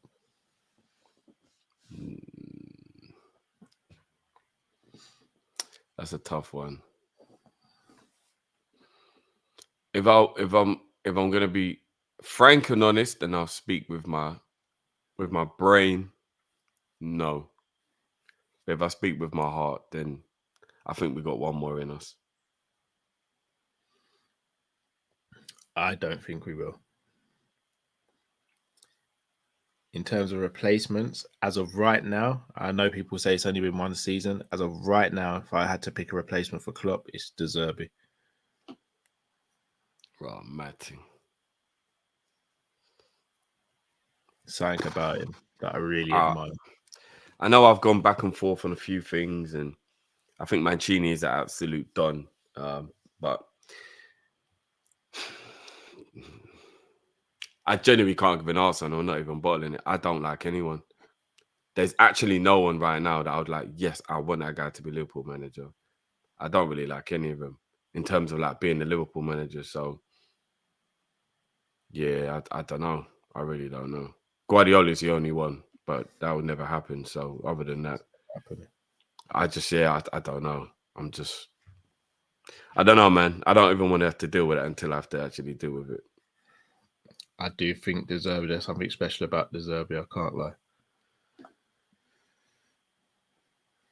I didn't think he could go to Brighton and take them to another level. Potter had Brighton. I think Potter gets slept on how well he did at Brighton. De Zerbi's taking it to a whole nother. They look ruthless when they play now. But again, he hasn't proved it at a top level. I don't want Liverpool to be the experiment. And again, sometimes you've got to get the guy to prove himself. I do get that. But I don't want Liverpool to be the experiment. I'd need to have seen De Zerbi play at a higher level than Brighton, where the pressure is on and you have to win and you can't just float through and play nice football and that's all good. Like, no, you need to win a fucking trophy, right? I need to see him under that before I would think I want him to be Liverpool manager. That's absolutely fair. Completely agree with that. Problem is, he could end up doing that at a club and then not leave that club. I think we're in a position. That is true. We're in a position where you've got the old guard of managers and the new guard. There's no in between at the moment. I hear that. I think the next person we go for, we may have to take a risk on. I hear that. Yeah, De Zerbi's the one for me at the moment. A couple people say Nagelsmann. It's a fair shout. Yeah, I mean, maybe it's unfair, but I just have a little bit of I feel a little bit mad about how it happened, what happened at Bayern Munich. And I know Bayern Munich were a little bit all over the place, so maybe it's not fair, but I just still think, was it the bigger club that maybe was a bit too much for him? Or No. That was nothing to do with him, bruv. The board were doing silly buggers behind the scenes. I know there was a lot going on at the club. No, like real silly buggers. Like, to be honest, if they'd kept Nagelsmann last season instead of getting Tuchel in, they could have potentially been a bit more comfortable in the season. But it can't be looked past that he wasn't exactly doing well on the pitch either, though. No, he was doing decent on the pitch, bro. Not really. Not for Bayern Munich standards, if you get what I mean. He kind of was, bro. I don't know what was going on behind the scenes, but since he's left, a couple people from behind in the board have been sacked as well or relieved of their duties. There's been a whole revamp in it. Like, there's a lot of people that are different behind the scenes. So I don't know. I'm not going to say Nagelsmann's rubbish or anything like that, but possibly, maybe, yeah. I don't know. Cool. Right, let's go on there. Big up Nelante. Great questions there. Right, let's go next caller on. The legend of Friday nights. Bruno in the building. First of all, what's the date today? 26th of August. I'm going to say this now. George Smacker, whatever your name is, I want him sacked. Get rid of him instantly. I want him sacked. You know he loses his job in 7 days regardless, bro. I don't care. I don't give a rat's ass. Okay? I want him sacked. Gone. Secondly, those comments that Klopp's made, this is what I mean. He's doing an Arsene Wenger. Yeah? He's kissing FSG's ass. And I don't like it. Why is he sleeping with John W. Henry? I don't like that. Why in the name of garbage is he sleeping with John W. Henry? Stop sleeping in the same bed as John W. Henry, man. Sleep in your own bed. Like, what in the name of garbage is this? Like, it's just garbage, man. We've signed 3 players. We've sold 8. 8. Like, what in the name of garbage is this? Players and brought in 3. The midfield is a mess. Yeah, you bought Szoboszlai, you bought in McAllister, and then you go in and buy in Endo from Stuttgart. I'll give him a chance. I'm not going to do what some of these guys do with Nunes and say, oh, he should leave. And by the way, if Salah goes, yeah, FSG, there's going to be riots. There's no way back. Do you know how many tweets I've sent FSG out? I don't know if you've been on I'm not sure if you've been on Twitter, Drifty, like over 300 tweets. Some of them have pictures on them. Some of them have. What, you yourself will put out 300 tweets, bro? Yeah. Raw. Some of them have quotes. Some of them have songs. And some of them have got pictures on them you wouldn't imagine. FSG have got to go. The ambition that this guy has is dead. Dead. Like, he can't. It's ridiculous. The amount. So, how do you go from bidding 110 for Caicedo and then you go and buy a flipping endo. And don't give me the BS of, oh, we can't fit him because it's too expensive. Why in the name of garbage has it taken this guy flipping 5 weeks, 7 weeks to get players in? George Smacker should be sacked. And like, this is the thing, right? This is the thing also, right? Coming to September the 1st is almost here. You know what that means? You know exactly what did I say a few weeks ago? September the 1st, if I don't see improvements, then Jurgen Klopp should be sacked. Now, Drifty, you might think that's a bit extreme. Yeah? I can already tell by the look on your face. It's very extreme, bro. Right? Mr. Jurgen should be sacked. Yeah? We don't need an Arsene Wenger. Yeah? Because this guy was pussing around, kissing at the Kroenke's ass, and we all know how that ended. I was on Endman's TV. I'm not sure if you saw the Big video. up Endman TV. Yeah? And I said exactly the same thing. Now, this guy had his mate on there, and they thought I was going too extreme. Yeah? No, that's not extreme at all. And here's another thing, right? Tottenham. They have not won a trophy since Scouting for Girls. Yeah? Tottenham have not won a trophy since Bianca and Ricky's wedding. I'll tell you what, Tottenham have not won a trophy since Dr. May. That evil, spiteful Dr. May who tried to take Dawn's baby. Yeah? They have not won a trophy. They have not won a trophy. Oh my god. There's lots of things that have happened since then. T-Mobile. Yeah. Scooby-Doo. There's another thing they haven't won a trophy since. I tell you what, they haven't won a trophy since The Rock. Yeah? Since the great Kall-In. I tell you what, since Barack Obama was the president of America. I tell you what, Tony Blair. Yes, I know that's a bit too over the top. And this is another thing, yeah? You know that commentary that I did last week? Yeah, speaking of commentary, that video we did last month, it was deleted. So I'm going to have to do another one, you know? So I'm going to have to do another commentary, you know? Hold on. Stankovic. Hold on, wait a sec. We haven't deleted any videos. The video that was done the last calling show was deleted because somebody decided to put their flipping PDA.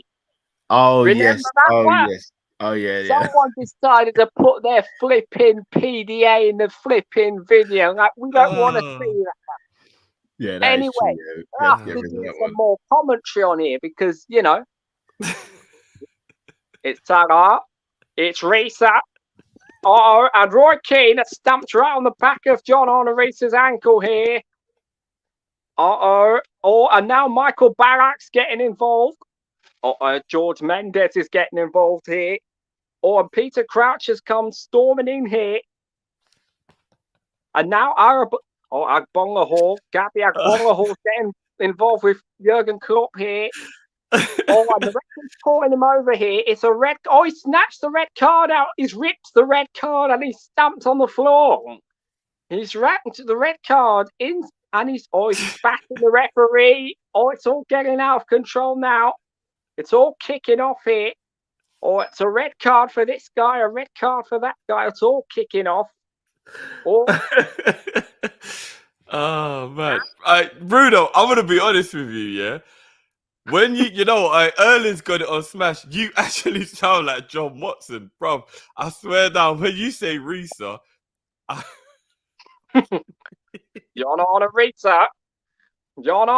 Oh man, that is that old commentator who's on this. I tell you what, do you know the current commentator that we've been talking about? Yeah, he's absolutely appalling. And speaking of commentators, Did you see what happened with Bray Wyatt? He's 36 years old. 36. I'm shocked by that. Yeah, no, that's sad. Yeah. Oh yeah. Did you see? Apparently, the referees have overturned McAllister's red card. Good. Yes, you know, we haven't spoken about that actually. Yeah. Good decision, you skankheads. Yeah. Sorry for the wording. Good.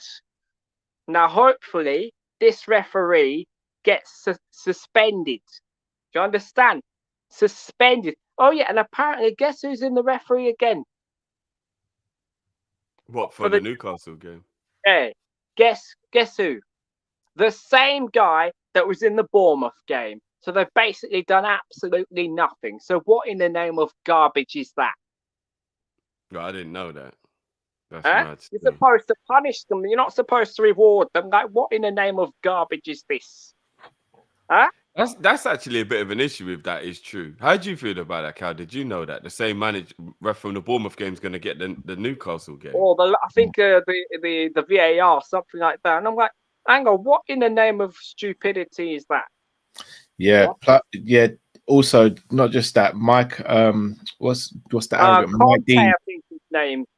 No, Mike Dean come out today and was saying, I think it was last season when Chelsea and Tottenham drew.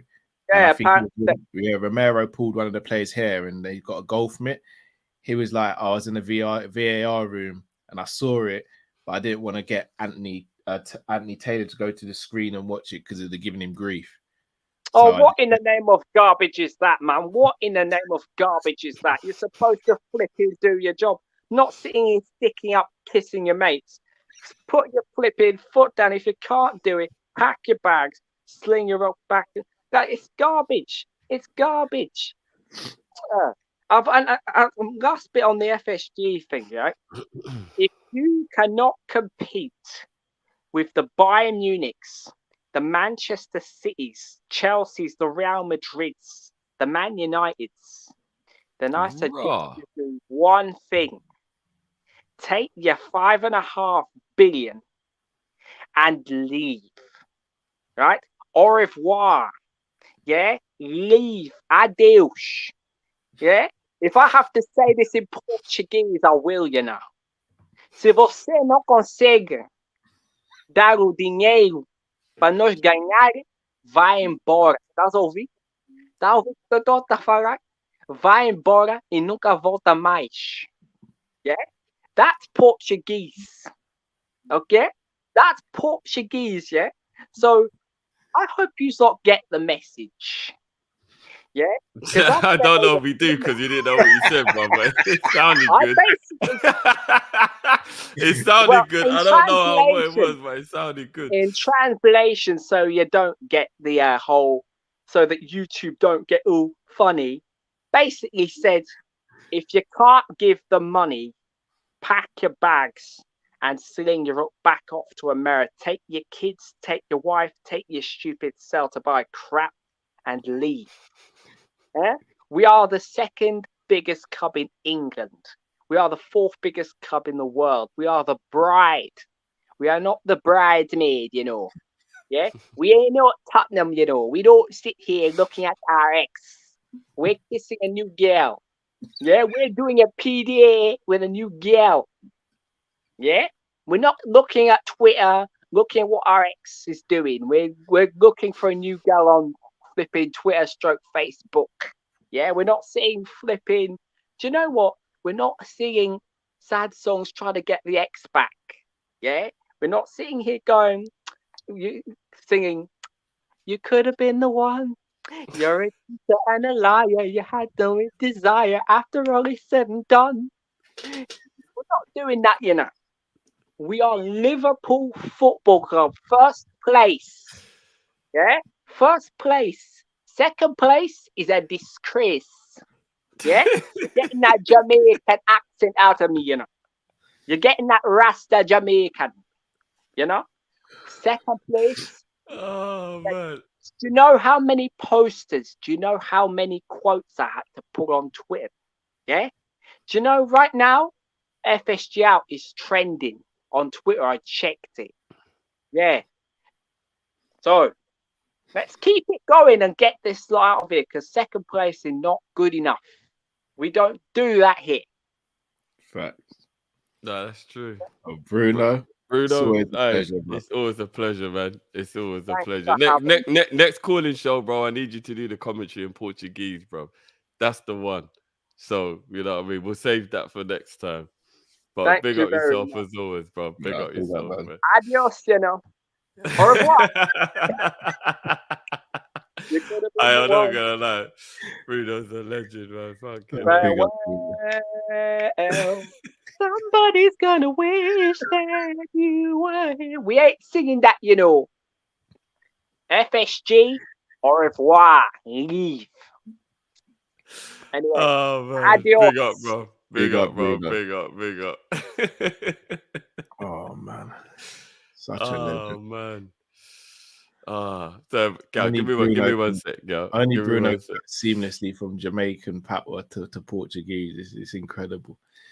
Big up Bruno. I said Bruno Marley, you know, that one done me in, bro. I saw that. Bruno Banton, Bruno Marley, Bruno Cartel to me out. Oh man. Oh boy, that really caught me for 6. Right, let's get our next caller in. Pete, can you hear us, bro? Yeah, can you guys hear me? Yeah, we hear you, bro. How you doing, man? Yeah, not too bad. I was getting a bit tired and whatever about just waiting until Bruno came on, and that just cheered me up. Bruno is the legend. Yeah. Okay, I'll save this one because this was for Drifty, but I'll ask you guys the questions first, and then you can tell them what they were. So the first one was, at the start of the window, would you have preferred Nkunku or Szoboszlai if you were given the choice? Second one is a front three, either of Mane, Robin, and Muller, or Salah, Ribery, and Bobby. So Mane, Robin, Muller, Salah, Ribery, Bobby, yeah, and Ribery. Oh, jeez, that is tough. And then I wanted to talk to you about this because I was thinking, can you really be FSG out if you still go to the stadiums and you still buy all the kit and you still pay for that LFC TV Go, I think it's called, because you're just giving the money back? It's a fair question. And then the last thing was, I just wanted to read this out, just the amount the clubs have spent recently. So Liverpool in the past 5 years have spent 450 million. This is euros, by the way. Arsenal in the last 2 years have spent 425, so that's 25 difference. Chelsea just this year have spent 400. Man U in 2 years have spent 430, and Man City in 3 years have spent 469. In 5 years, we're spending the same amount as them. Yeah. So I think that's just something I wanted to let you guys all know and just point out to all of the FSG inners. And yeah, I think that's all I've got to say for today. Before you go, this picture you've got of Matt, what was the moment it happened? I need context around it. Honestly, this one I'm not sure. All I know is he was with Mons at the time. Okay. Oh, this must have been the Real Madrid game, I think. Maybe, possibly. Was he with Mons for the Chelsea game? Who was doing the Chelsea game? This Chelsea game, one? no. I think this is Real Madrid because all three of us, me, Mons, and Matt, watched the Real Madrid game, and we went 2-0 up. Must have been. I have so many at this point. I've forgotten where they're from. No. Oh yeah, and one more thing. Sorry, I just wanted to get your take on the KSI fight, like the whole press conference and stuff. Okay, and also, not who do you think will win, but who would you want to win? Cool. Okay, perfect. Thanks. You're a legend, bro. Thank you so much. Yeah. I'll get answering those now. Big up, Pete. I'll start with, again, I'm not just saying this because we ended up with Szoboszlai. Again, I keep on harping about the members video I did before we even found out we were linked with him or going to sign him. Out of the two, I'd have gone Szoboszlai only because we have a lot of attackers and I think we needed a progressive midfielder. So I'd have gone Szoboszlai over Nkunku. Last summer, if you had given me the option to go between Nunes and Nkunku, I'd have gone Nkunku. So in an ideal world, it'd been in Nkunku last summer and then Szoboszlai this summer. Not because I think Nunes is rubbish for anyone gets onto me, but it seems as though Klopp really does like playing with a fluid number 9, and then Nkunku would be more fluid than Nunes, even though I think Nunes might be better in front of goal.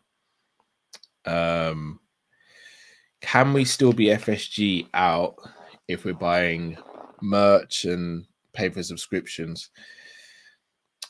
Yes and no. And maybe I'm being a little hypocritical because we have LFC Go, but I think we have LFC Go because we kind of have to keep up with the news. Or else there'll be certain things where you guys ask us things, or certain times we've got to do videos for you guys for content and we wouldn't be able to do it. So I'll be honest, this summer I've not bought any kits, and it hurts because I usually try and get the kids their kits and get myself one so we can all like have a little matching outfit now and again. I've not done that this summer, and it does hurt because you guys know I like collecting and buying Liverpool kits, but I couldn't bring myself to do it this summer for that very reason. I need to see the club spend a bit more and show some ambition towards winning trophies on a regular basis. And when I say big trophies, I'm talking about the Premier League and European trophies as well. So I get the sentiment, but at the same time, people won't want to lose their ticket, especially if they're a season ticket holder, because of the waiting list and all of those things. So it caught between a rock and a hard place, because the thing with Liverpool is if one person says, right, I'm not going to buy anything, I'm not going to go to games, there'll be someone who will take their spot in no time. So it's a tough one. Shout out to Jamie in the comments as well. Make sure you check out Jamie's channel. He raises a good point here. Buying merch helps the football, only helps football club, not the owners. I'd say it does help the owners to an extent, Jay, because it means they don't have to put as much money in, especially with the Nike deal we've got. But effectively, buying merch does actually help the club because we get a percentage off merchandise sales. So it's a double prong. It's a double prong. It's a tough situation to be in.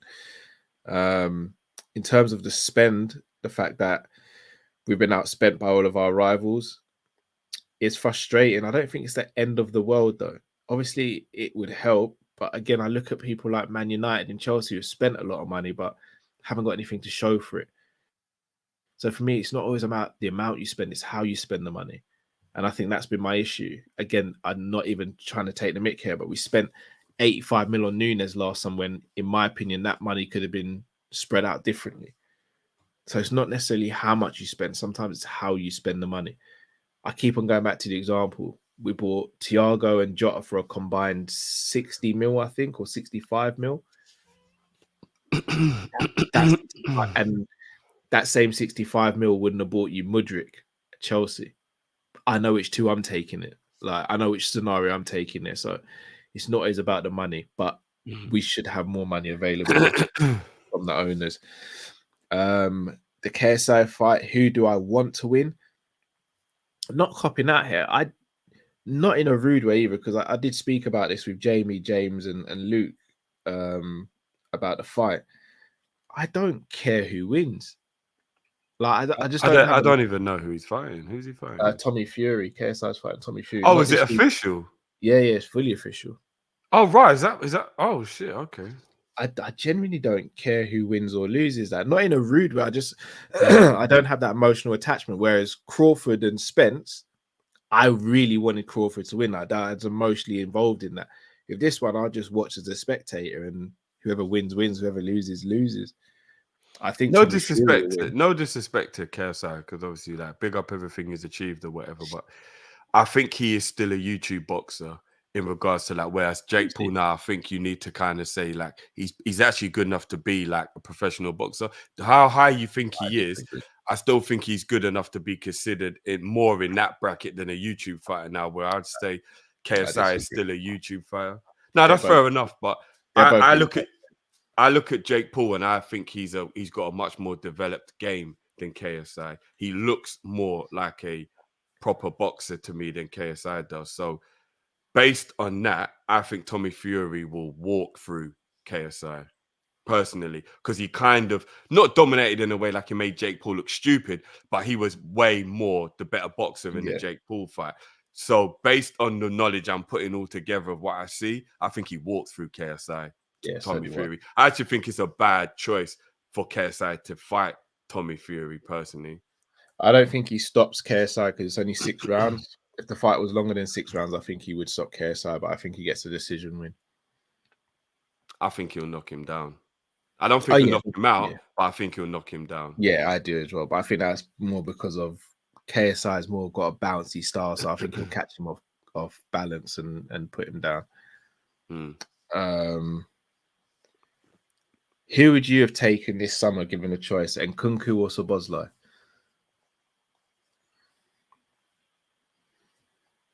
Szoboszlai. And then here's one that you haven't answered yet, and I haven't answered yet. You can only choose one front three.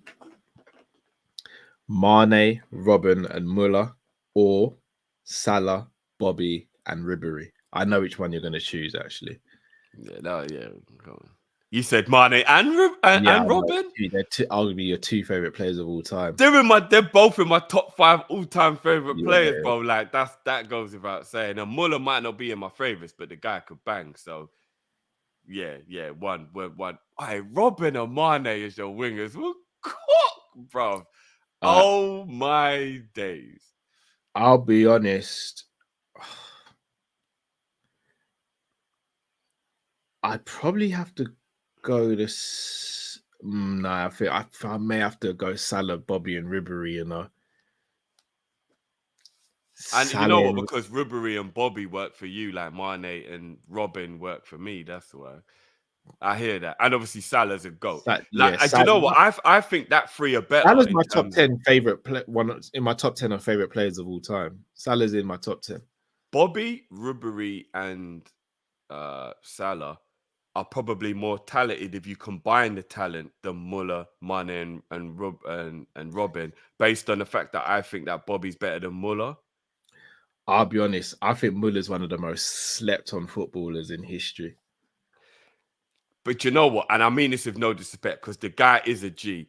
Muller's like that textbook G. No, he's not. I knew you were going to say that. No, he is, bro. He's a textbook G. He's not an X Factor player. He's a textbook G, bro. He is. No, Muller's not an X Factor player. He is. He's not.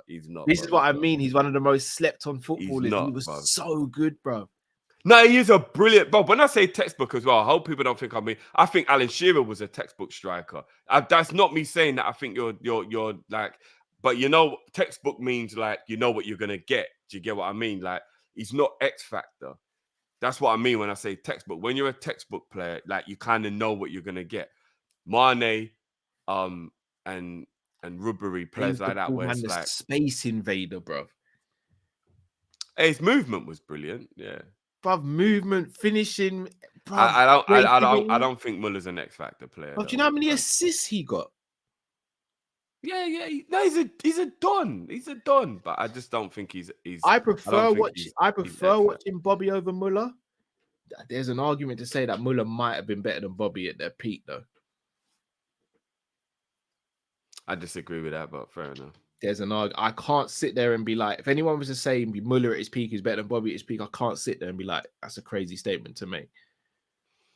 I disagree, but Muller's cold, man. Muller's cold, and obviously Robben and Mane, they speak for themselves. Like 2 of the best wingers to ever lace up. All 4 of those wingers are absolutely exceptional. That's the point, yeah. Here's the thing. I think Robben's more talented than Salah, but I think Salah's way more clinical. I agree with that, yeah. Robben wasn't really a goal scorer. He was just a scorer of great goals. Like, I wouldn't like, if somebody said to me, do you think Robben is a bagsman? I would say no.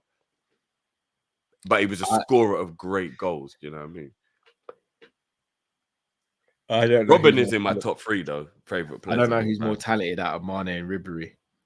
On a technical level, it might be Ribery. Just pure technique, it might be Ribery. Maybe. Ribery was an absolute G. Ribery was crazy. But peak Mane is unplayable. So is peak Ribery. Yeah, but I'm gonna go bias on this one. I'd go Salah, Bobby, and Ribery, but I don't have an issue with anyone going Mane, Robin, and Muller. Big up, Pete. Brilliant questions there, as always. All right, let's get our next caller on. Ain't seen this man in a while. Glasgow Red TV. John, you there, bro? Jesus. Seriously? That would have been this. First of all, you kicked me off. I don't know how you got kicked out. You're last? You're not last. No. You definitely didn't get kicked out, bro. I don't know what happened, but you didn't get kicked out. Well, I don't know what happened there. You come in there on a crazy vibe, bro. Really? Come on. No problem. We didn't kick you off. Well, something happened. Something mad must happen there. Yeah, probably. If you didn't, I apologize. But no, we didn't kick you off. Right, something happened then. Yeah, how you doing? I'm good, Bob. How you found? You're back in your good books now, yeah. fucking cunts. No, we didn't kick. I don't know what happened though, but we definitely didn't kick you off. That's why I sent you the link. I haven't got a clue what happened. So if you didn't kick me off, I apologize. Nah, you're good, man. You're still that kid. You're still bosser, but maybe you lost connection or something. Because if you lose connection, then you'll drop out and it's hard to get back in. You know what I mean? That's probably what I'm. But really, if you don't know me, shall I say you're a bastard? I mean that as a joke. Yeah. Of course. You don't have to explain yourself. Yeah. No, but I mean, to the people in chat. Yeah, cool. We know it's all a joke. Come on, man. We know it's all love. But first of all, this £111 million bid that we put in for Casado. I'm sorry, that was fake bid. It was fake. We did not put that bid in whatsoever. We were never going to spend that money, ever. I tell you why we weren't going to spend it. Have you seen FSG recently, after that bid? Sorry, apologies. Sorry. No, my chest got me. I've got COVID at the minute, so. So, have you ever seen FSG put a bid in for someone, say 67 million, 80 million, 90 million, ever since then? No. No, So, Virgil, isn't it? That was a fake bid. We went in with Lavia, 60 million. The week before, we were scraping to try and meet 50 million. Scraping to try and meet the 50 million target. And then all of a sudden we might go, are we over 60? That's fake bid as well. Where's the money went to? Where is the money going to? Who be bought since Casado? Remember, this is his name now until he gets better. Remember, it's Concedo. I'm not involved in that. I'm not involved in that. That is his name. But Saint Lane, who we bought?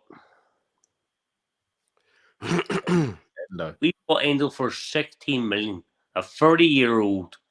Bear in mind, we let go of Fab, who's only 29. Sense? In my opinion, it doesn't. That makes no sense whatsoever. We let go of a 29-year-old. They go saying a 30-year-old for 16 million. No, not having it. And second of all, I say it's all this is down to FSG. A reason I say that is because they hired George, your man George. I call him George, the sport director, right? Yeah. Now they hired him. What is his job? What is his personality? We don't know, bro. We actually don't know. Oh, well, No, we don't know. You're actually right. His job is ban vapes. Right. But we were told his speciality is the German market. Negotiating transfer deals. Mm. Right. Why would you pull him off one of the biggest transfer deals ever that this football club has ever did in KC? If it was a true bid, why would you pull him off that deal and put in an IT guy, a marketing guy, in charge of that deal? I.e. Billy Hogan. I think because Smackers doesn't seem to be able to do these sort of deals. Right, but then that's FSG's fault. They hired him. I mean, technically, Klopp hired him. How did he? Say again? How did he? Klopp made the recommendation and said that's the one he wanted to work with. Okay, right. I'll go with that. If that's the route you want to go down, okay, I'll go with that. Oh, you're right though. Ultimately, FSG did employ him, but it was on Klopp's recommendation. Hence, why the problem is: does Klopp have too much power? Because Klopp shouldn't be employing someone who should effectively be able to supersede him. I do agree with what you're saying, but then who is his employers? Yeah, FSG, yeah, FSG or his employers, right? Hmm. Why would you hire a guy who is meant to be? I say meant to be a specialist in signing players, and then go to your other guy, your other FSG in guy, in terms of right, this guy's not good enough for a job. We want you to oversee the transfer deal. For me, the guy's never ever been involved in a transfer negotiation in his life. Why would you do that? No idea. He should. Here's the thing: I thought Schmacker would come in and do well because of his links to the German market, but I haven't even been able to do that. No, he hasn't. We're sitting now links to Coney. If we want the Coney will be the Liverpool player at the start of the summer. Simple as that. He would have been the Liverpool player at the start of summer. So here's the thing, though. I don't know if Klopp wanted those players. I think people in the recruitment team wanted those players because if we wanted those players, we'd have those players. Yes. I don't think Klopp wants Kone or Thuram, or else would have them. They were the two easiest deals to make this summer. But again, Carl, you're putting down the clap. I've just showed you two scenarios where FSG have overruled clap, right? Yeah. In terms of Billy Hogan overseeing transfer deals, one of the biggest transfer deals we could ever do, 111 million, and you pull your sporting director off that deal to put in a guy who knows nothing about transfers. Yeah. That makes sense. No, it doesn't. None of this summer's made sense, though. No, it doesn't. So for me, like my name says, FSG out. Fuck nah. Not tomorrow. I want them out yesterday. They have to leave. They have to leave. They can't afford this club. The summer's proved it. The summer's a pure joke. Yeah, it is. We're sitting here. We knew love this club to our bone. We love this club. We buy every single shirt. You know. If a shirt goes on sale. Yeah. I know for a fact. Shirt goes out, you'll back. Gal, you said 2 seconds ago. You have not bought the season's tap. Yeah, I know. It hurts. Yeah. I really like this season's kits. Yeah, and that hurts. It hurts us as fans. A fan of kits. Not bad. But then what's the point in buying it? If it means it's not going to help the club, why would you buy it? Yeah, I hear you. Where's this 20% from Nike? So again, I'm speculating here, but I think that 20% from Nike was used to buy Diaz and Gakpo in the January windows. But how long we been Nike for? Been with Nike since 2020. Right, how many years that Cal? So we signed Diaz in 2022. 2021 we didn't sign anyone in the January. 2022 we signed Diaz. Last January we signed Gakpo. Right. You tell me of 20%, we've been Nike for about 4 years? 3 years. 3 years? Right. Yeah. So 1 year, for 1 year, we seen players of the 20% that we make off a Nike. What happened to the previous years? No, it's 2 players, Diaz and Gakpo. Years. No, but it's 1 year. No, because we got Nike in 2020. 2 years. Apologies. Yeah. What happened to the previous year? I saw again, just speculation, but if we signed in 2020, the first set of money from Nike would have come through 2021. So the summer of 2021. So then, or the end of the summer 2021. So that would allow us to spend on Diaz in 2022. And then so. Well, then Drifty or I don't know if Drifty going to come back in or I don't know. But Drifty or turns out about Liverpool's profits. We made £7 million profit. We made more than that. Where is the money going to? So we didn't. So we made more than that, but the profit we made was 7 mil because of the bonuses and stuff from winning the trophy. Earl, you said the stand. You said the stand. Yeah, standing wages and stuff. That stand. No, FSG give us a loan for the stand. Yeah, which we got to pay back though. Yeah, but why should we? No, we shouldn't. I agree with that. We shouldn't, but that's the way they work.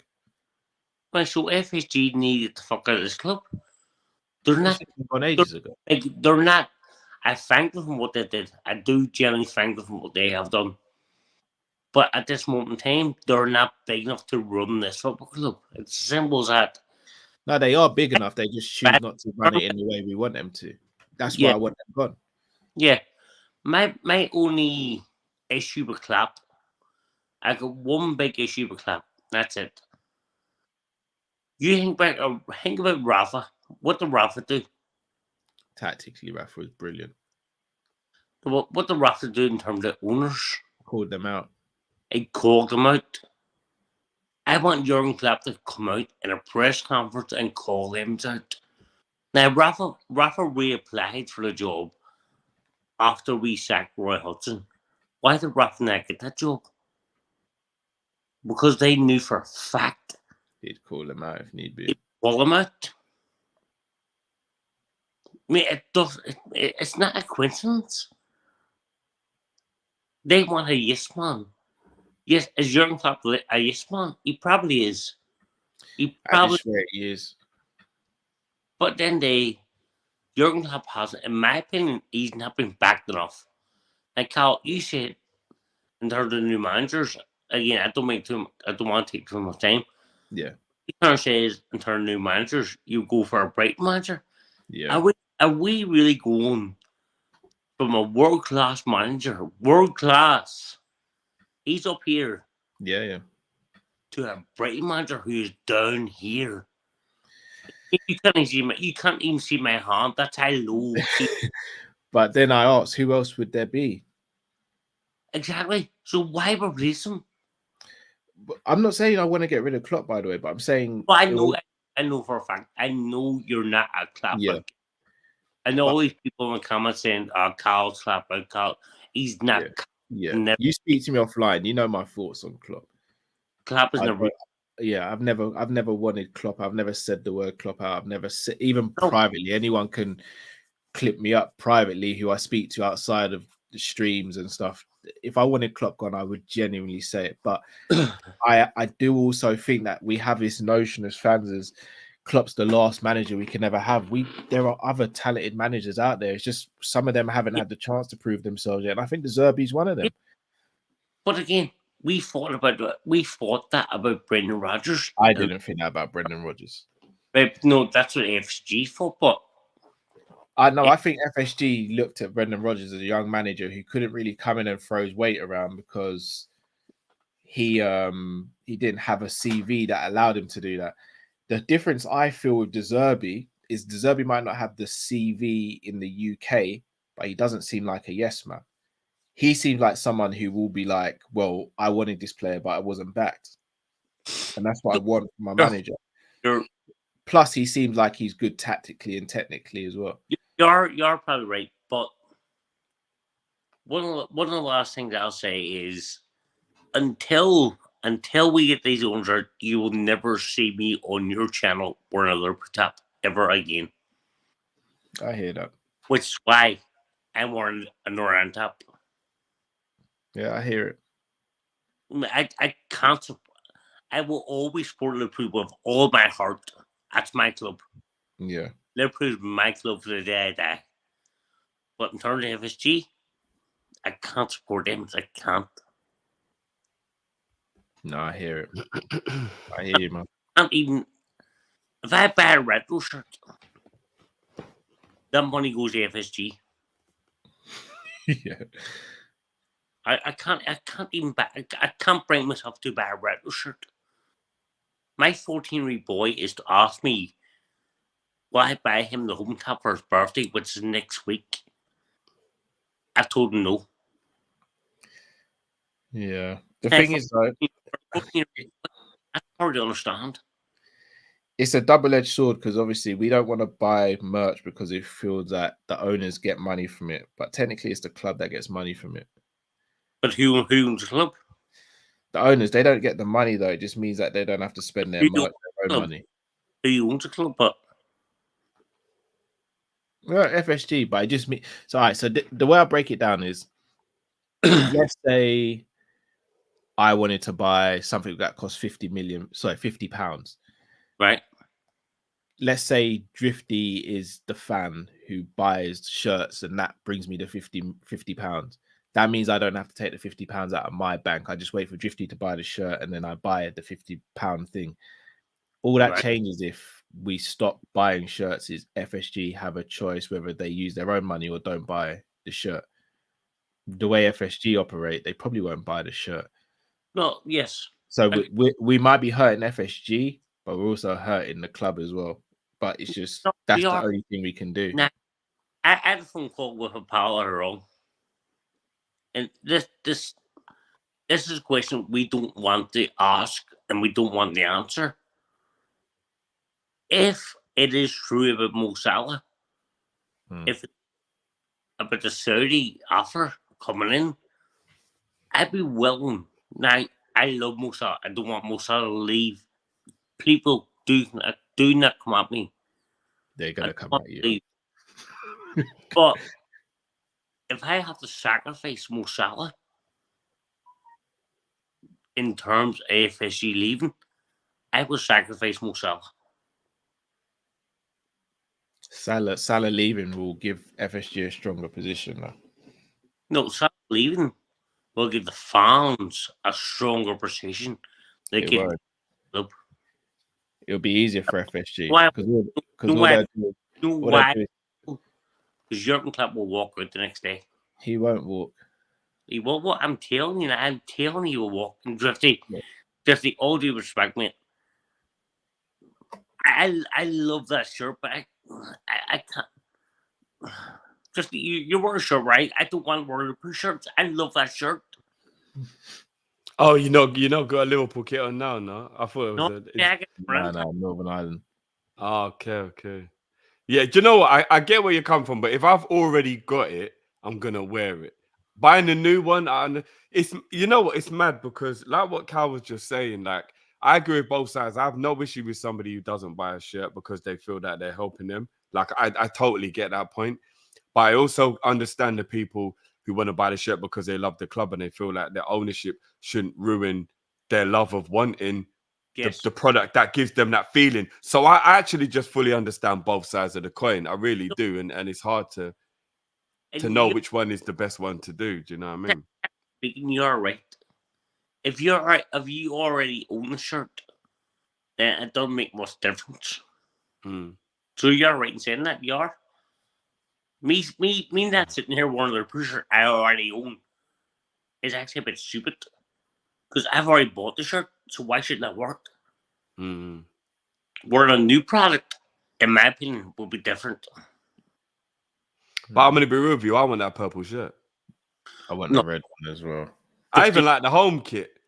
Fifty, you do not know how much I want that purple top. That purple top is gorgeous, man. 50. And Endo even looked great in it. When Endo did that, when Endo signed it, I had that picture of Ed, I was like, he's in the purple shirt. I was just like, no, like, you know me and Cal. I'm fighting against myself not to buy the purple shirt. I really like the home kit and the purple shirt. We come on and a purple shirt was leaked. Cal was on purple rain. You know, I'm gonna throw a curveball in there, guys. Ali's goalie kit. Oh, fuck, Ali's goalie top. Told me you don't want Ali's goalie top. I want that shirt. I'm not gonna lie, Nike have done us beautifully this season. I have got no qualms with Nike this season. Nike have been slightly underrated with their kits from the beginning of the I deal even like the green and white one. I know you lot might not agree, but I even like the green and white one. It's at the bottom of the list, but I still think it's a nice top. I generally believe this season is Nike's best ever season in terms of making kits. Yeah, I agree with that. Possibly the one season where I don't want to buy a Liverpool shirt. Yeah, Bastards did me dirty. Bastards did me dirty, just like you did, Drifty. Drifty, don't think I forget about that one. I know you ain't gonna forget that. No, I'm wrong. But anyway, big up, guys. We're back. Big up to you, bro. Yeah, big up, bro. And hope you recover as well, man. Yeah, get better as well, bro. Get better soon. No, of course. But I do hope the fans are all well, hope the kids are all well, everything else. All good. Yeah, all good. I want to say one last thing, right? It's nothing to do with Liverpool. Right. Today's a weird day for me. But what I want to say is, until then, Man U are still fucking shit. They're still dog fucking shit. I'll agree with that. That's a good way to end. Perfect way to end it. Oh, I'm wrong. I'm not wrong, am I? You're not, no. But anyway, big up, guys. Respect. John, no, big up yourself, as well, bro. G. Big up yourself, man. Big up, G. Big up to John. Right, people. 2 more callers. If you haven't already, please do smash that like button. Right. Yeah, this one's going to be a good one. This one's going to be a good one. And I don't know if he's ready or not. He's ready. You ready, Uncle?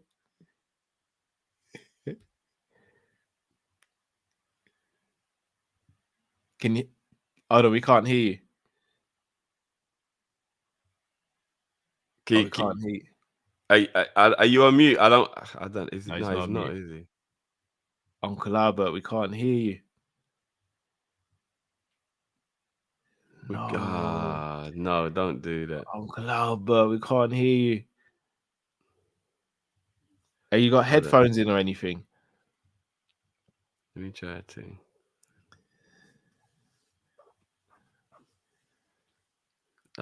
No, we can't hear you. Man. Are you connected Bluetooth? Is something connected to the Bluetooth or something? Can't hear a word, Uncle.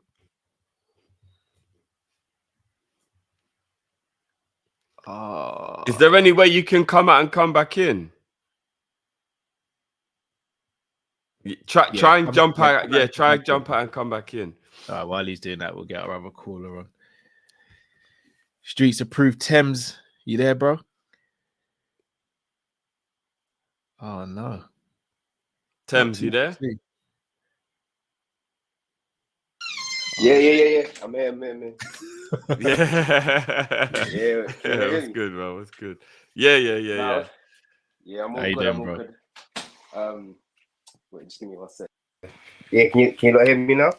Yeah, we hear you, bro. Yeah, we can hear you, bro. We can hear you. Alright, cool. Yeah, I thought I wasn't gonna get on. I'll be honest. I was busy playing FIFA, but yeah, since I put it on, I don't know, guys. It's a bit it's a weird feeling when I listen to the press conference that Klopp had. It's it seems very, very familiar. Like the tone that he was speaking in, the words that he decided to use. To me, this is my thing. Yeah, this is how I felt today after listening to everything, and I think I've kind of felt like this for a while. But the way I'm feeling now, this season is the be all and end all for me. Like this season for me will provide all the answers, and I'm not even just talking about Klopp or obviously no FSG. I've knew already what was going on with that, but for me, this is it for Klopp, for some of the players that we have, Linda's everything. For me, this season will have this is the answer now. This is, you know, in the Bible there's the last book is called Revelation. For me, this is the revelation of this entire club, because we're a circus right now. The lack of planning, everything that's going on for me, it's actually quite embarrassing. And obviously we've all spoken about how we're a very big club, or this, that, and the other. A club the size of Liverpool should have 3 candidates lined up for when Salah leaves. There should be right now. There should be a black book with potential candidates from South America, Europe, wherever. Just the names, and they should all be around the ages of let's say 19 to 24, something around there. And there should be viable, realistic. You know, they don't have to be flashy or anything, but there should be a backup for each position. People talk about Brighton. I'll be honest. I don't actually think De Zerbi's doing anything. I think De Zerbi's come into a system that's well functioned, and he just slots in and he just does his thing. Because if you look at Potter in Chelsea, right, or when he was at Chelsea, for me, I feel like that was more of a true reflection on Potter than it was on. Because I feel like any manager can go to Brighton and flourish. Like, in my opinion, I don't actually think it's the manager themselves that I just think Brighton are so well run. I think their owners, down to, you know, the recruitment, everything, it's just so well. It's a well-oiled machine. I feel like anyone can go in there, focus on the coaching, do what they need to do. But now, you know, at Liverpool, you've got Klopp doing coaching, recruitment, all these other things. There's so much going on, and it's a mess. So that's what I wanted to say on that. I know I've really kind of gone over my time, but cool. I wanted to mention. Listen, this Konate injury for me, a blind man could have seen this from a mile away. And I'll be honest, the way I'm feeling about it, everyone knew this was most likely going to happen. And for me, it just goes back to the lack of planning. And yeah, there's serious issues with how we intend to move forward, and the progression of the squad. City lost Mahrez, Laporte, and Gundogan, and they effectively replaced each position with Doku, what's his name from Chelsea, Kovacic, and Garbador, and they're gonna bring in Mateus Nunes for good measure. Just you know, all right, cool. Kovacic, he's getting on a bit. Let's just get someone in younger. That is how you effectively replace and replenish.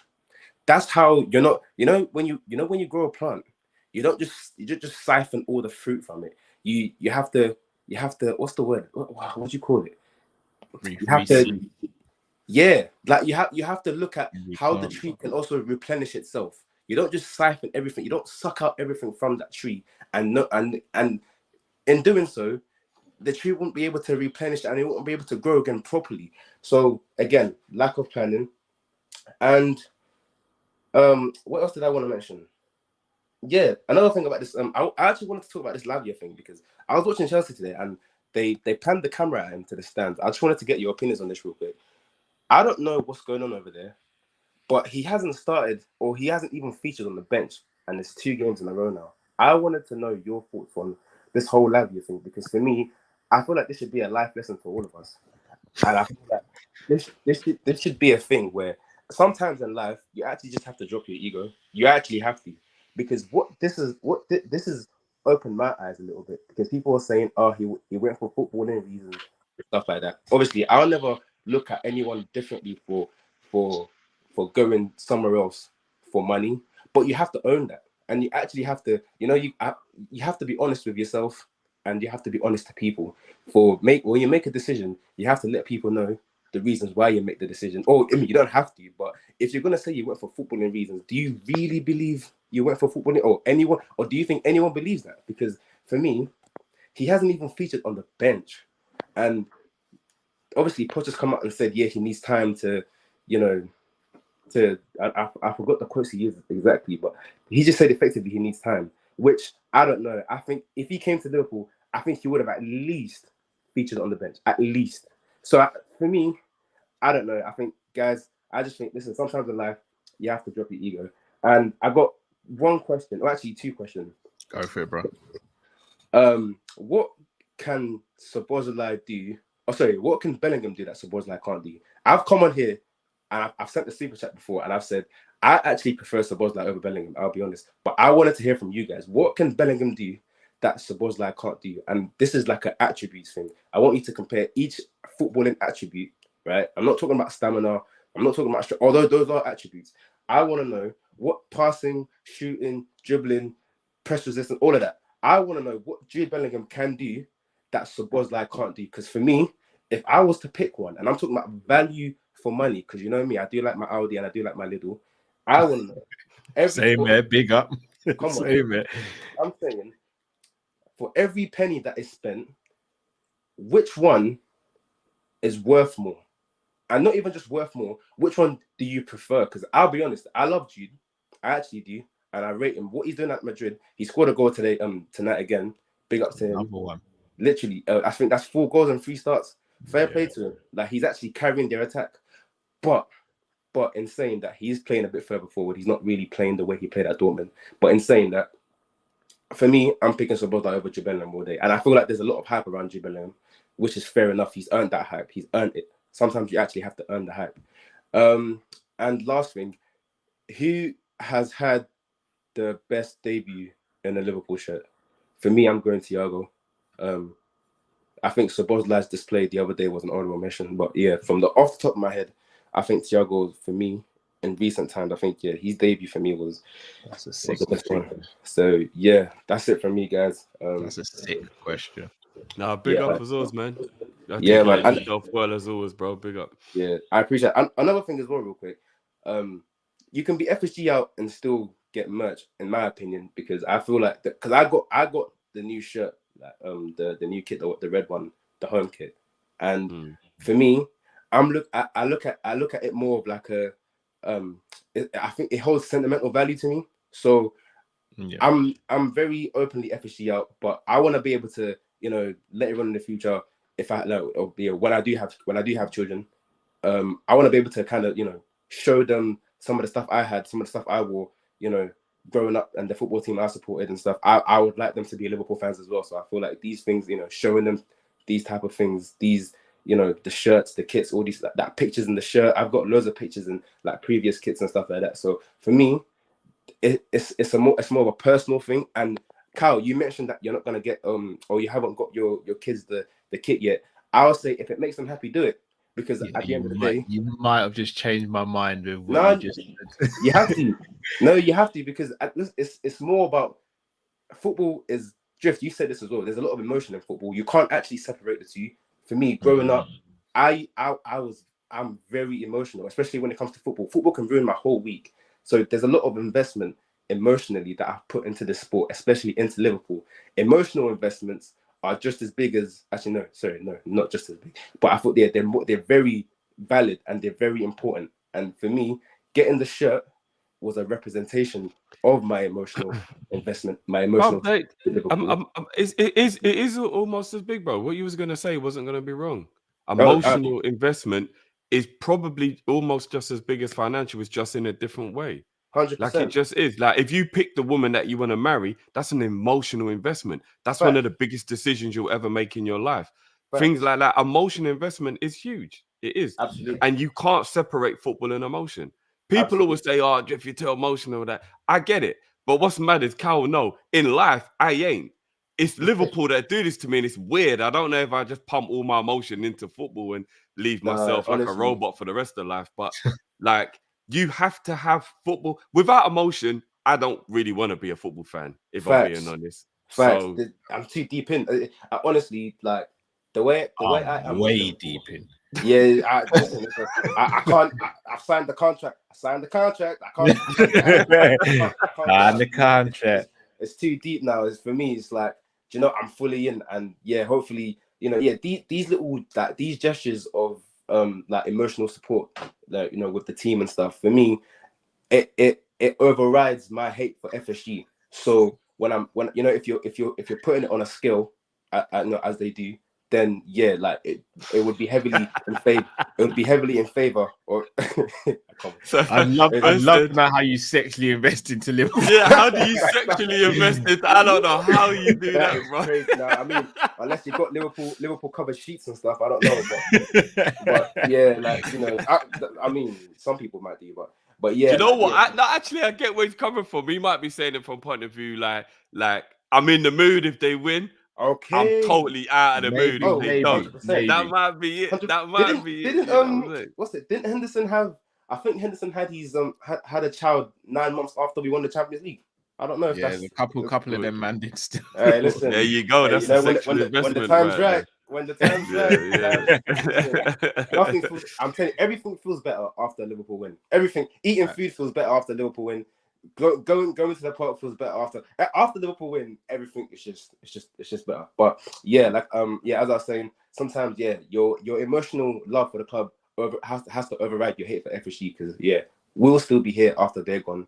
So you know, there's no point cutting our nose to spite our face. You know, there's no point, you know, us, you know, living in disappointment just to kind of make them feel bad.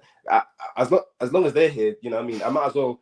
Like, I don't know, like I still got to get mine. Do you know what I mean? Like I got to leave with something, right? You know what I'm saying?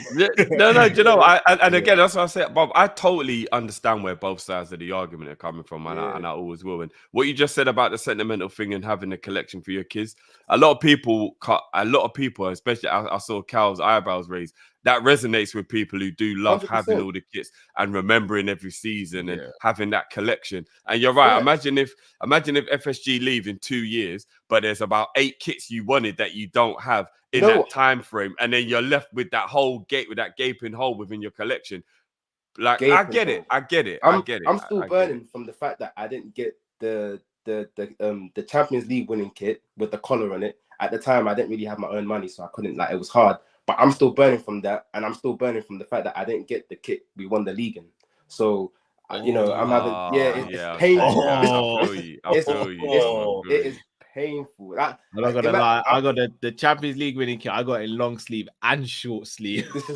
This is don't rub it in, mate. Literally, it's all right. Then. No, man. I'm gonna find out. There's kits that I haven't got in my collection. Like, I still wish I had. I haven't got the white colour kit when we got to the final, but we lost. That is a beautiful kit. I'm so annoyed. Which one's that one? You know the 17, no, the 16-17 kit when we got to the final, but we didn't win. Oh no, 17-18. 17-18, yeah. The one that looks similar to kind of this. Coutinho was in that kit. Yeah, Salah's first season. I haven't got Salah's first season. That kit there is the one. Yeah, like it burns me. I don't have that. I think Trent scored a free kick in that kit. In the Champions League, I think. Yeah, that kit's special for me because that's the kit. That was the first kit after me and the missus got married, and someone as a gift got me and her matching shirts with Mr. and Mrs. Sanderson on the back. That's beautiful, man. Wicked. Yeah, that's what it's about. See, that's beautiful, man. That's beautiful. I wish someone got me, and anyway, yeah. when the time comes, but yeah, I think I'm gonna leave it there. But yeah, 2 questions. What's Jude Bellingham better than Szoboszlai at, and who's had the best debut in a Liverpool shirt? I think for me, I'm giving that to Thiago. There might be a few others, but from what I remember, his debut against Chelsea and the passing and all that, like, and you know what's annoying me as well? I don't see Thiago make those passes anymore. You know, I think I don't know. There might be. Yeah, man. I was watching a compilation that Thiago and when the year Bayern Munich won the Champions League, I watched a comp of him recently and I said, is this the same Thiago that we got? Because it just kind of seems like, I don't know, it's a bit different. I don't know. Anyways, guys, yeah, I'll leave that with these lots, and yeah, man. Hopefully next month I'll call it again. Yeah, man. Big up, man. Brilliant call, man. Big up yourself, G. I appreciate it. Big Love up, you, man. man. Big up, man. Yeah, man. Love G. Big up. Love it. Can I speak on the Lavia thing first? I might be wrong. Yeah, go on. I think the reason Lavia is actually not getting on the bench at the moment is purely for the fact that I don't think he had a much of a pre-season. And Poch is very, very strong on the whole, being fit enough to be on the bench and all that. So I think it's actually more of a protection, because if he was on the bench and then wasn't being brought on, I think that would cause more controversy than him not being on the bench at all.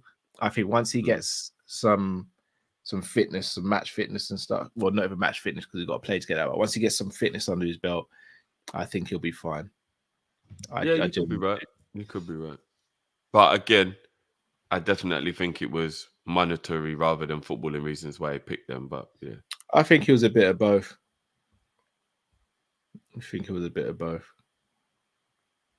Can't hate on the kid. We messed him about, man.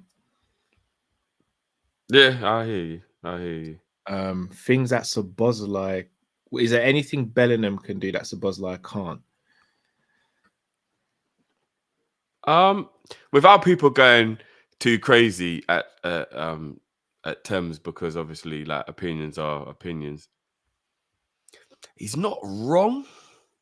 Like, it's weird. It's like the mind goes, nah, of course Bellingham's got to be better, because it's like we're almost trained into that train of thought now. But like, if you deep it, like Tem said, and you really go through and you think, like, you got all these attributes. So you got like headering, stamina, pace, passing, intelligence, like all the things that like make a footballer, shooting, all the things that you add them all up and then make a footballer. It's very hard to say Bellingham's better than Szoboszlai at many of them. But yeah, I don't know. It's a difficult one, isn't it? That is quite a difficult one still. I think it's weird me saying this because Bellingham's younger. I think Bellingham's slightly more refined, and I think he might be slightly better defensively.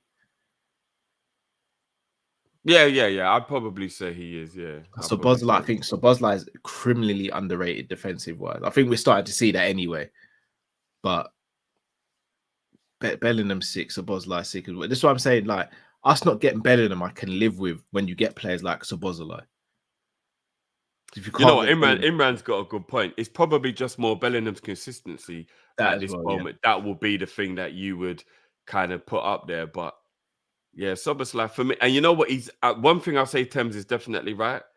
Szoboszlai is definitely the one I would have signed, even without that, like, even in hindsight, without hindsight, whatever. If you're basing it on price, 65 million for Szoboszlai is way better value for money than 115 mil for Bellingham, in my opinion. Bellingham didn't cost 115. Bellingham cost. Well, if everyone keeps on putting the add-ons onto Núñez, I'm gonna put the add-ons onto Bellingham. No, apparently Bellingham's 88 all in. It's just no. Well, again, no, his wages are just mad. His wages are like 350 or 400k.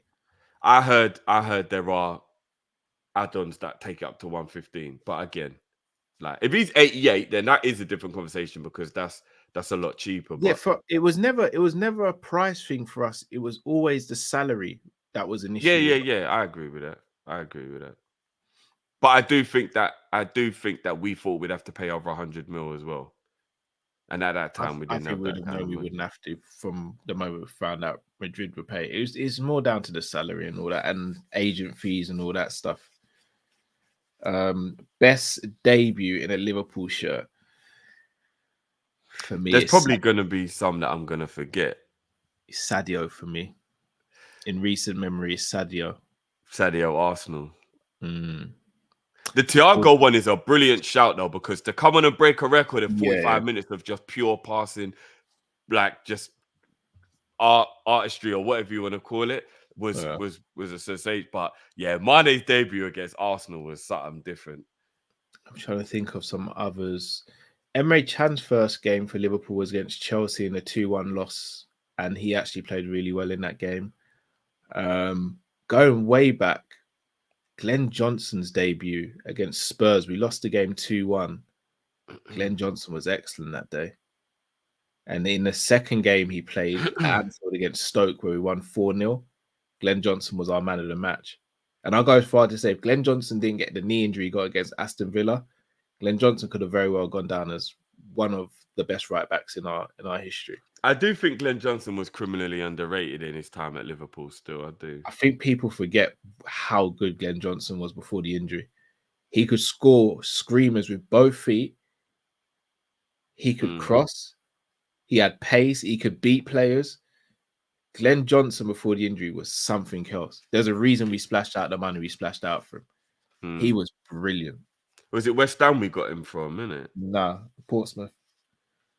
Oh, yeah. Nah, he was good, man.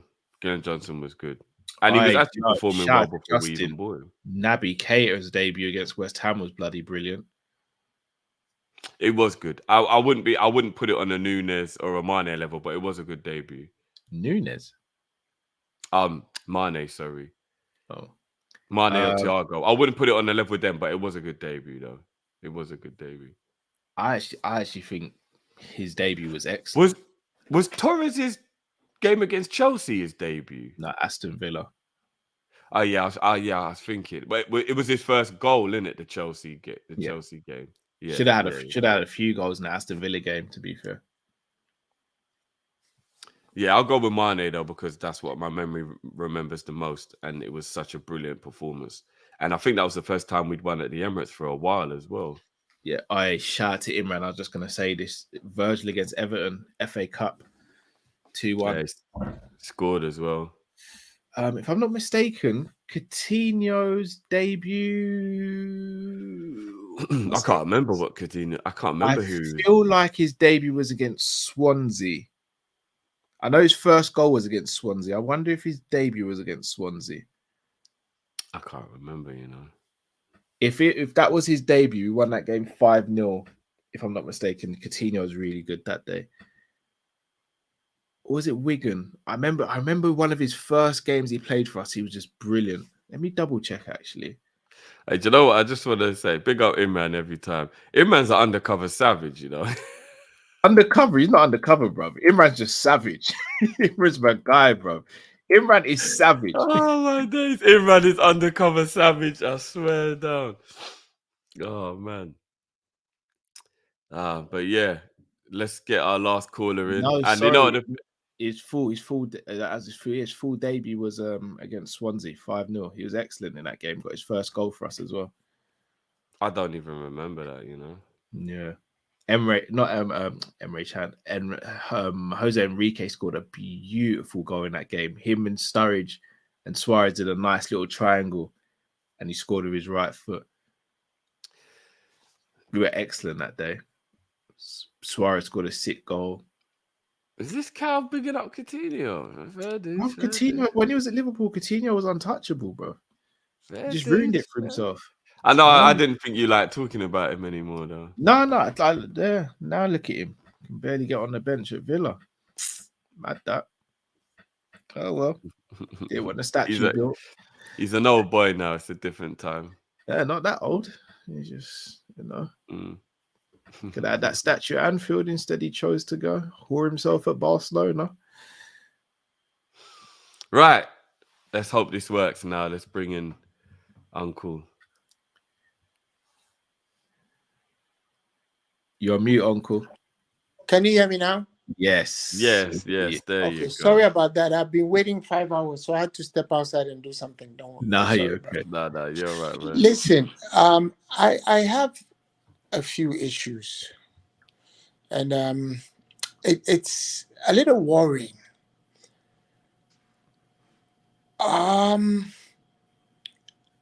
Who signed Endo? Was it FSG or was it Klopp? It's the Klopp. It was Klopp and Schmacker. So why are we pretending like we don't know who signed Endo? Do FSG know the difference between Dua Lipa and Endo? Do they know? Do you know the difference between Dua Lipa and Endo? Yes. Right? Drifty, you see, we are trying to make sense of this signing, and I get it. But if we keep saying the line that Klopp wanted leadership in the dressing room, I mean, if a combination of the Dutch captain, the Scottish captain, the Egyptian captain, among others, the Hungarian captain, cannot provide leadership in our dressing room. Now we have to go and get Mr. Miyagi to come and do wax on, wax off. Is that how we are? Is that how we are rationalizing Endo? I don't have any problem with the player. He may be the best thing since sliced bread. Yeah. Okay, good. But let's in director who is simply an appendage for his wishes. That will end up being a problem for us one day. And I'm not going to sugarcoat it. Let's hope we go to Newcastle and do well. Because it's important that the team does well. Let's hope Endo is what they say he is. That he's Mr. Miyagi and he's going to teach the karate kids how to play. That's okay if it works. But nobody should try to tell us that, Endo was on my list. No, Klopp, he wasn't on your list. That's a fucking lie. Because if Endo was on your list, it has taken you since 1st July to now to buy Endo for £16 million. If Endo was on your list, you tried to buy Caicedo for £110 million. Now you've bought Endo. You have more than enough change to get a Big Mac on the way home. So where are the other players we need? Drifty and Carl, tell me that you didn't know that by the 5th game, Konate would have been injured. Tell me you didn't know. Tell me this is news to you that Konate was going to pull something. Tell me you didn't know. Just tell me you didn't know. So how is anybody trying to rationalize all this? We've been linked with everybody from Hansel and Gretel, Aesop's fables. We've been linked with Little Red Riding Hood, her grandma, Cinderella, Snow White, the fucking dwarfs. We've been linked with Jack the Beanstalk, the giant, the beans, and the fucking stairway to heaven. We've been linked with everybody. What the fuck is going on with Liverpool? What is this? And people are trying to rationalize it. And some of you actually think that if Klopp leaves, we won't get a manager. At this level, we can tell the boys to go and play what they know. No manager. Go and play what you know. Get on the pitch. Just go and play what you know. Because Liverpool is the only team where the assistant manager holds an interview in a podcast and tells us that the tactics we are playing are mine. And I have bet my year's salary that the tactics will work. And he's still at post. Do you think that Pep's assistant can do such a thing and be there? You think Alex Ferguson's assistant can do such a thing and be there? You think when Arsene Wenger was the coach, did you know who his manager was? Who his second in command was? Did you know? Do you know who Pep's second in command was? All the coaches under Pep keep leaving and going to manage teams, and they say he's their second in assistant. Have you ever heard anybody giving an interview at Manchester City and saying that he is responsible for tactics? So are you surprised we are where we are? Are you surprised? We have a manager, an assistant manager who is a manager in waiting, who is clearly signaling that when Klopp leaves, he's going to take over. And he's still there. Right? So are you surprised? This morning, I woke up, and those of us on this side of the pond, we wake up later than you. Every morning you wake up, you hear something. This morning I woke up and we were linked. We're going to buy Mats Weaver. Do you know Mats Weaver? Have you heard of him? No. So in our midfield, apparently he said this is a DM for Is it final? For final. Yeah. And the apologists are saying he's a very good player. Okay, I checked his profile. He's played 65 matches in 5 seasons. That's a great player who should come to Liverpool and come and play in the DM. So now we have Endo and Wifa, right? Sounds like a musical group, right? Simon and Garfunkel, like a bridge over troubled water, right? I will lay me down. You know, there's a serious problem in Liverpool, and people need to sit up, right? Every time we make excuses for Klopp. Tell me how you go and sign a 30-year-old player for a team that is serially relegation threatened, and you come and tell us that he was on your list. At least be honest. Tell us it was an afterthought. Last week, Jurgen Klopp told us that he will sign any player he needs to sign. Money is not an issue. Do you remember? Do you remember he said that in his press conference? Do you watch his press conferences? That's what he said. This week, he says money has always been an issue. And yet, 2 weeks ago, we were threatening to sign a player in a British record. And money is still an issue. I mean, listen, I don't mind if money is an issue. But hey, West Ham have employed a director of football who has made clear to the coach that you are not going to get just the players you want. We are going to have a discussion. Mm-hmm. So what have they done? They've signed Mohamed Kudus. They've signed Edson Alvarez. They have signed James Ward-Prowse, right? And this, for good measure, they've signed somebody from Stuttgart, because Stuttgart FC seems to be the bordello. It's the Soho. Everybody goes and gets their dollies, right? So they've signed Mavropoulos from there.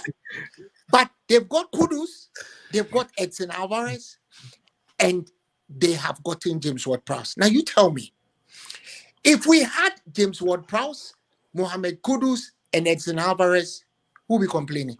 Because Edson Alvarez can play as a centre-back, he can play as a defensive midfielder, he can play as a full-back on either side. Who will be complaining? Who will be complaining? And you tell me that we followed Mohamed Kudus for 2 years. We even sent Barry Hunter to the World Cup. I'm Ghanaian, I know a lot of people in the Ghanaian team. They were scouting Kudus. Right from the moment he came to score that goal at Anfield. He's gone to West Ham for 35 million pounds. Are we saying that we wouldn't have had enough money from the Caicedo money to buy a player like Mohamed Kudus, knowing very well that Salah is about to leave? And Salah will leave. Give Salah 1 year from now, he will go. Because he will be stupid not to take that £2 million a week. He will be so damn stupid. And if I were his wife, I will fucking kick him out of the bed. Go and collect the fucking bag and come back, you fucking idiot. What's patriotism? What's club legend? What has club legend got to do with the cash that you're going to collect? You know that's what happened to Henderson. You know that's what happened to Stevie Gerrard. Came back, I'm a patriot. Oh, I can't do this. And then the wives were like, get the fuck out of my bed and come back, you fucking idiot. Right? If we want to keep lying to ourselves, let's keep lying to ourselves. But I say to you, honestly and sincerely, that we go into the Newcastle match. We are not favorites, because we are going to play Tonali. We are going to play Bruno Guimaraes, who, in my opinion, is only second to Rodri when it comes to DMs. We are going to play a rejuvenated and resurgent Joe Linton. And then there's Isaac. And if there was a time when your centre-back, probably the best centre-back in the league, should not be injured, it's now. Going to play Isaac. Because we don't want Van Dijk doing the little twirly and the little twerky when somebody's taking a shot and he goes through his legs. We need our boy Konate fit and able to chase down Isaac, right? But this is where we are because we haven't planned. You fail to plan, you plan to fail. Or however they say it, you plan to fail, you fail to plan, whatever. So how many of you are on pressure medication? Get your pressure medication, put it by your side. Get some nice, long, strong 4-ply Andrex toilet roll whilst you are there because you might need it. Right? Because you have a choice of poisons. Joe Matip or Gomez protecting the flank when Trent decides to go walk about. So if it's not a nightmare enough for you that I've painted, wait, like the song goes, if you think you're lonely now, wait until tonight. Right? If you think you're lonely now, wait until tonight. Right? Somebody should tell Bruno da Cruz is not the only one who can sing. So, look,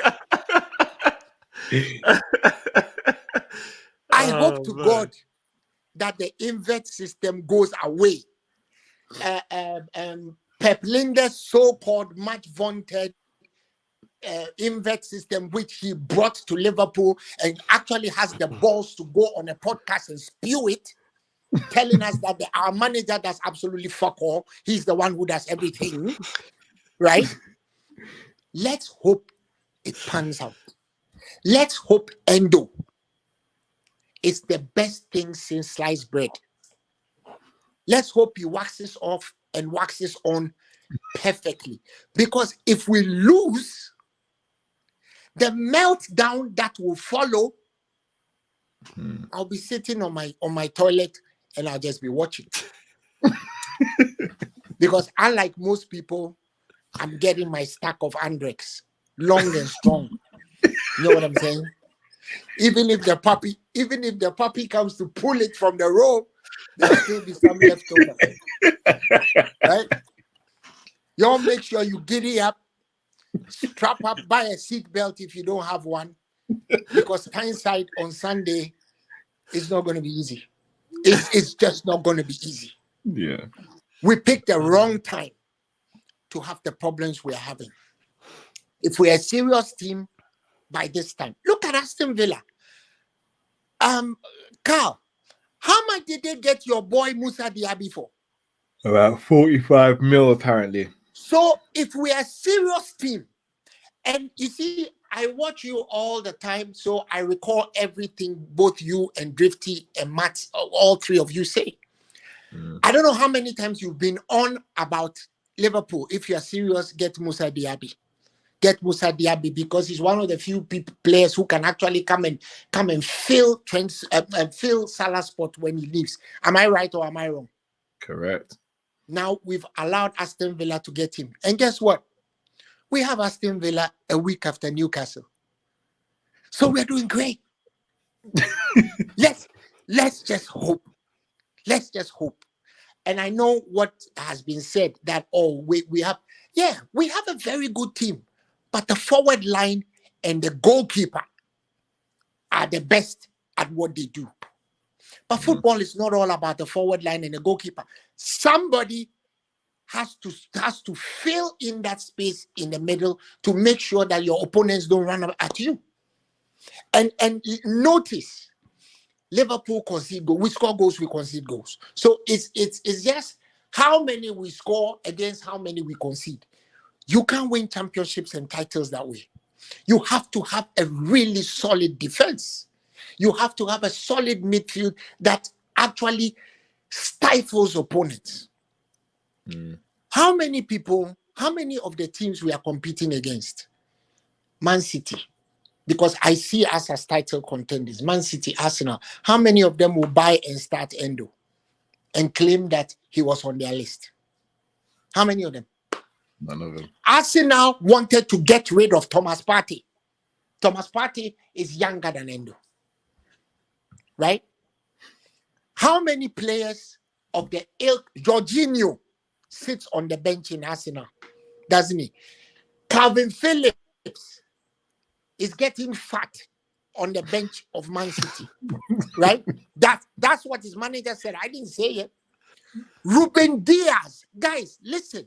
Ruben Diaz is not starting for Man City. Ruben fucking Diaz doesn't start for Man City. When they won the triple, what did they do? They got Guardiola.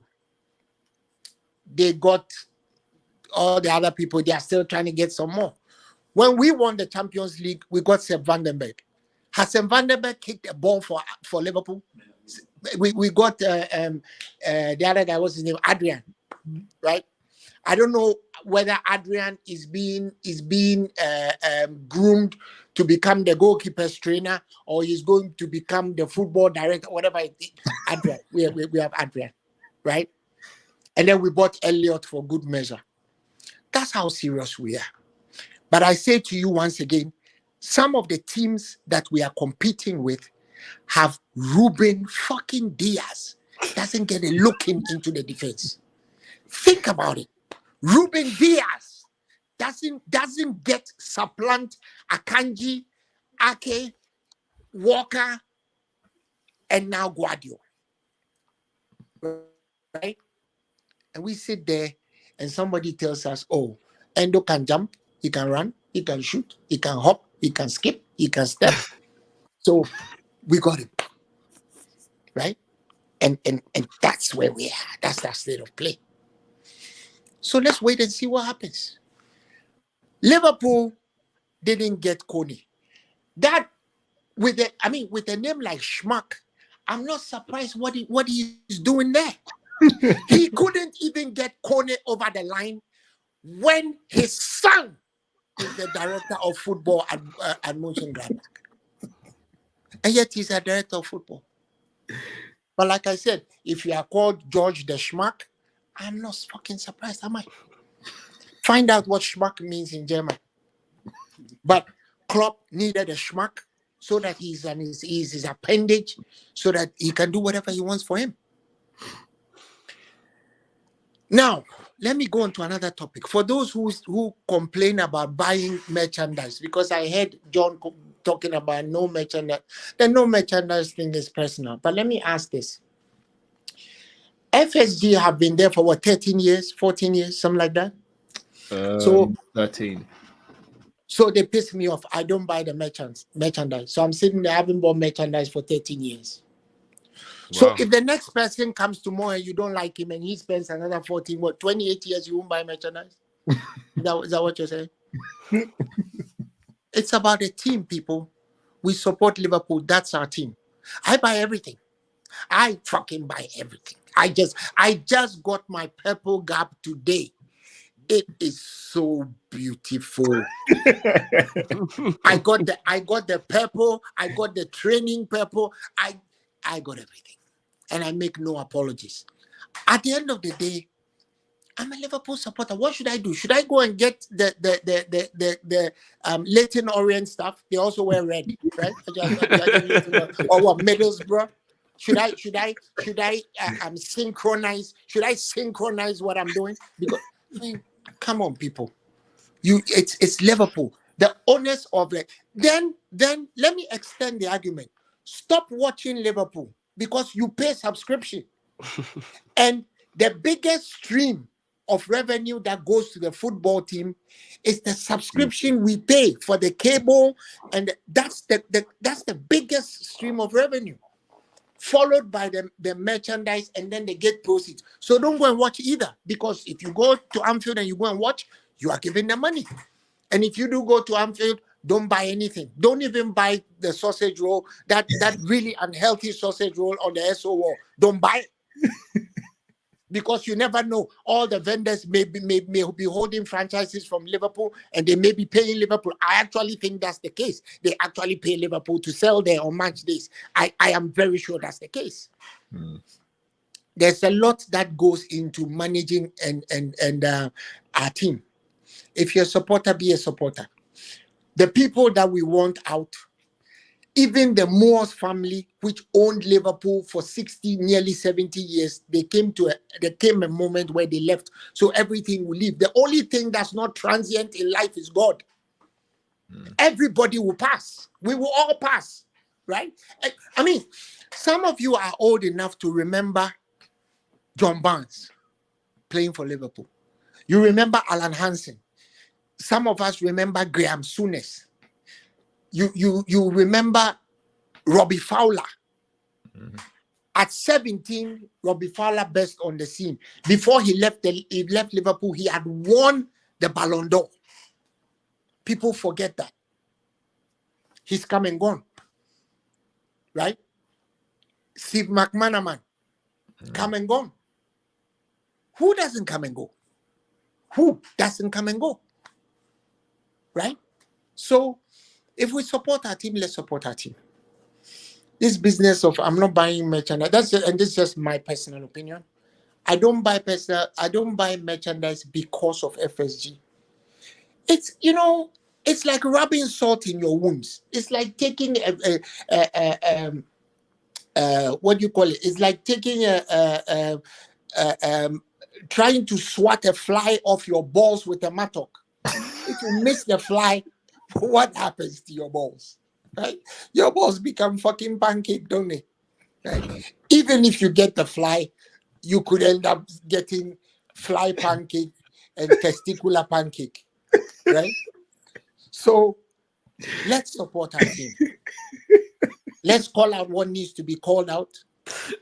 But Liverpool, our team, the goodwill of Liverpool has not done anything to you. So, guys, I leave you with peace. I leave you with the love of God. I leave you with the spirit of Anfield. Let's just go to Newcastle and come back with the 3 points. Because if we don't, I will predict that ice cream in a furnace will not even melt as much as that meltdown will be. And you will tell me I told you so. On that note, it's always an You're absolute a pleasure. legend. Oh man, dude. On that note, any questions? We just got to make sure we see you on Sunday when we're doing the watch along. I'm always there. Even if I don't contribute, I'm always there. I always listen. I'm always there. I am always there. I am unemployed and unemployable. So I'm always there. I always listen. So you see, and then another thing, the last thing, and I'm going to play a hometown game. I don't like the comparison between what's his face, Ribery, and Mane, right? No comparison. I'm playing a hometown game. Mane he's just messed himself up. If he had had the presence of mind to stick with Liverpool, I mean, you came second in the Ballon d'Or stakes. What's better than he was the second best player last year, right? And you decided to give it all for 30 shekels of silver. So you became Judas Iscariot, and we know what happened to Judas. Now you've found yourself playing a pensioners league like my Sunday league, in which I score all the goals because in the land of cripples, the one-legged man is the best goal scorer, right? I score about 10 goals every now and then, every day, because all the people I play with have pot bellies. Half of them are in wheelchairs. The rest of them only come out and kick a ball when it's gone over the touchline. So what I'm simply saying is that Mane has done it to himself, and we've missed him, right? Everybody knows we've missed him, and he's missed us. So it's a mutually assured destruction. But hey, guys, let's go out there and do it on Sunday. Right. I want to see that win on Sunday. because my cousin is sitting by me. He's laughing that I said we'll go to Newcastle and win. But stranger things have happened. We will go there and go and win. Don't you guys think we'll win? And no hat trick. Did he just say endo hat trick? Is that what? Yeah, he says endo hat trick. Oh, but guess what team he supports? Guess what team he supports? I bet it's Arsenal. No. He supports the seven hag team. And I was gonna say Man United, you know. I've told him that with the current team they have, if they bring it to Anfield on December 16, the 7 will become 9. And that's a firm promise I'm giving him. We can loan you guys money. No money. Did you hear what he said? He said we should come. He said we should come for McTominay. No, we'll take Endo like that, please. Guys, it's been a pleasure, man. I waited long, but it's been a pleasure. Love as always. Take care, bro. You See you on Sunday after the match. Are you doing the watch along? Yeah. Let's win that. Let's justify Endo. Otherwise, the meltdown will be supersonic. It'll be like Concorde on flames. Yo, take care, people. Take care, man. Take care. Bye-bye. Oh man, always a pleasure. Legend. Always a pleasure. Absolute legend. Right, people, let's get these supers read out for you guys. Matt's hairline says, let alone we win the league, they're going to have to evacuate the neighborhood because everyone's going to need a new bed frame. Hashtag Adam 22 is getting it bad, man. Himself, bro.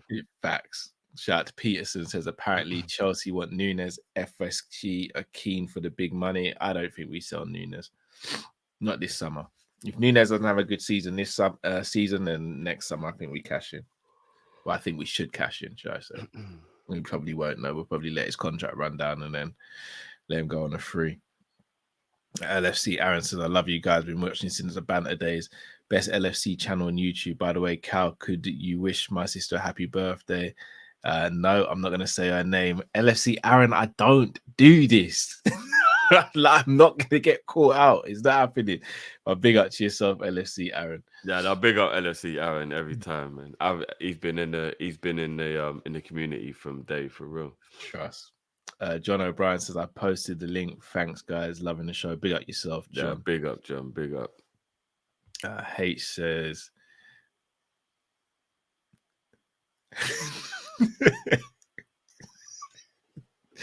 I can't. Cal, I skipped a for that Kaisano stream.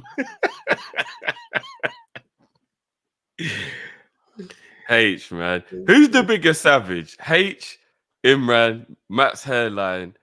Is it still H at the moment? Who is the biggest savage? H, then Imran, then Matt's hairline.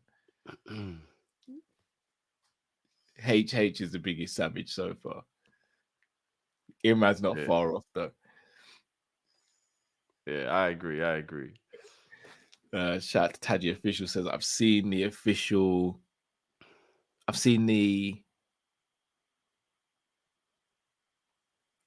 Deal So jersey reveal before. I'm not sure what that is. I'm not sure. Long distance Liverpool says, Cal, if the owners of LFC are not ambitious as you, why would you risk losing Klopp? They will. FSG never bring anything better than Klopp. Getting Klopp was total luck. I don't want to lose Klopp. I'm just saying if he doesn't change his ways. Fakir. He meant Fakir. Fakir. You meant Fakir, yeah. If Klopp's not doing what he should be doing, he's effectively got to go, and we've got to try and bring in a new manager who will potentially work with the regime. The regime has to go first, but as great as Klopp is, if he's not working, if he's not doing what he's meant to be doing, we can't just keep him lingering around either. But the owners are trash. We know the owners are trash. Just haven't been able to get them out of the club. John's just made a very good point. I think a lot of people think that Mane didn't know what people were saying about him, but the players do. He was getting a lot of abuse in the first towards the end of the previous season. So it might have played a part in him thinking, yeah, let me just duck out. He wanted to leave from the season we won the league.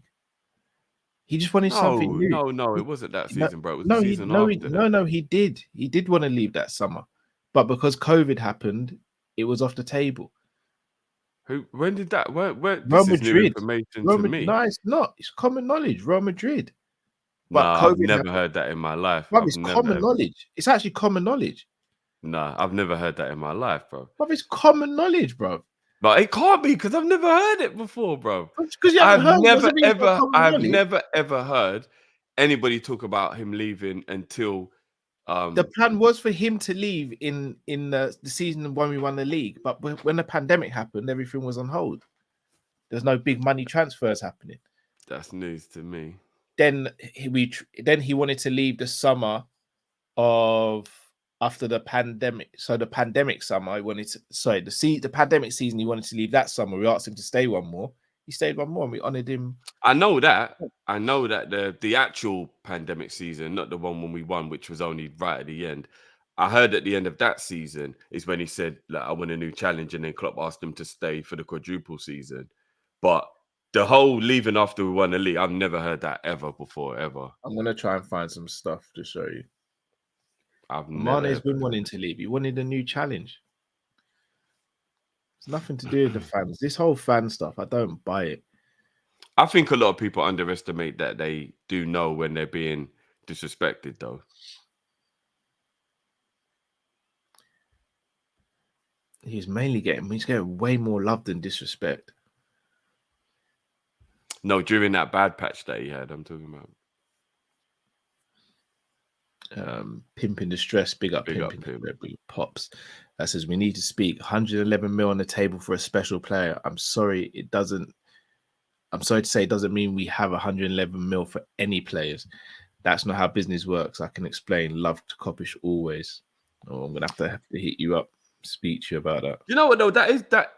I get where Pimp's coming from in that regard. Like, I think I even kind of said something a little bit similar to this. Like, when there's a player who is worth that much and you push the boat out for that player, it's because your feeling is there's an exceptional possibility here that you don't want to miss out on. But he's right in saying that doesn't automatically mean that once you don't get that player, you are willing to spend the exact same money on a couple of other players, but players that you don't find anywhere near as valuable or as good. I get the sentiment behind that. I do as well. But isn't that the management to convince the board and be like, well, we haven't got Caicedo for 111, but you see these two players here, they'll add as much value as he would have added. It is. But this is the same board that even though Klopp told them get me Lavia, didn't think he was worth 50 million. So like, I don't really know. Do you get what I mean? Like, it still doesn't make sense to me, the whole Lavia thing, and it just doesn't make sense. What I will say though, before I forget, because it came to me a bit earlier, what's crazy is, as much as I understand everybody's frustration because I'm right there with you, we were one Caicedo away from everybody thinking we're the shit, let's move, and the whole fan base being over the moon. It's so weird how football, you could be so close yet so far away. Because the way you was getting excited is the way we all felt. And if we'd actually got that over the line, that buzz would still be here, and we would all be feeling the wave of positivity. It's so weird how we so close but so far away. It's mad, isn't it? Sorry, you see Lee's comment. Lee's comment.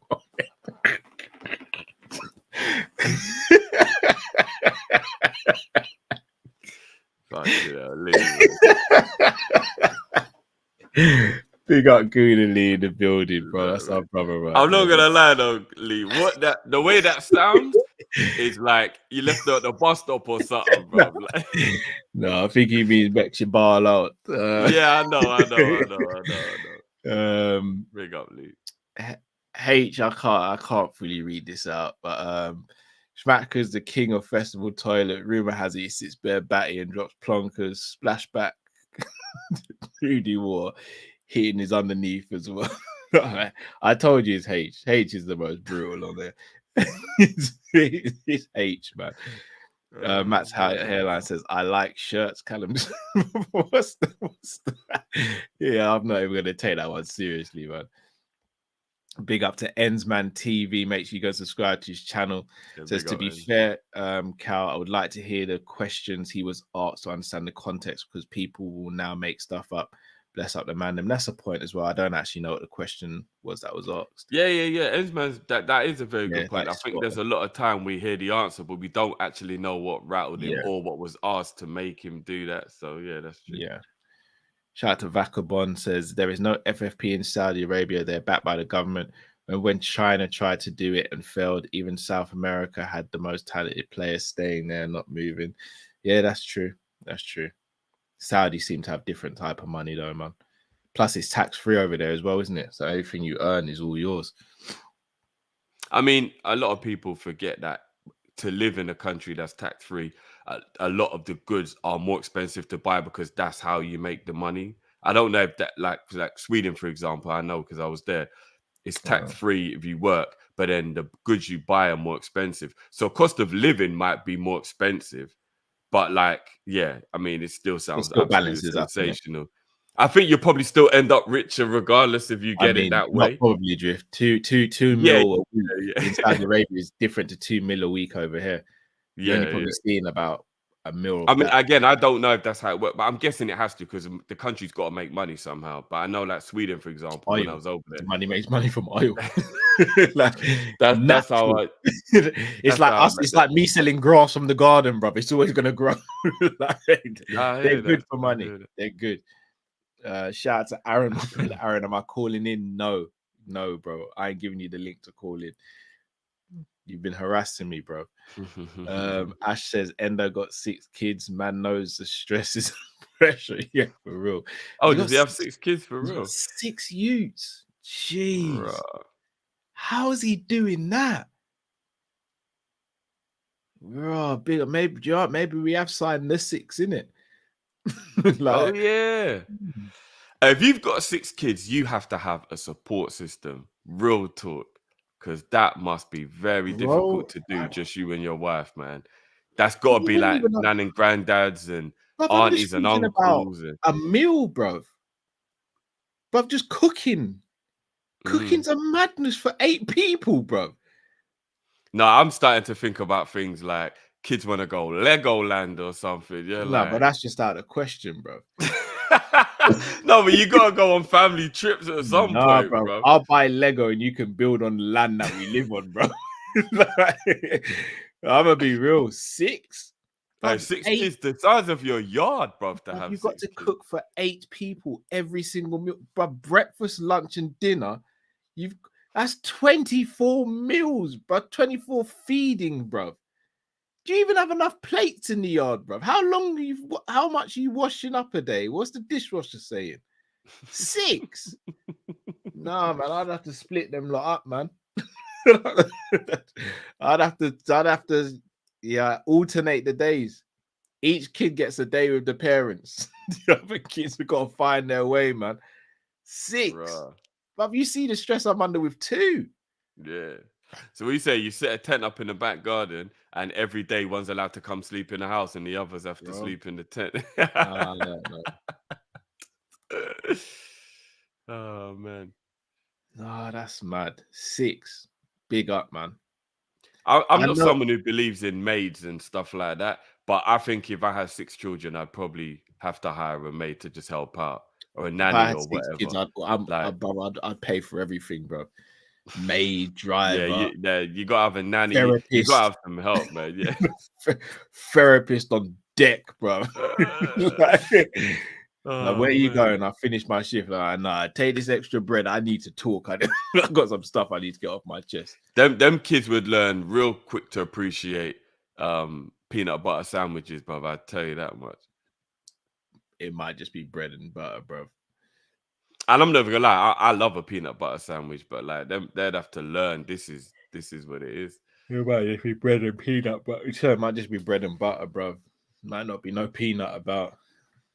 I just realized if you've got 6 kids, Cal, you order a pizza, everybody only gets 1 slice.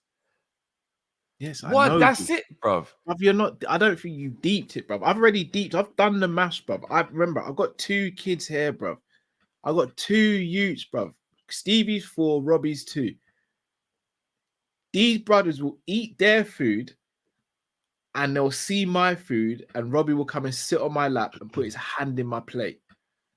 That's just one youth. Do you know what I do now? You know I've got the space in between the kitchen and the downstairs toilet. But sometimes I just lock that little door, bro, and I go and eat there, bro. I stand on my feet and eat like I'm at a christening, bro. Paper plate settings, you know. And bro, I hear them calling me. I hear them calling me sometimes, but I'm like, if I don't eat this or they catch a whiff of what I'm eating, they're gonna eat it, bro. That's mad still. I left a snack on the side, bro. Bro, next thing I just hear the packet going, and Robbie's eating it, bro. Nah, I'm not ever gonna lie. Imran is the biggest savage.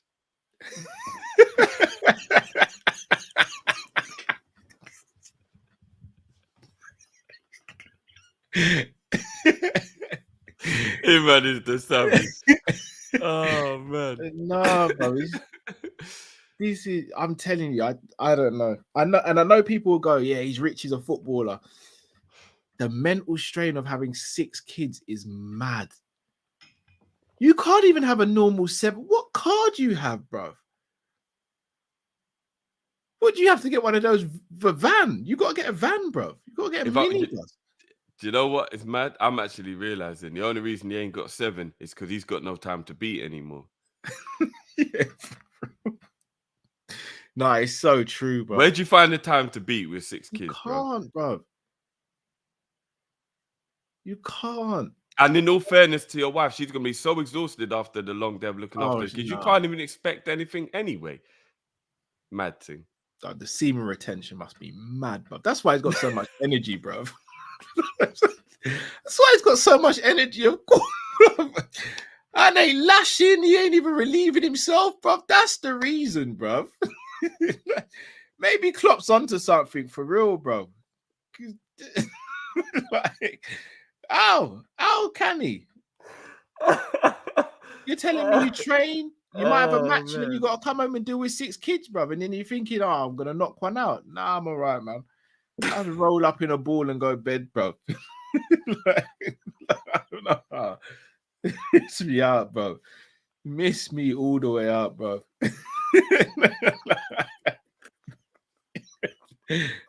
I'm done, bro. What? Oh my god! Playing DM against Man City while they're popping the ball about. Come home, got to deal with the kids, and then the missus tried to put on me. I'll be like, baby, go and chill downstairs or something, man. Get your hand off me, man. Like, you ain't getting none. Yeah, man. I have to treat you like Rodri, man. Move. Come off me, man. I don't care. Don't touch it. Ain't yours. It's mine. Oh, man. Oh, my days. Fucking hell. Mad life to live. 6. You know, John's got a point. The eldest child becomes a nanny. That's a fact. Yeah. Brother, I didn't even tell you what Phoebe said the other day, did I? I can't even remember what we were doing. I think, yeah, the miss was telling me she was driving, but the car, we had the car MOT'd and serviced, so I think they loosened the car seat.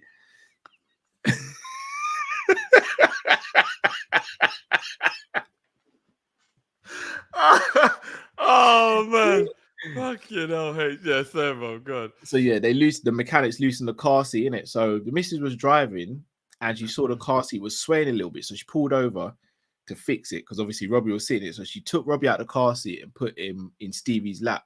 I imagine Stevie's gone, I'm so sick of this baby stuff. I was like, what? He's like, I'm just sick of it. Like, bro, you're 4. I was like, you know how many years you've got left of this? Like, because Robbie pisses him off as well. Robbie just causes trouble, innit? So I'm not gonna lie, Stevie's personality is sensational. I'm not even he's an lie. old man, bro. That's what it is. Yeah. It's because he's an old man. He's an old man in a young person's body.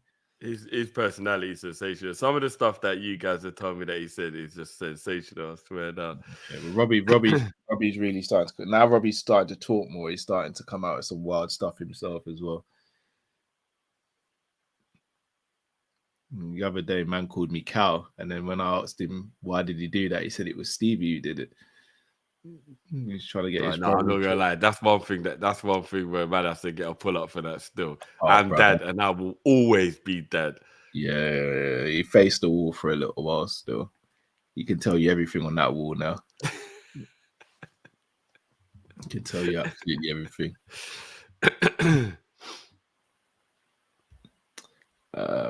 Harry says, so we have 110 mil budget and we can't spend 35 to 40 on Kone, Thuram and Gravenberch. And also centre back, I've noticed this window we only like release clauses because we can't negotiate properly. Facts. Well, Schmacker can't. That's on Schmacker, definitely. Imagine you call your son to broker a deal and your son just airs your calls. Or just doesn't take you seriously. I'm still hoping it's because we know we've always got that ace in the pack. I bet you any money someone else comes in for Kone between now and the end of the window if we ain't careful. Peter says, got one more question. That's, what's the football debate you had and you couldn't believe you were having? For me, it was I had to argue that Bobby was better than Tammy Abraham. Whoever you had that with, you should probably cut off as a friend, bro. It was one we had on air, actually. I think you were saying Traore is more technically gifted than Salah. I said he's got better feet. It was along those lines, yeah. That was a tough one. I mean, if you go back and look at peak Traore, now everyone's going to think about this dead version now, but 25 or 26, but man ain't had a peak yet. Go and look at peak Traore. I don't even know if I still stand on that hill, but Traore is a much better player than people remember. Also, I will say a lot of people are cussing Mateus Nunes. Mateus Nunes might be going Man City. I wonder if he's still rubbish. I don't think anyone thought he was raw.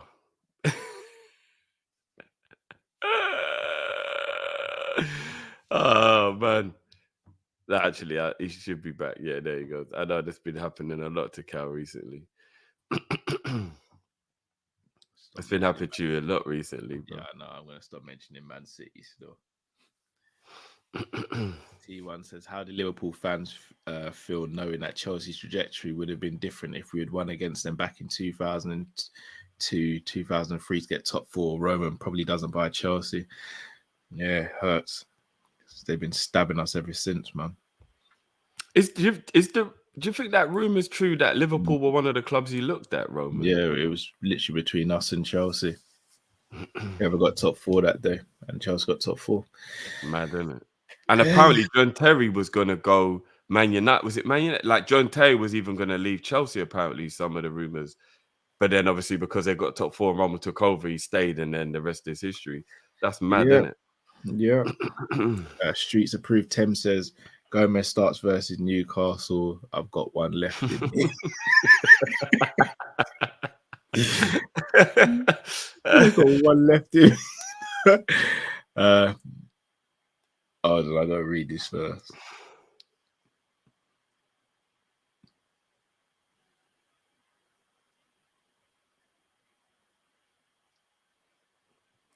Yeah, we can't read that. Yeah, can't read that one, but yes, that is true.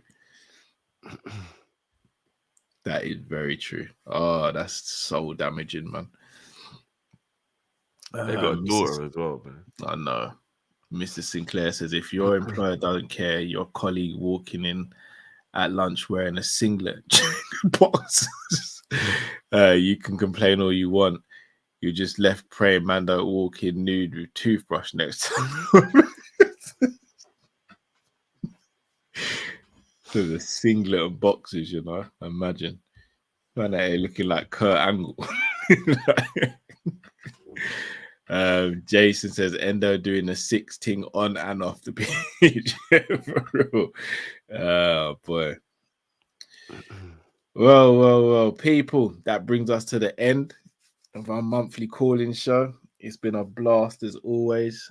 I said this won't be a long one. I didn't want this to be a long one, and you lot dragged me out, man. Yeah, I knew it would be though, because of everything that's happened in the last couple of weeks and everything that probably won't happen in the next week. To be honest, though, even though I'm absolutely exhausted and I'm starving, I love this show, and this was goated. Yeah. Everyone was brilliant today. This was jokes today. All the callers were excellent as well. So yeah, we'll be back. We'll have a Newcastle preview, so make sure you switch on the notification bell for that. And then we will be live on Sunday. Newcastle United versus Liverpool Football Club. Geez, well, it's not that much different where we are. It's 2:30 a.m. in the morning for us.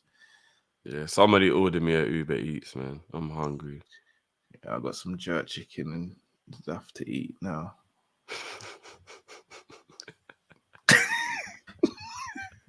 No. Oh, gosh. No. Oh man. I see the way you just let it in that you got some jerk chicken with you. Thanks for that, Cal. I hope you enjoy it, bro. Yeah, I will, bro. I'm not gonna lie. I hope you enjoy it. How's the diet going? Getting there, bro, to be honest. I got a new plug for you. No pun intended. I'm gonna ruin that diet, bro. Oh, don't drift, man. I'm doing so well, bro. Please, bro.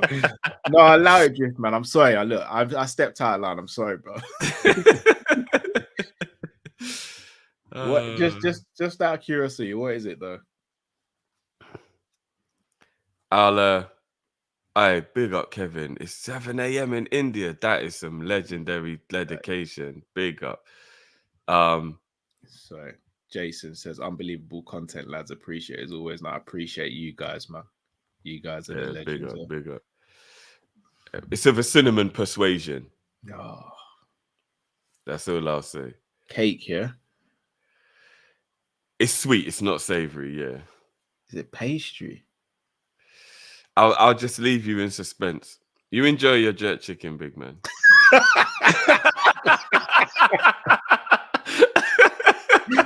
Oh man. Yeah.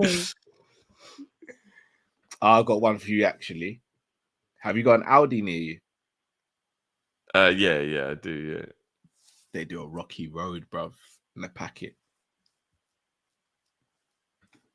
Have I had Rocky Road before? I don't know if I don't know if I've had Rocky Road before. Fire. Is it like a nougat Rocky Road, isn't it? I don't know what it is, brother. Fire. All right. I thought he was on a diet, bro. Yeah, but one cheat day a week, bruv. Okay, fair dues. Fire drifting. Bumbo fire. I'd have to check that out. And you got to put it in the fridge for a little bit. Oh, one of them ones. Not even for long now, maybe half an hour. Gives you that punch, bro. Sensational, bro. I'll definitely check that out. H knows about it as well but the Sainsbury's one. Yeah, Sainsbury's runs up there still. But this you know me already, bro. If you just said Tesco's, it was 24-hour thing, I'd have gone now, bro. Nah, it's only Aldi. Yeah. Only Aldi, but yeah, it's handcrafted as well. So, okay, that extra touch. Yeah, it's got that specialness, man. And people, enough love to you all. As we said, make sure you join us on Sunday for the watch along, and hopefully we get that dub.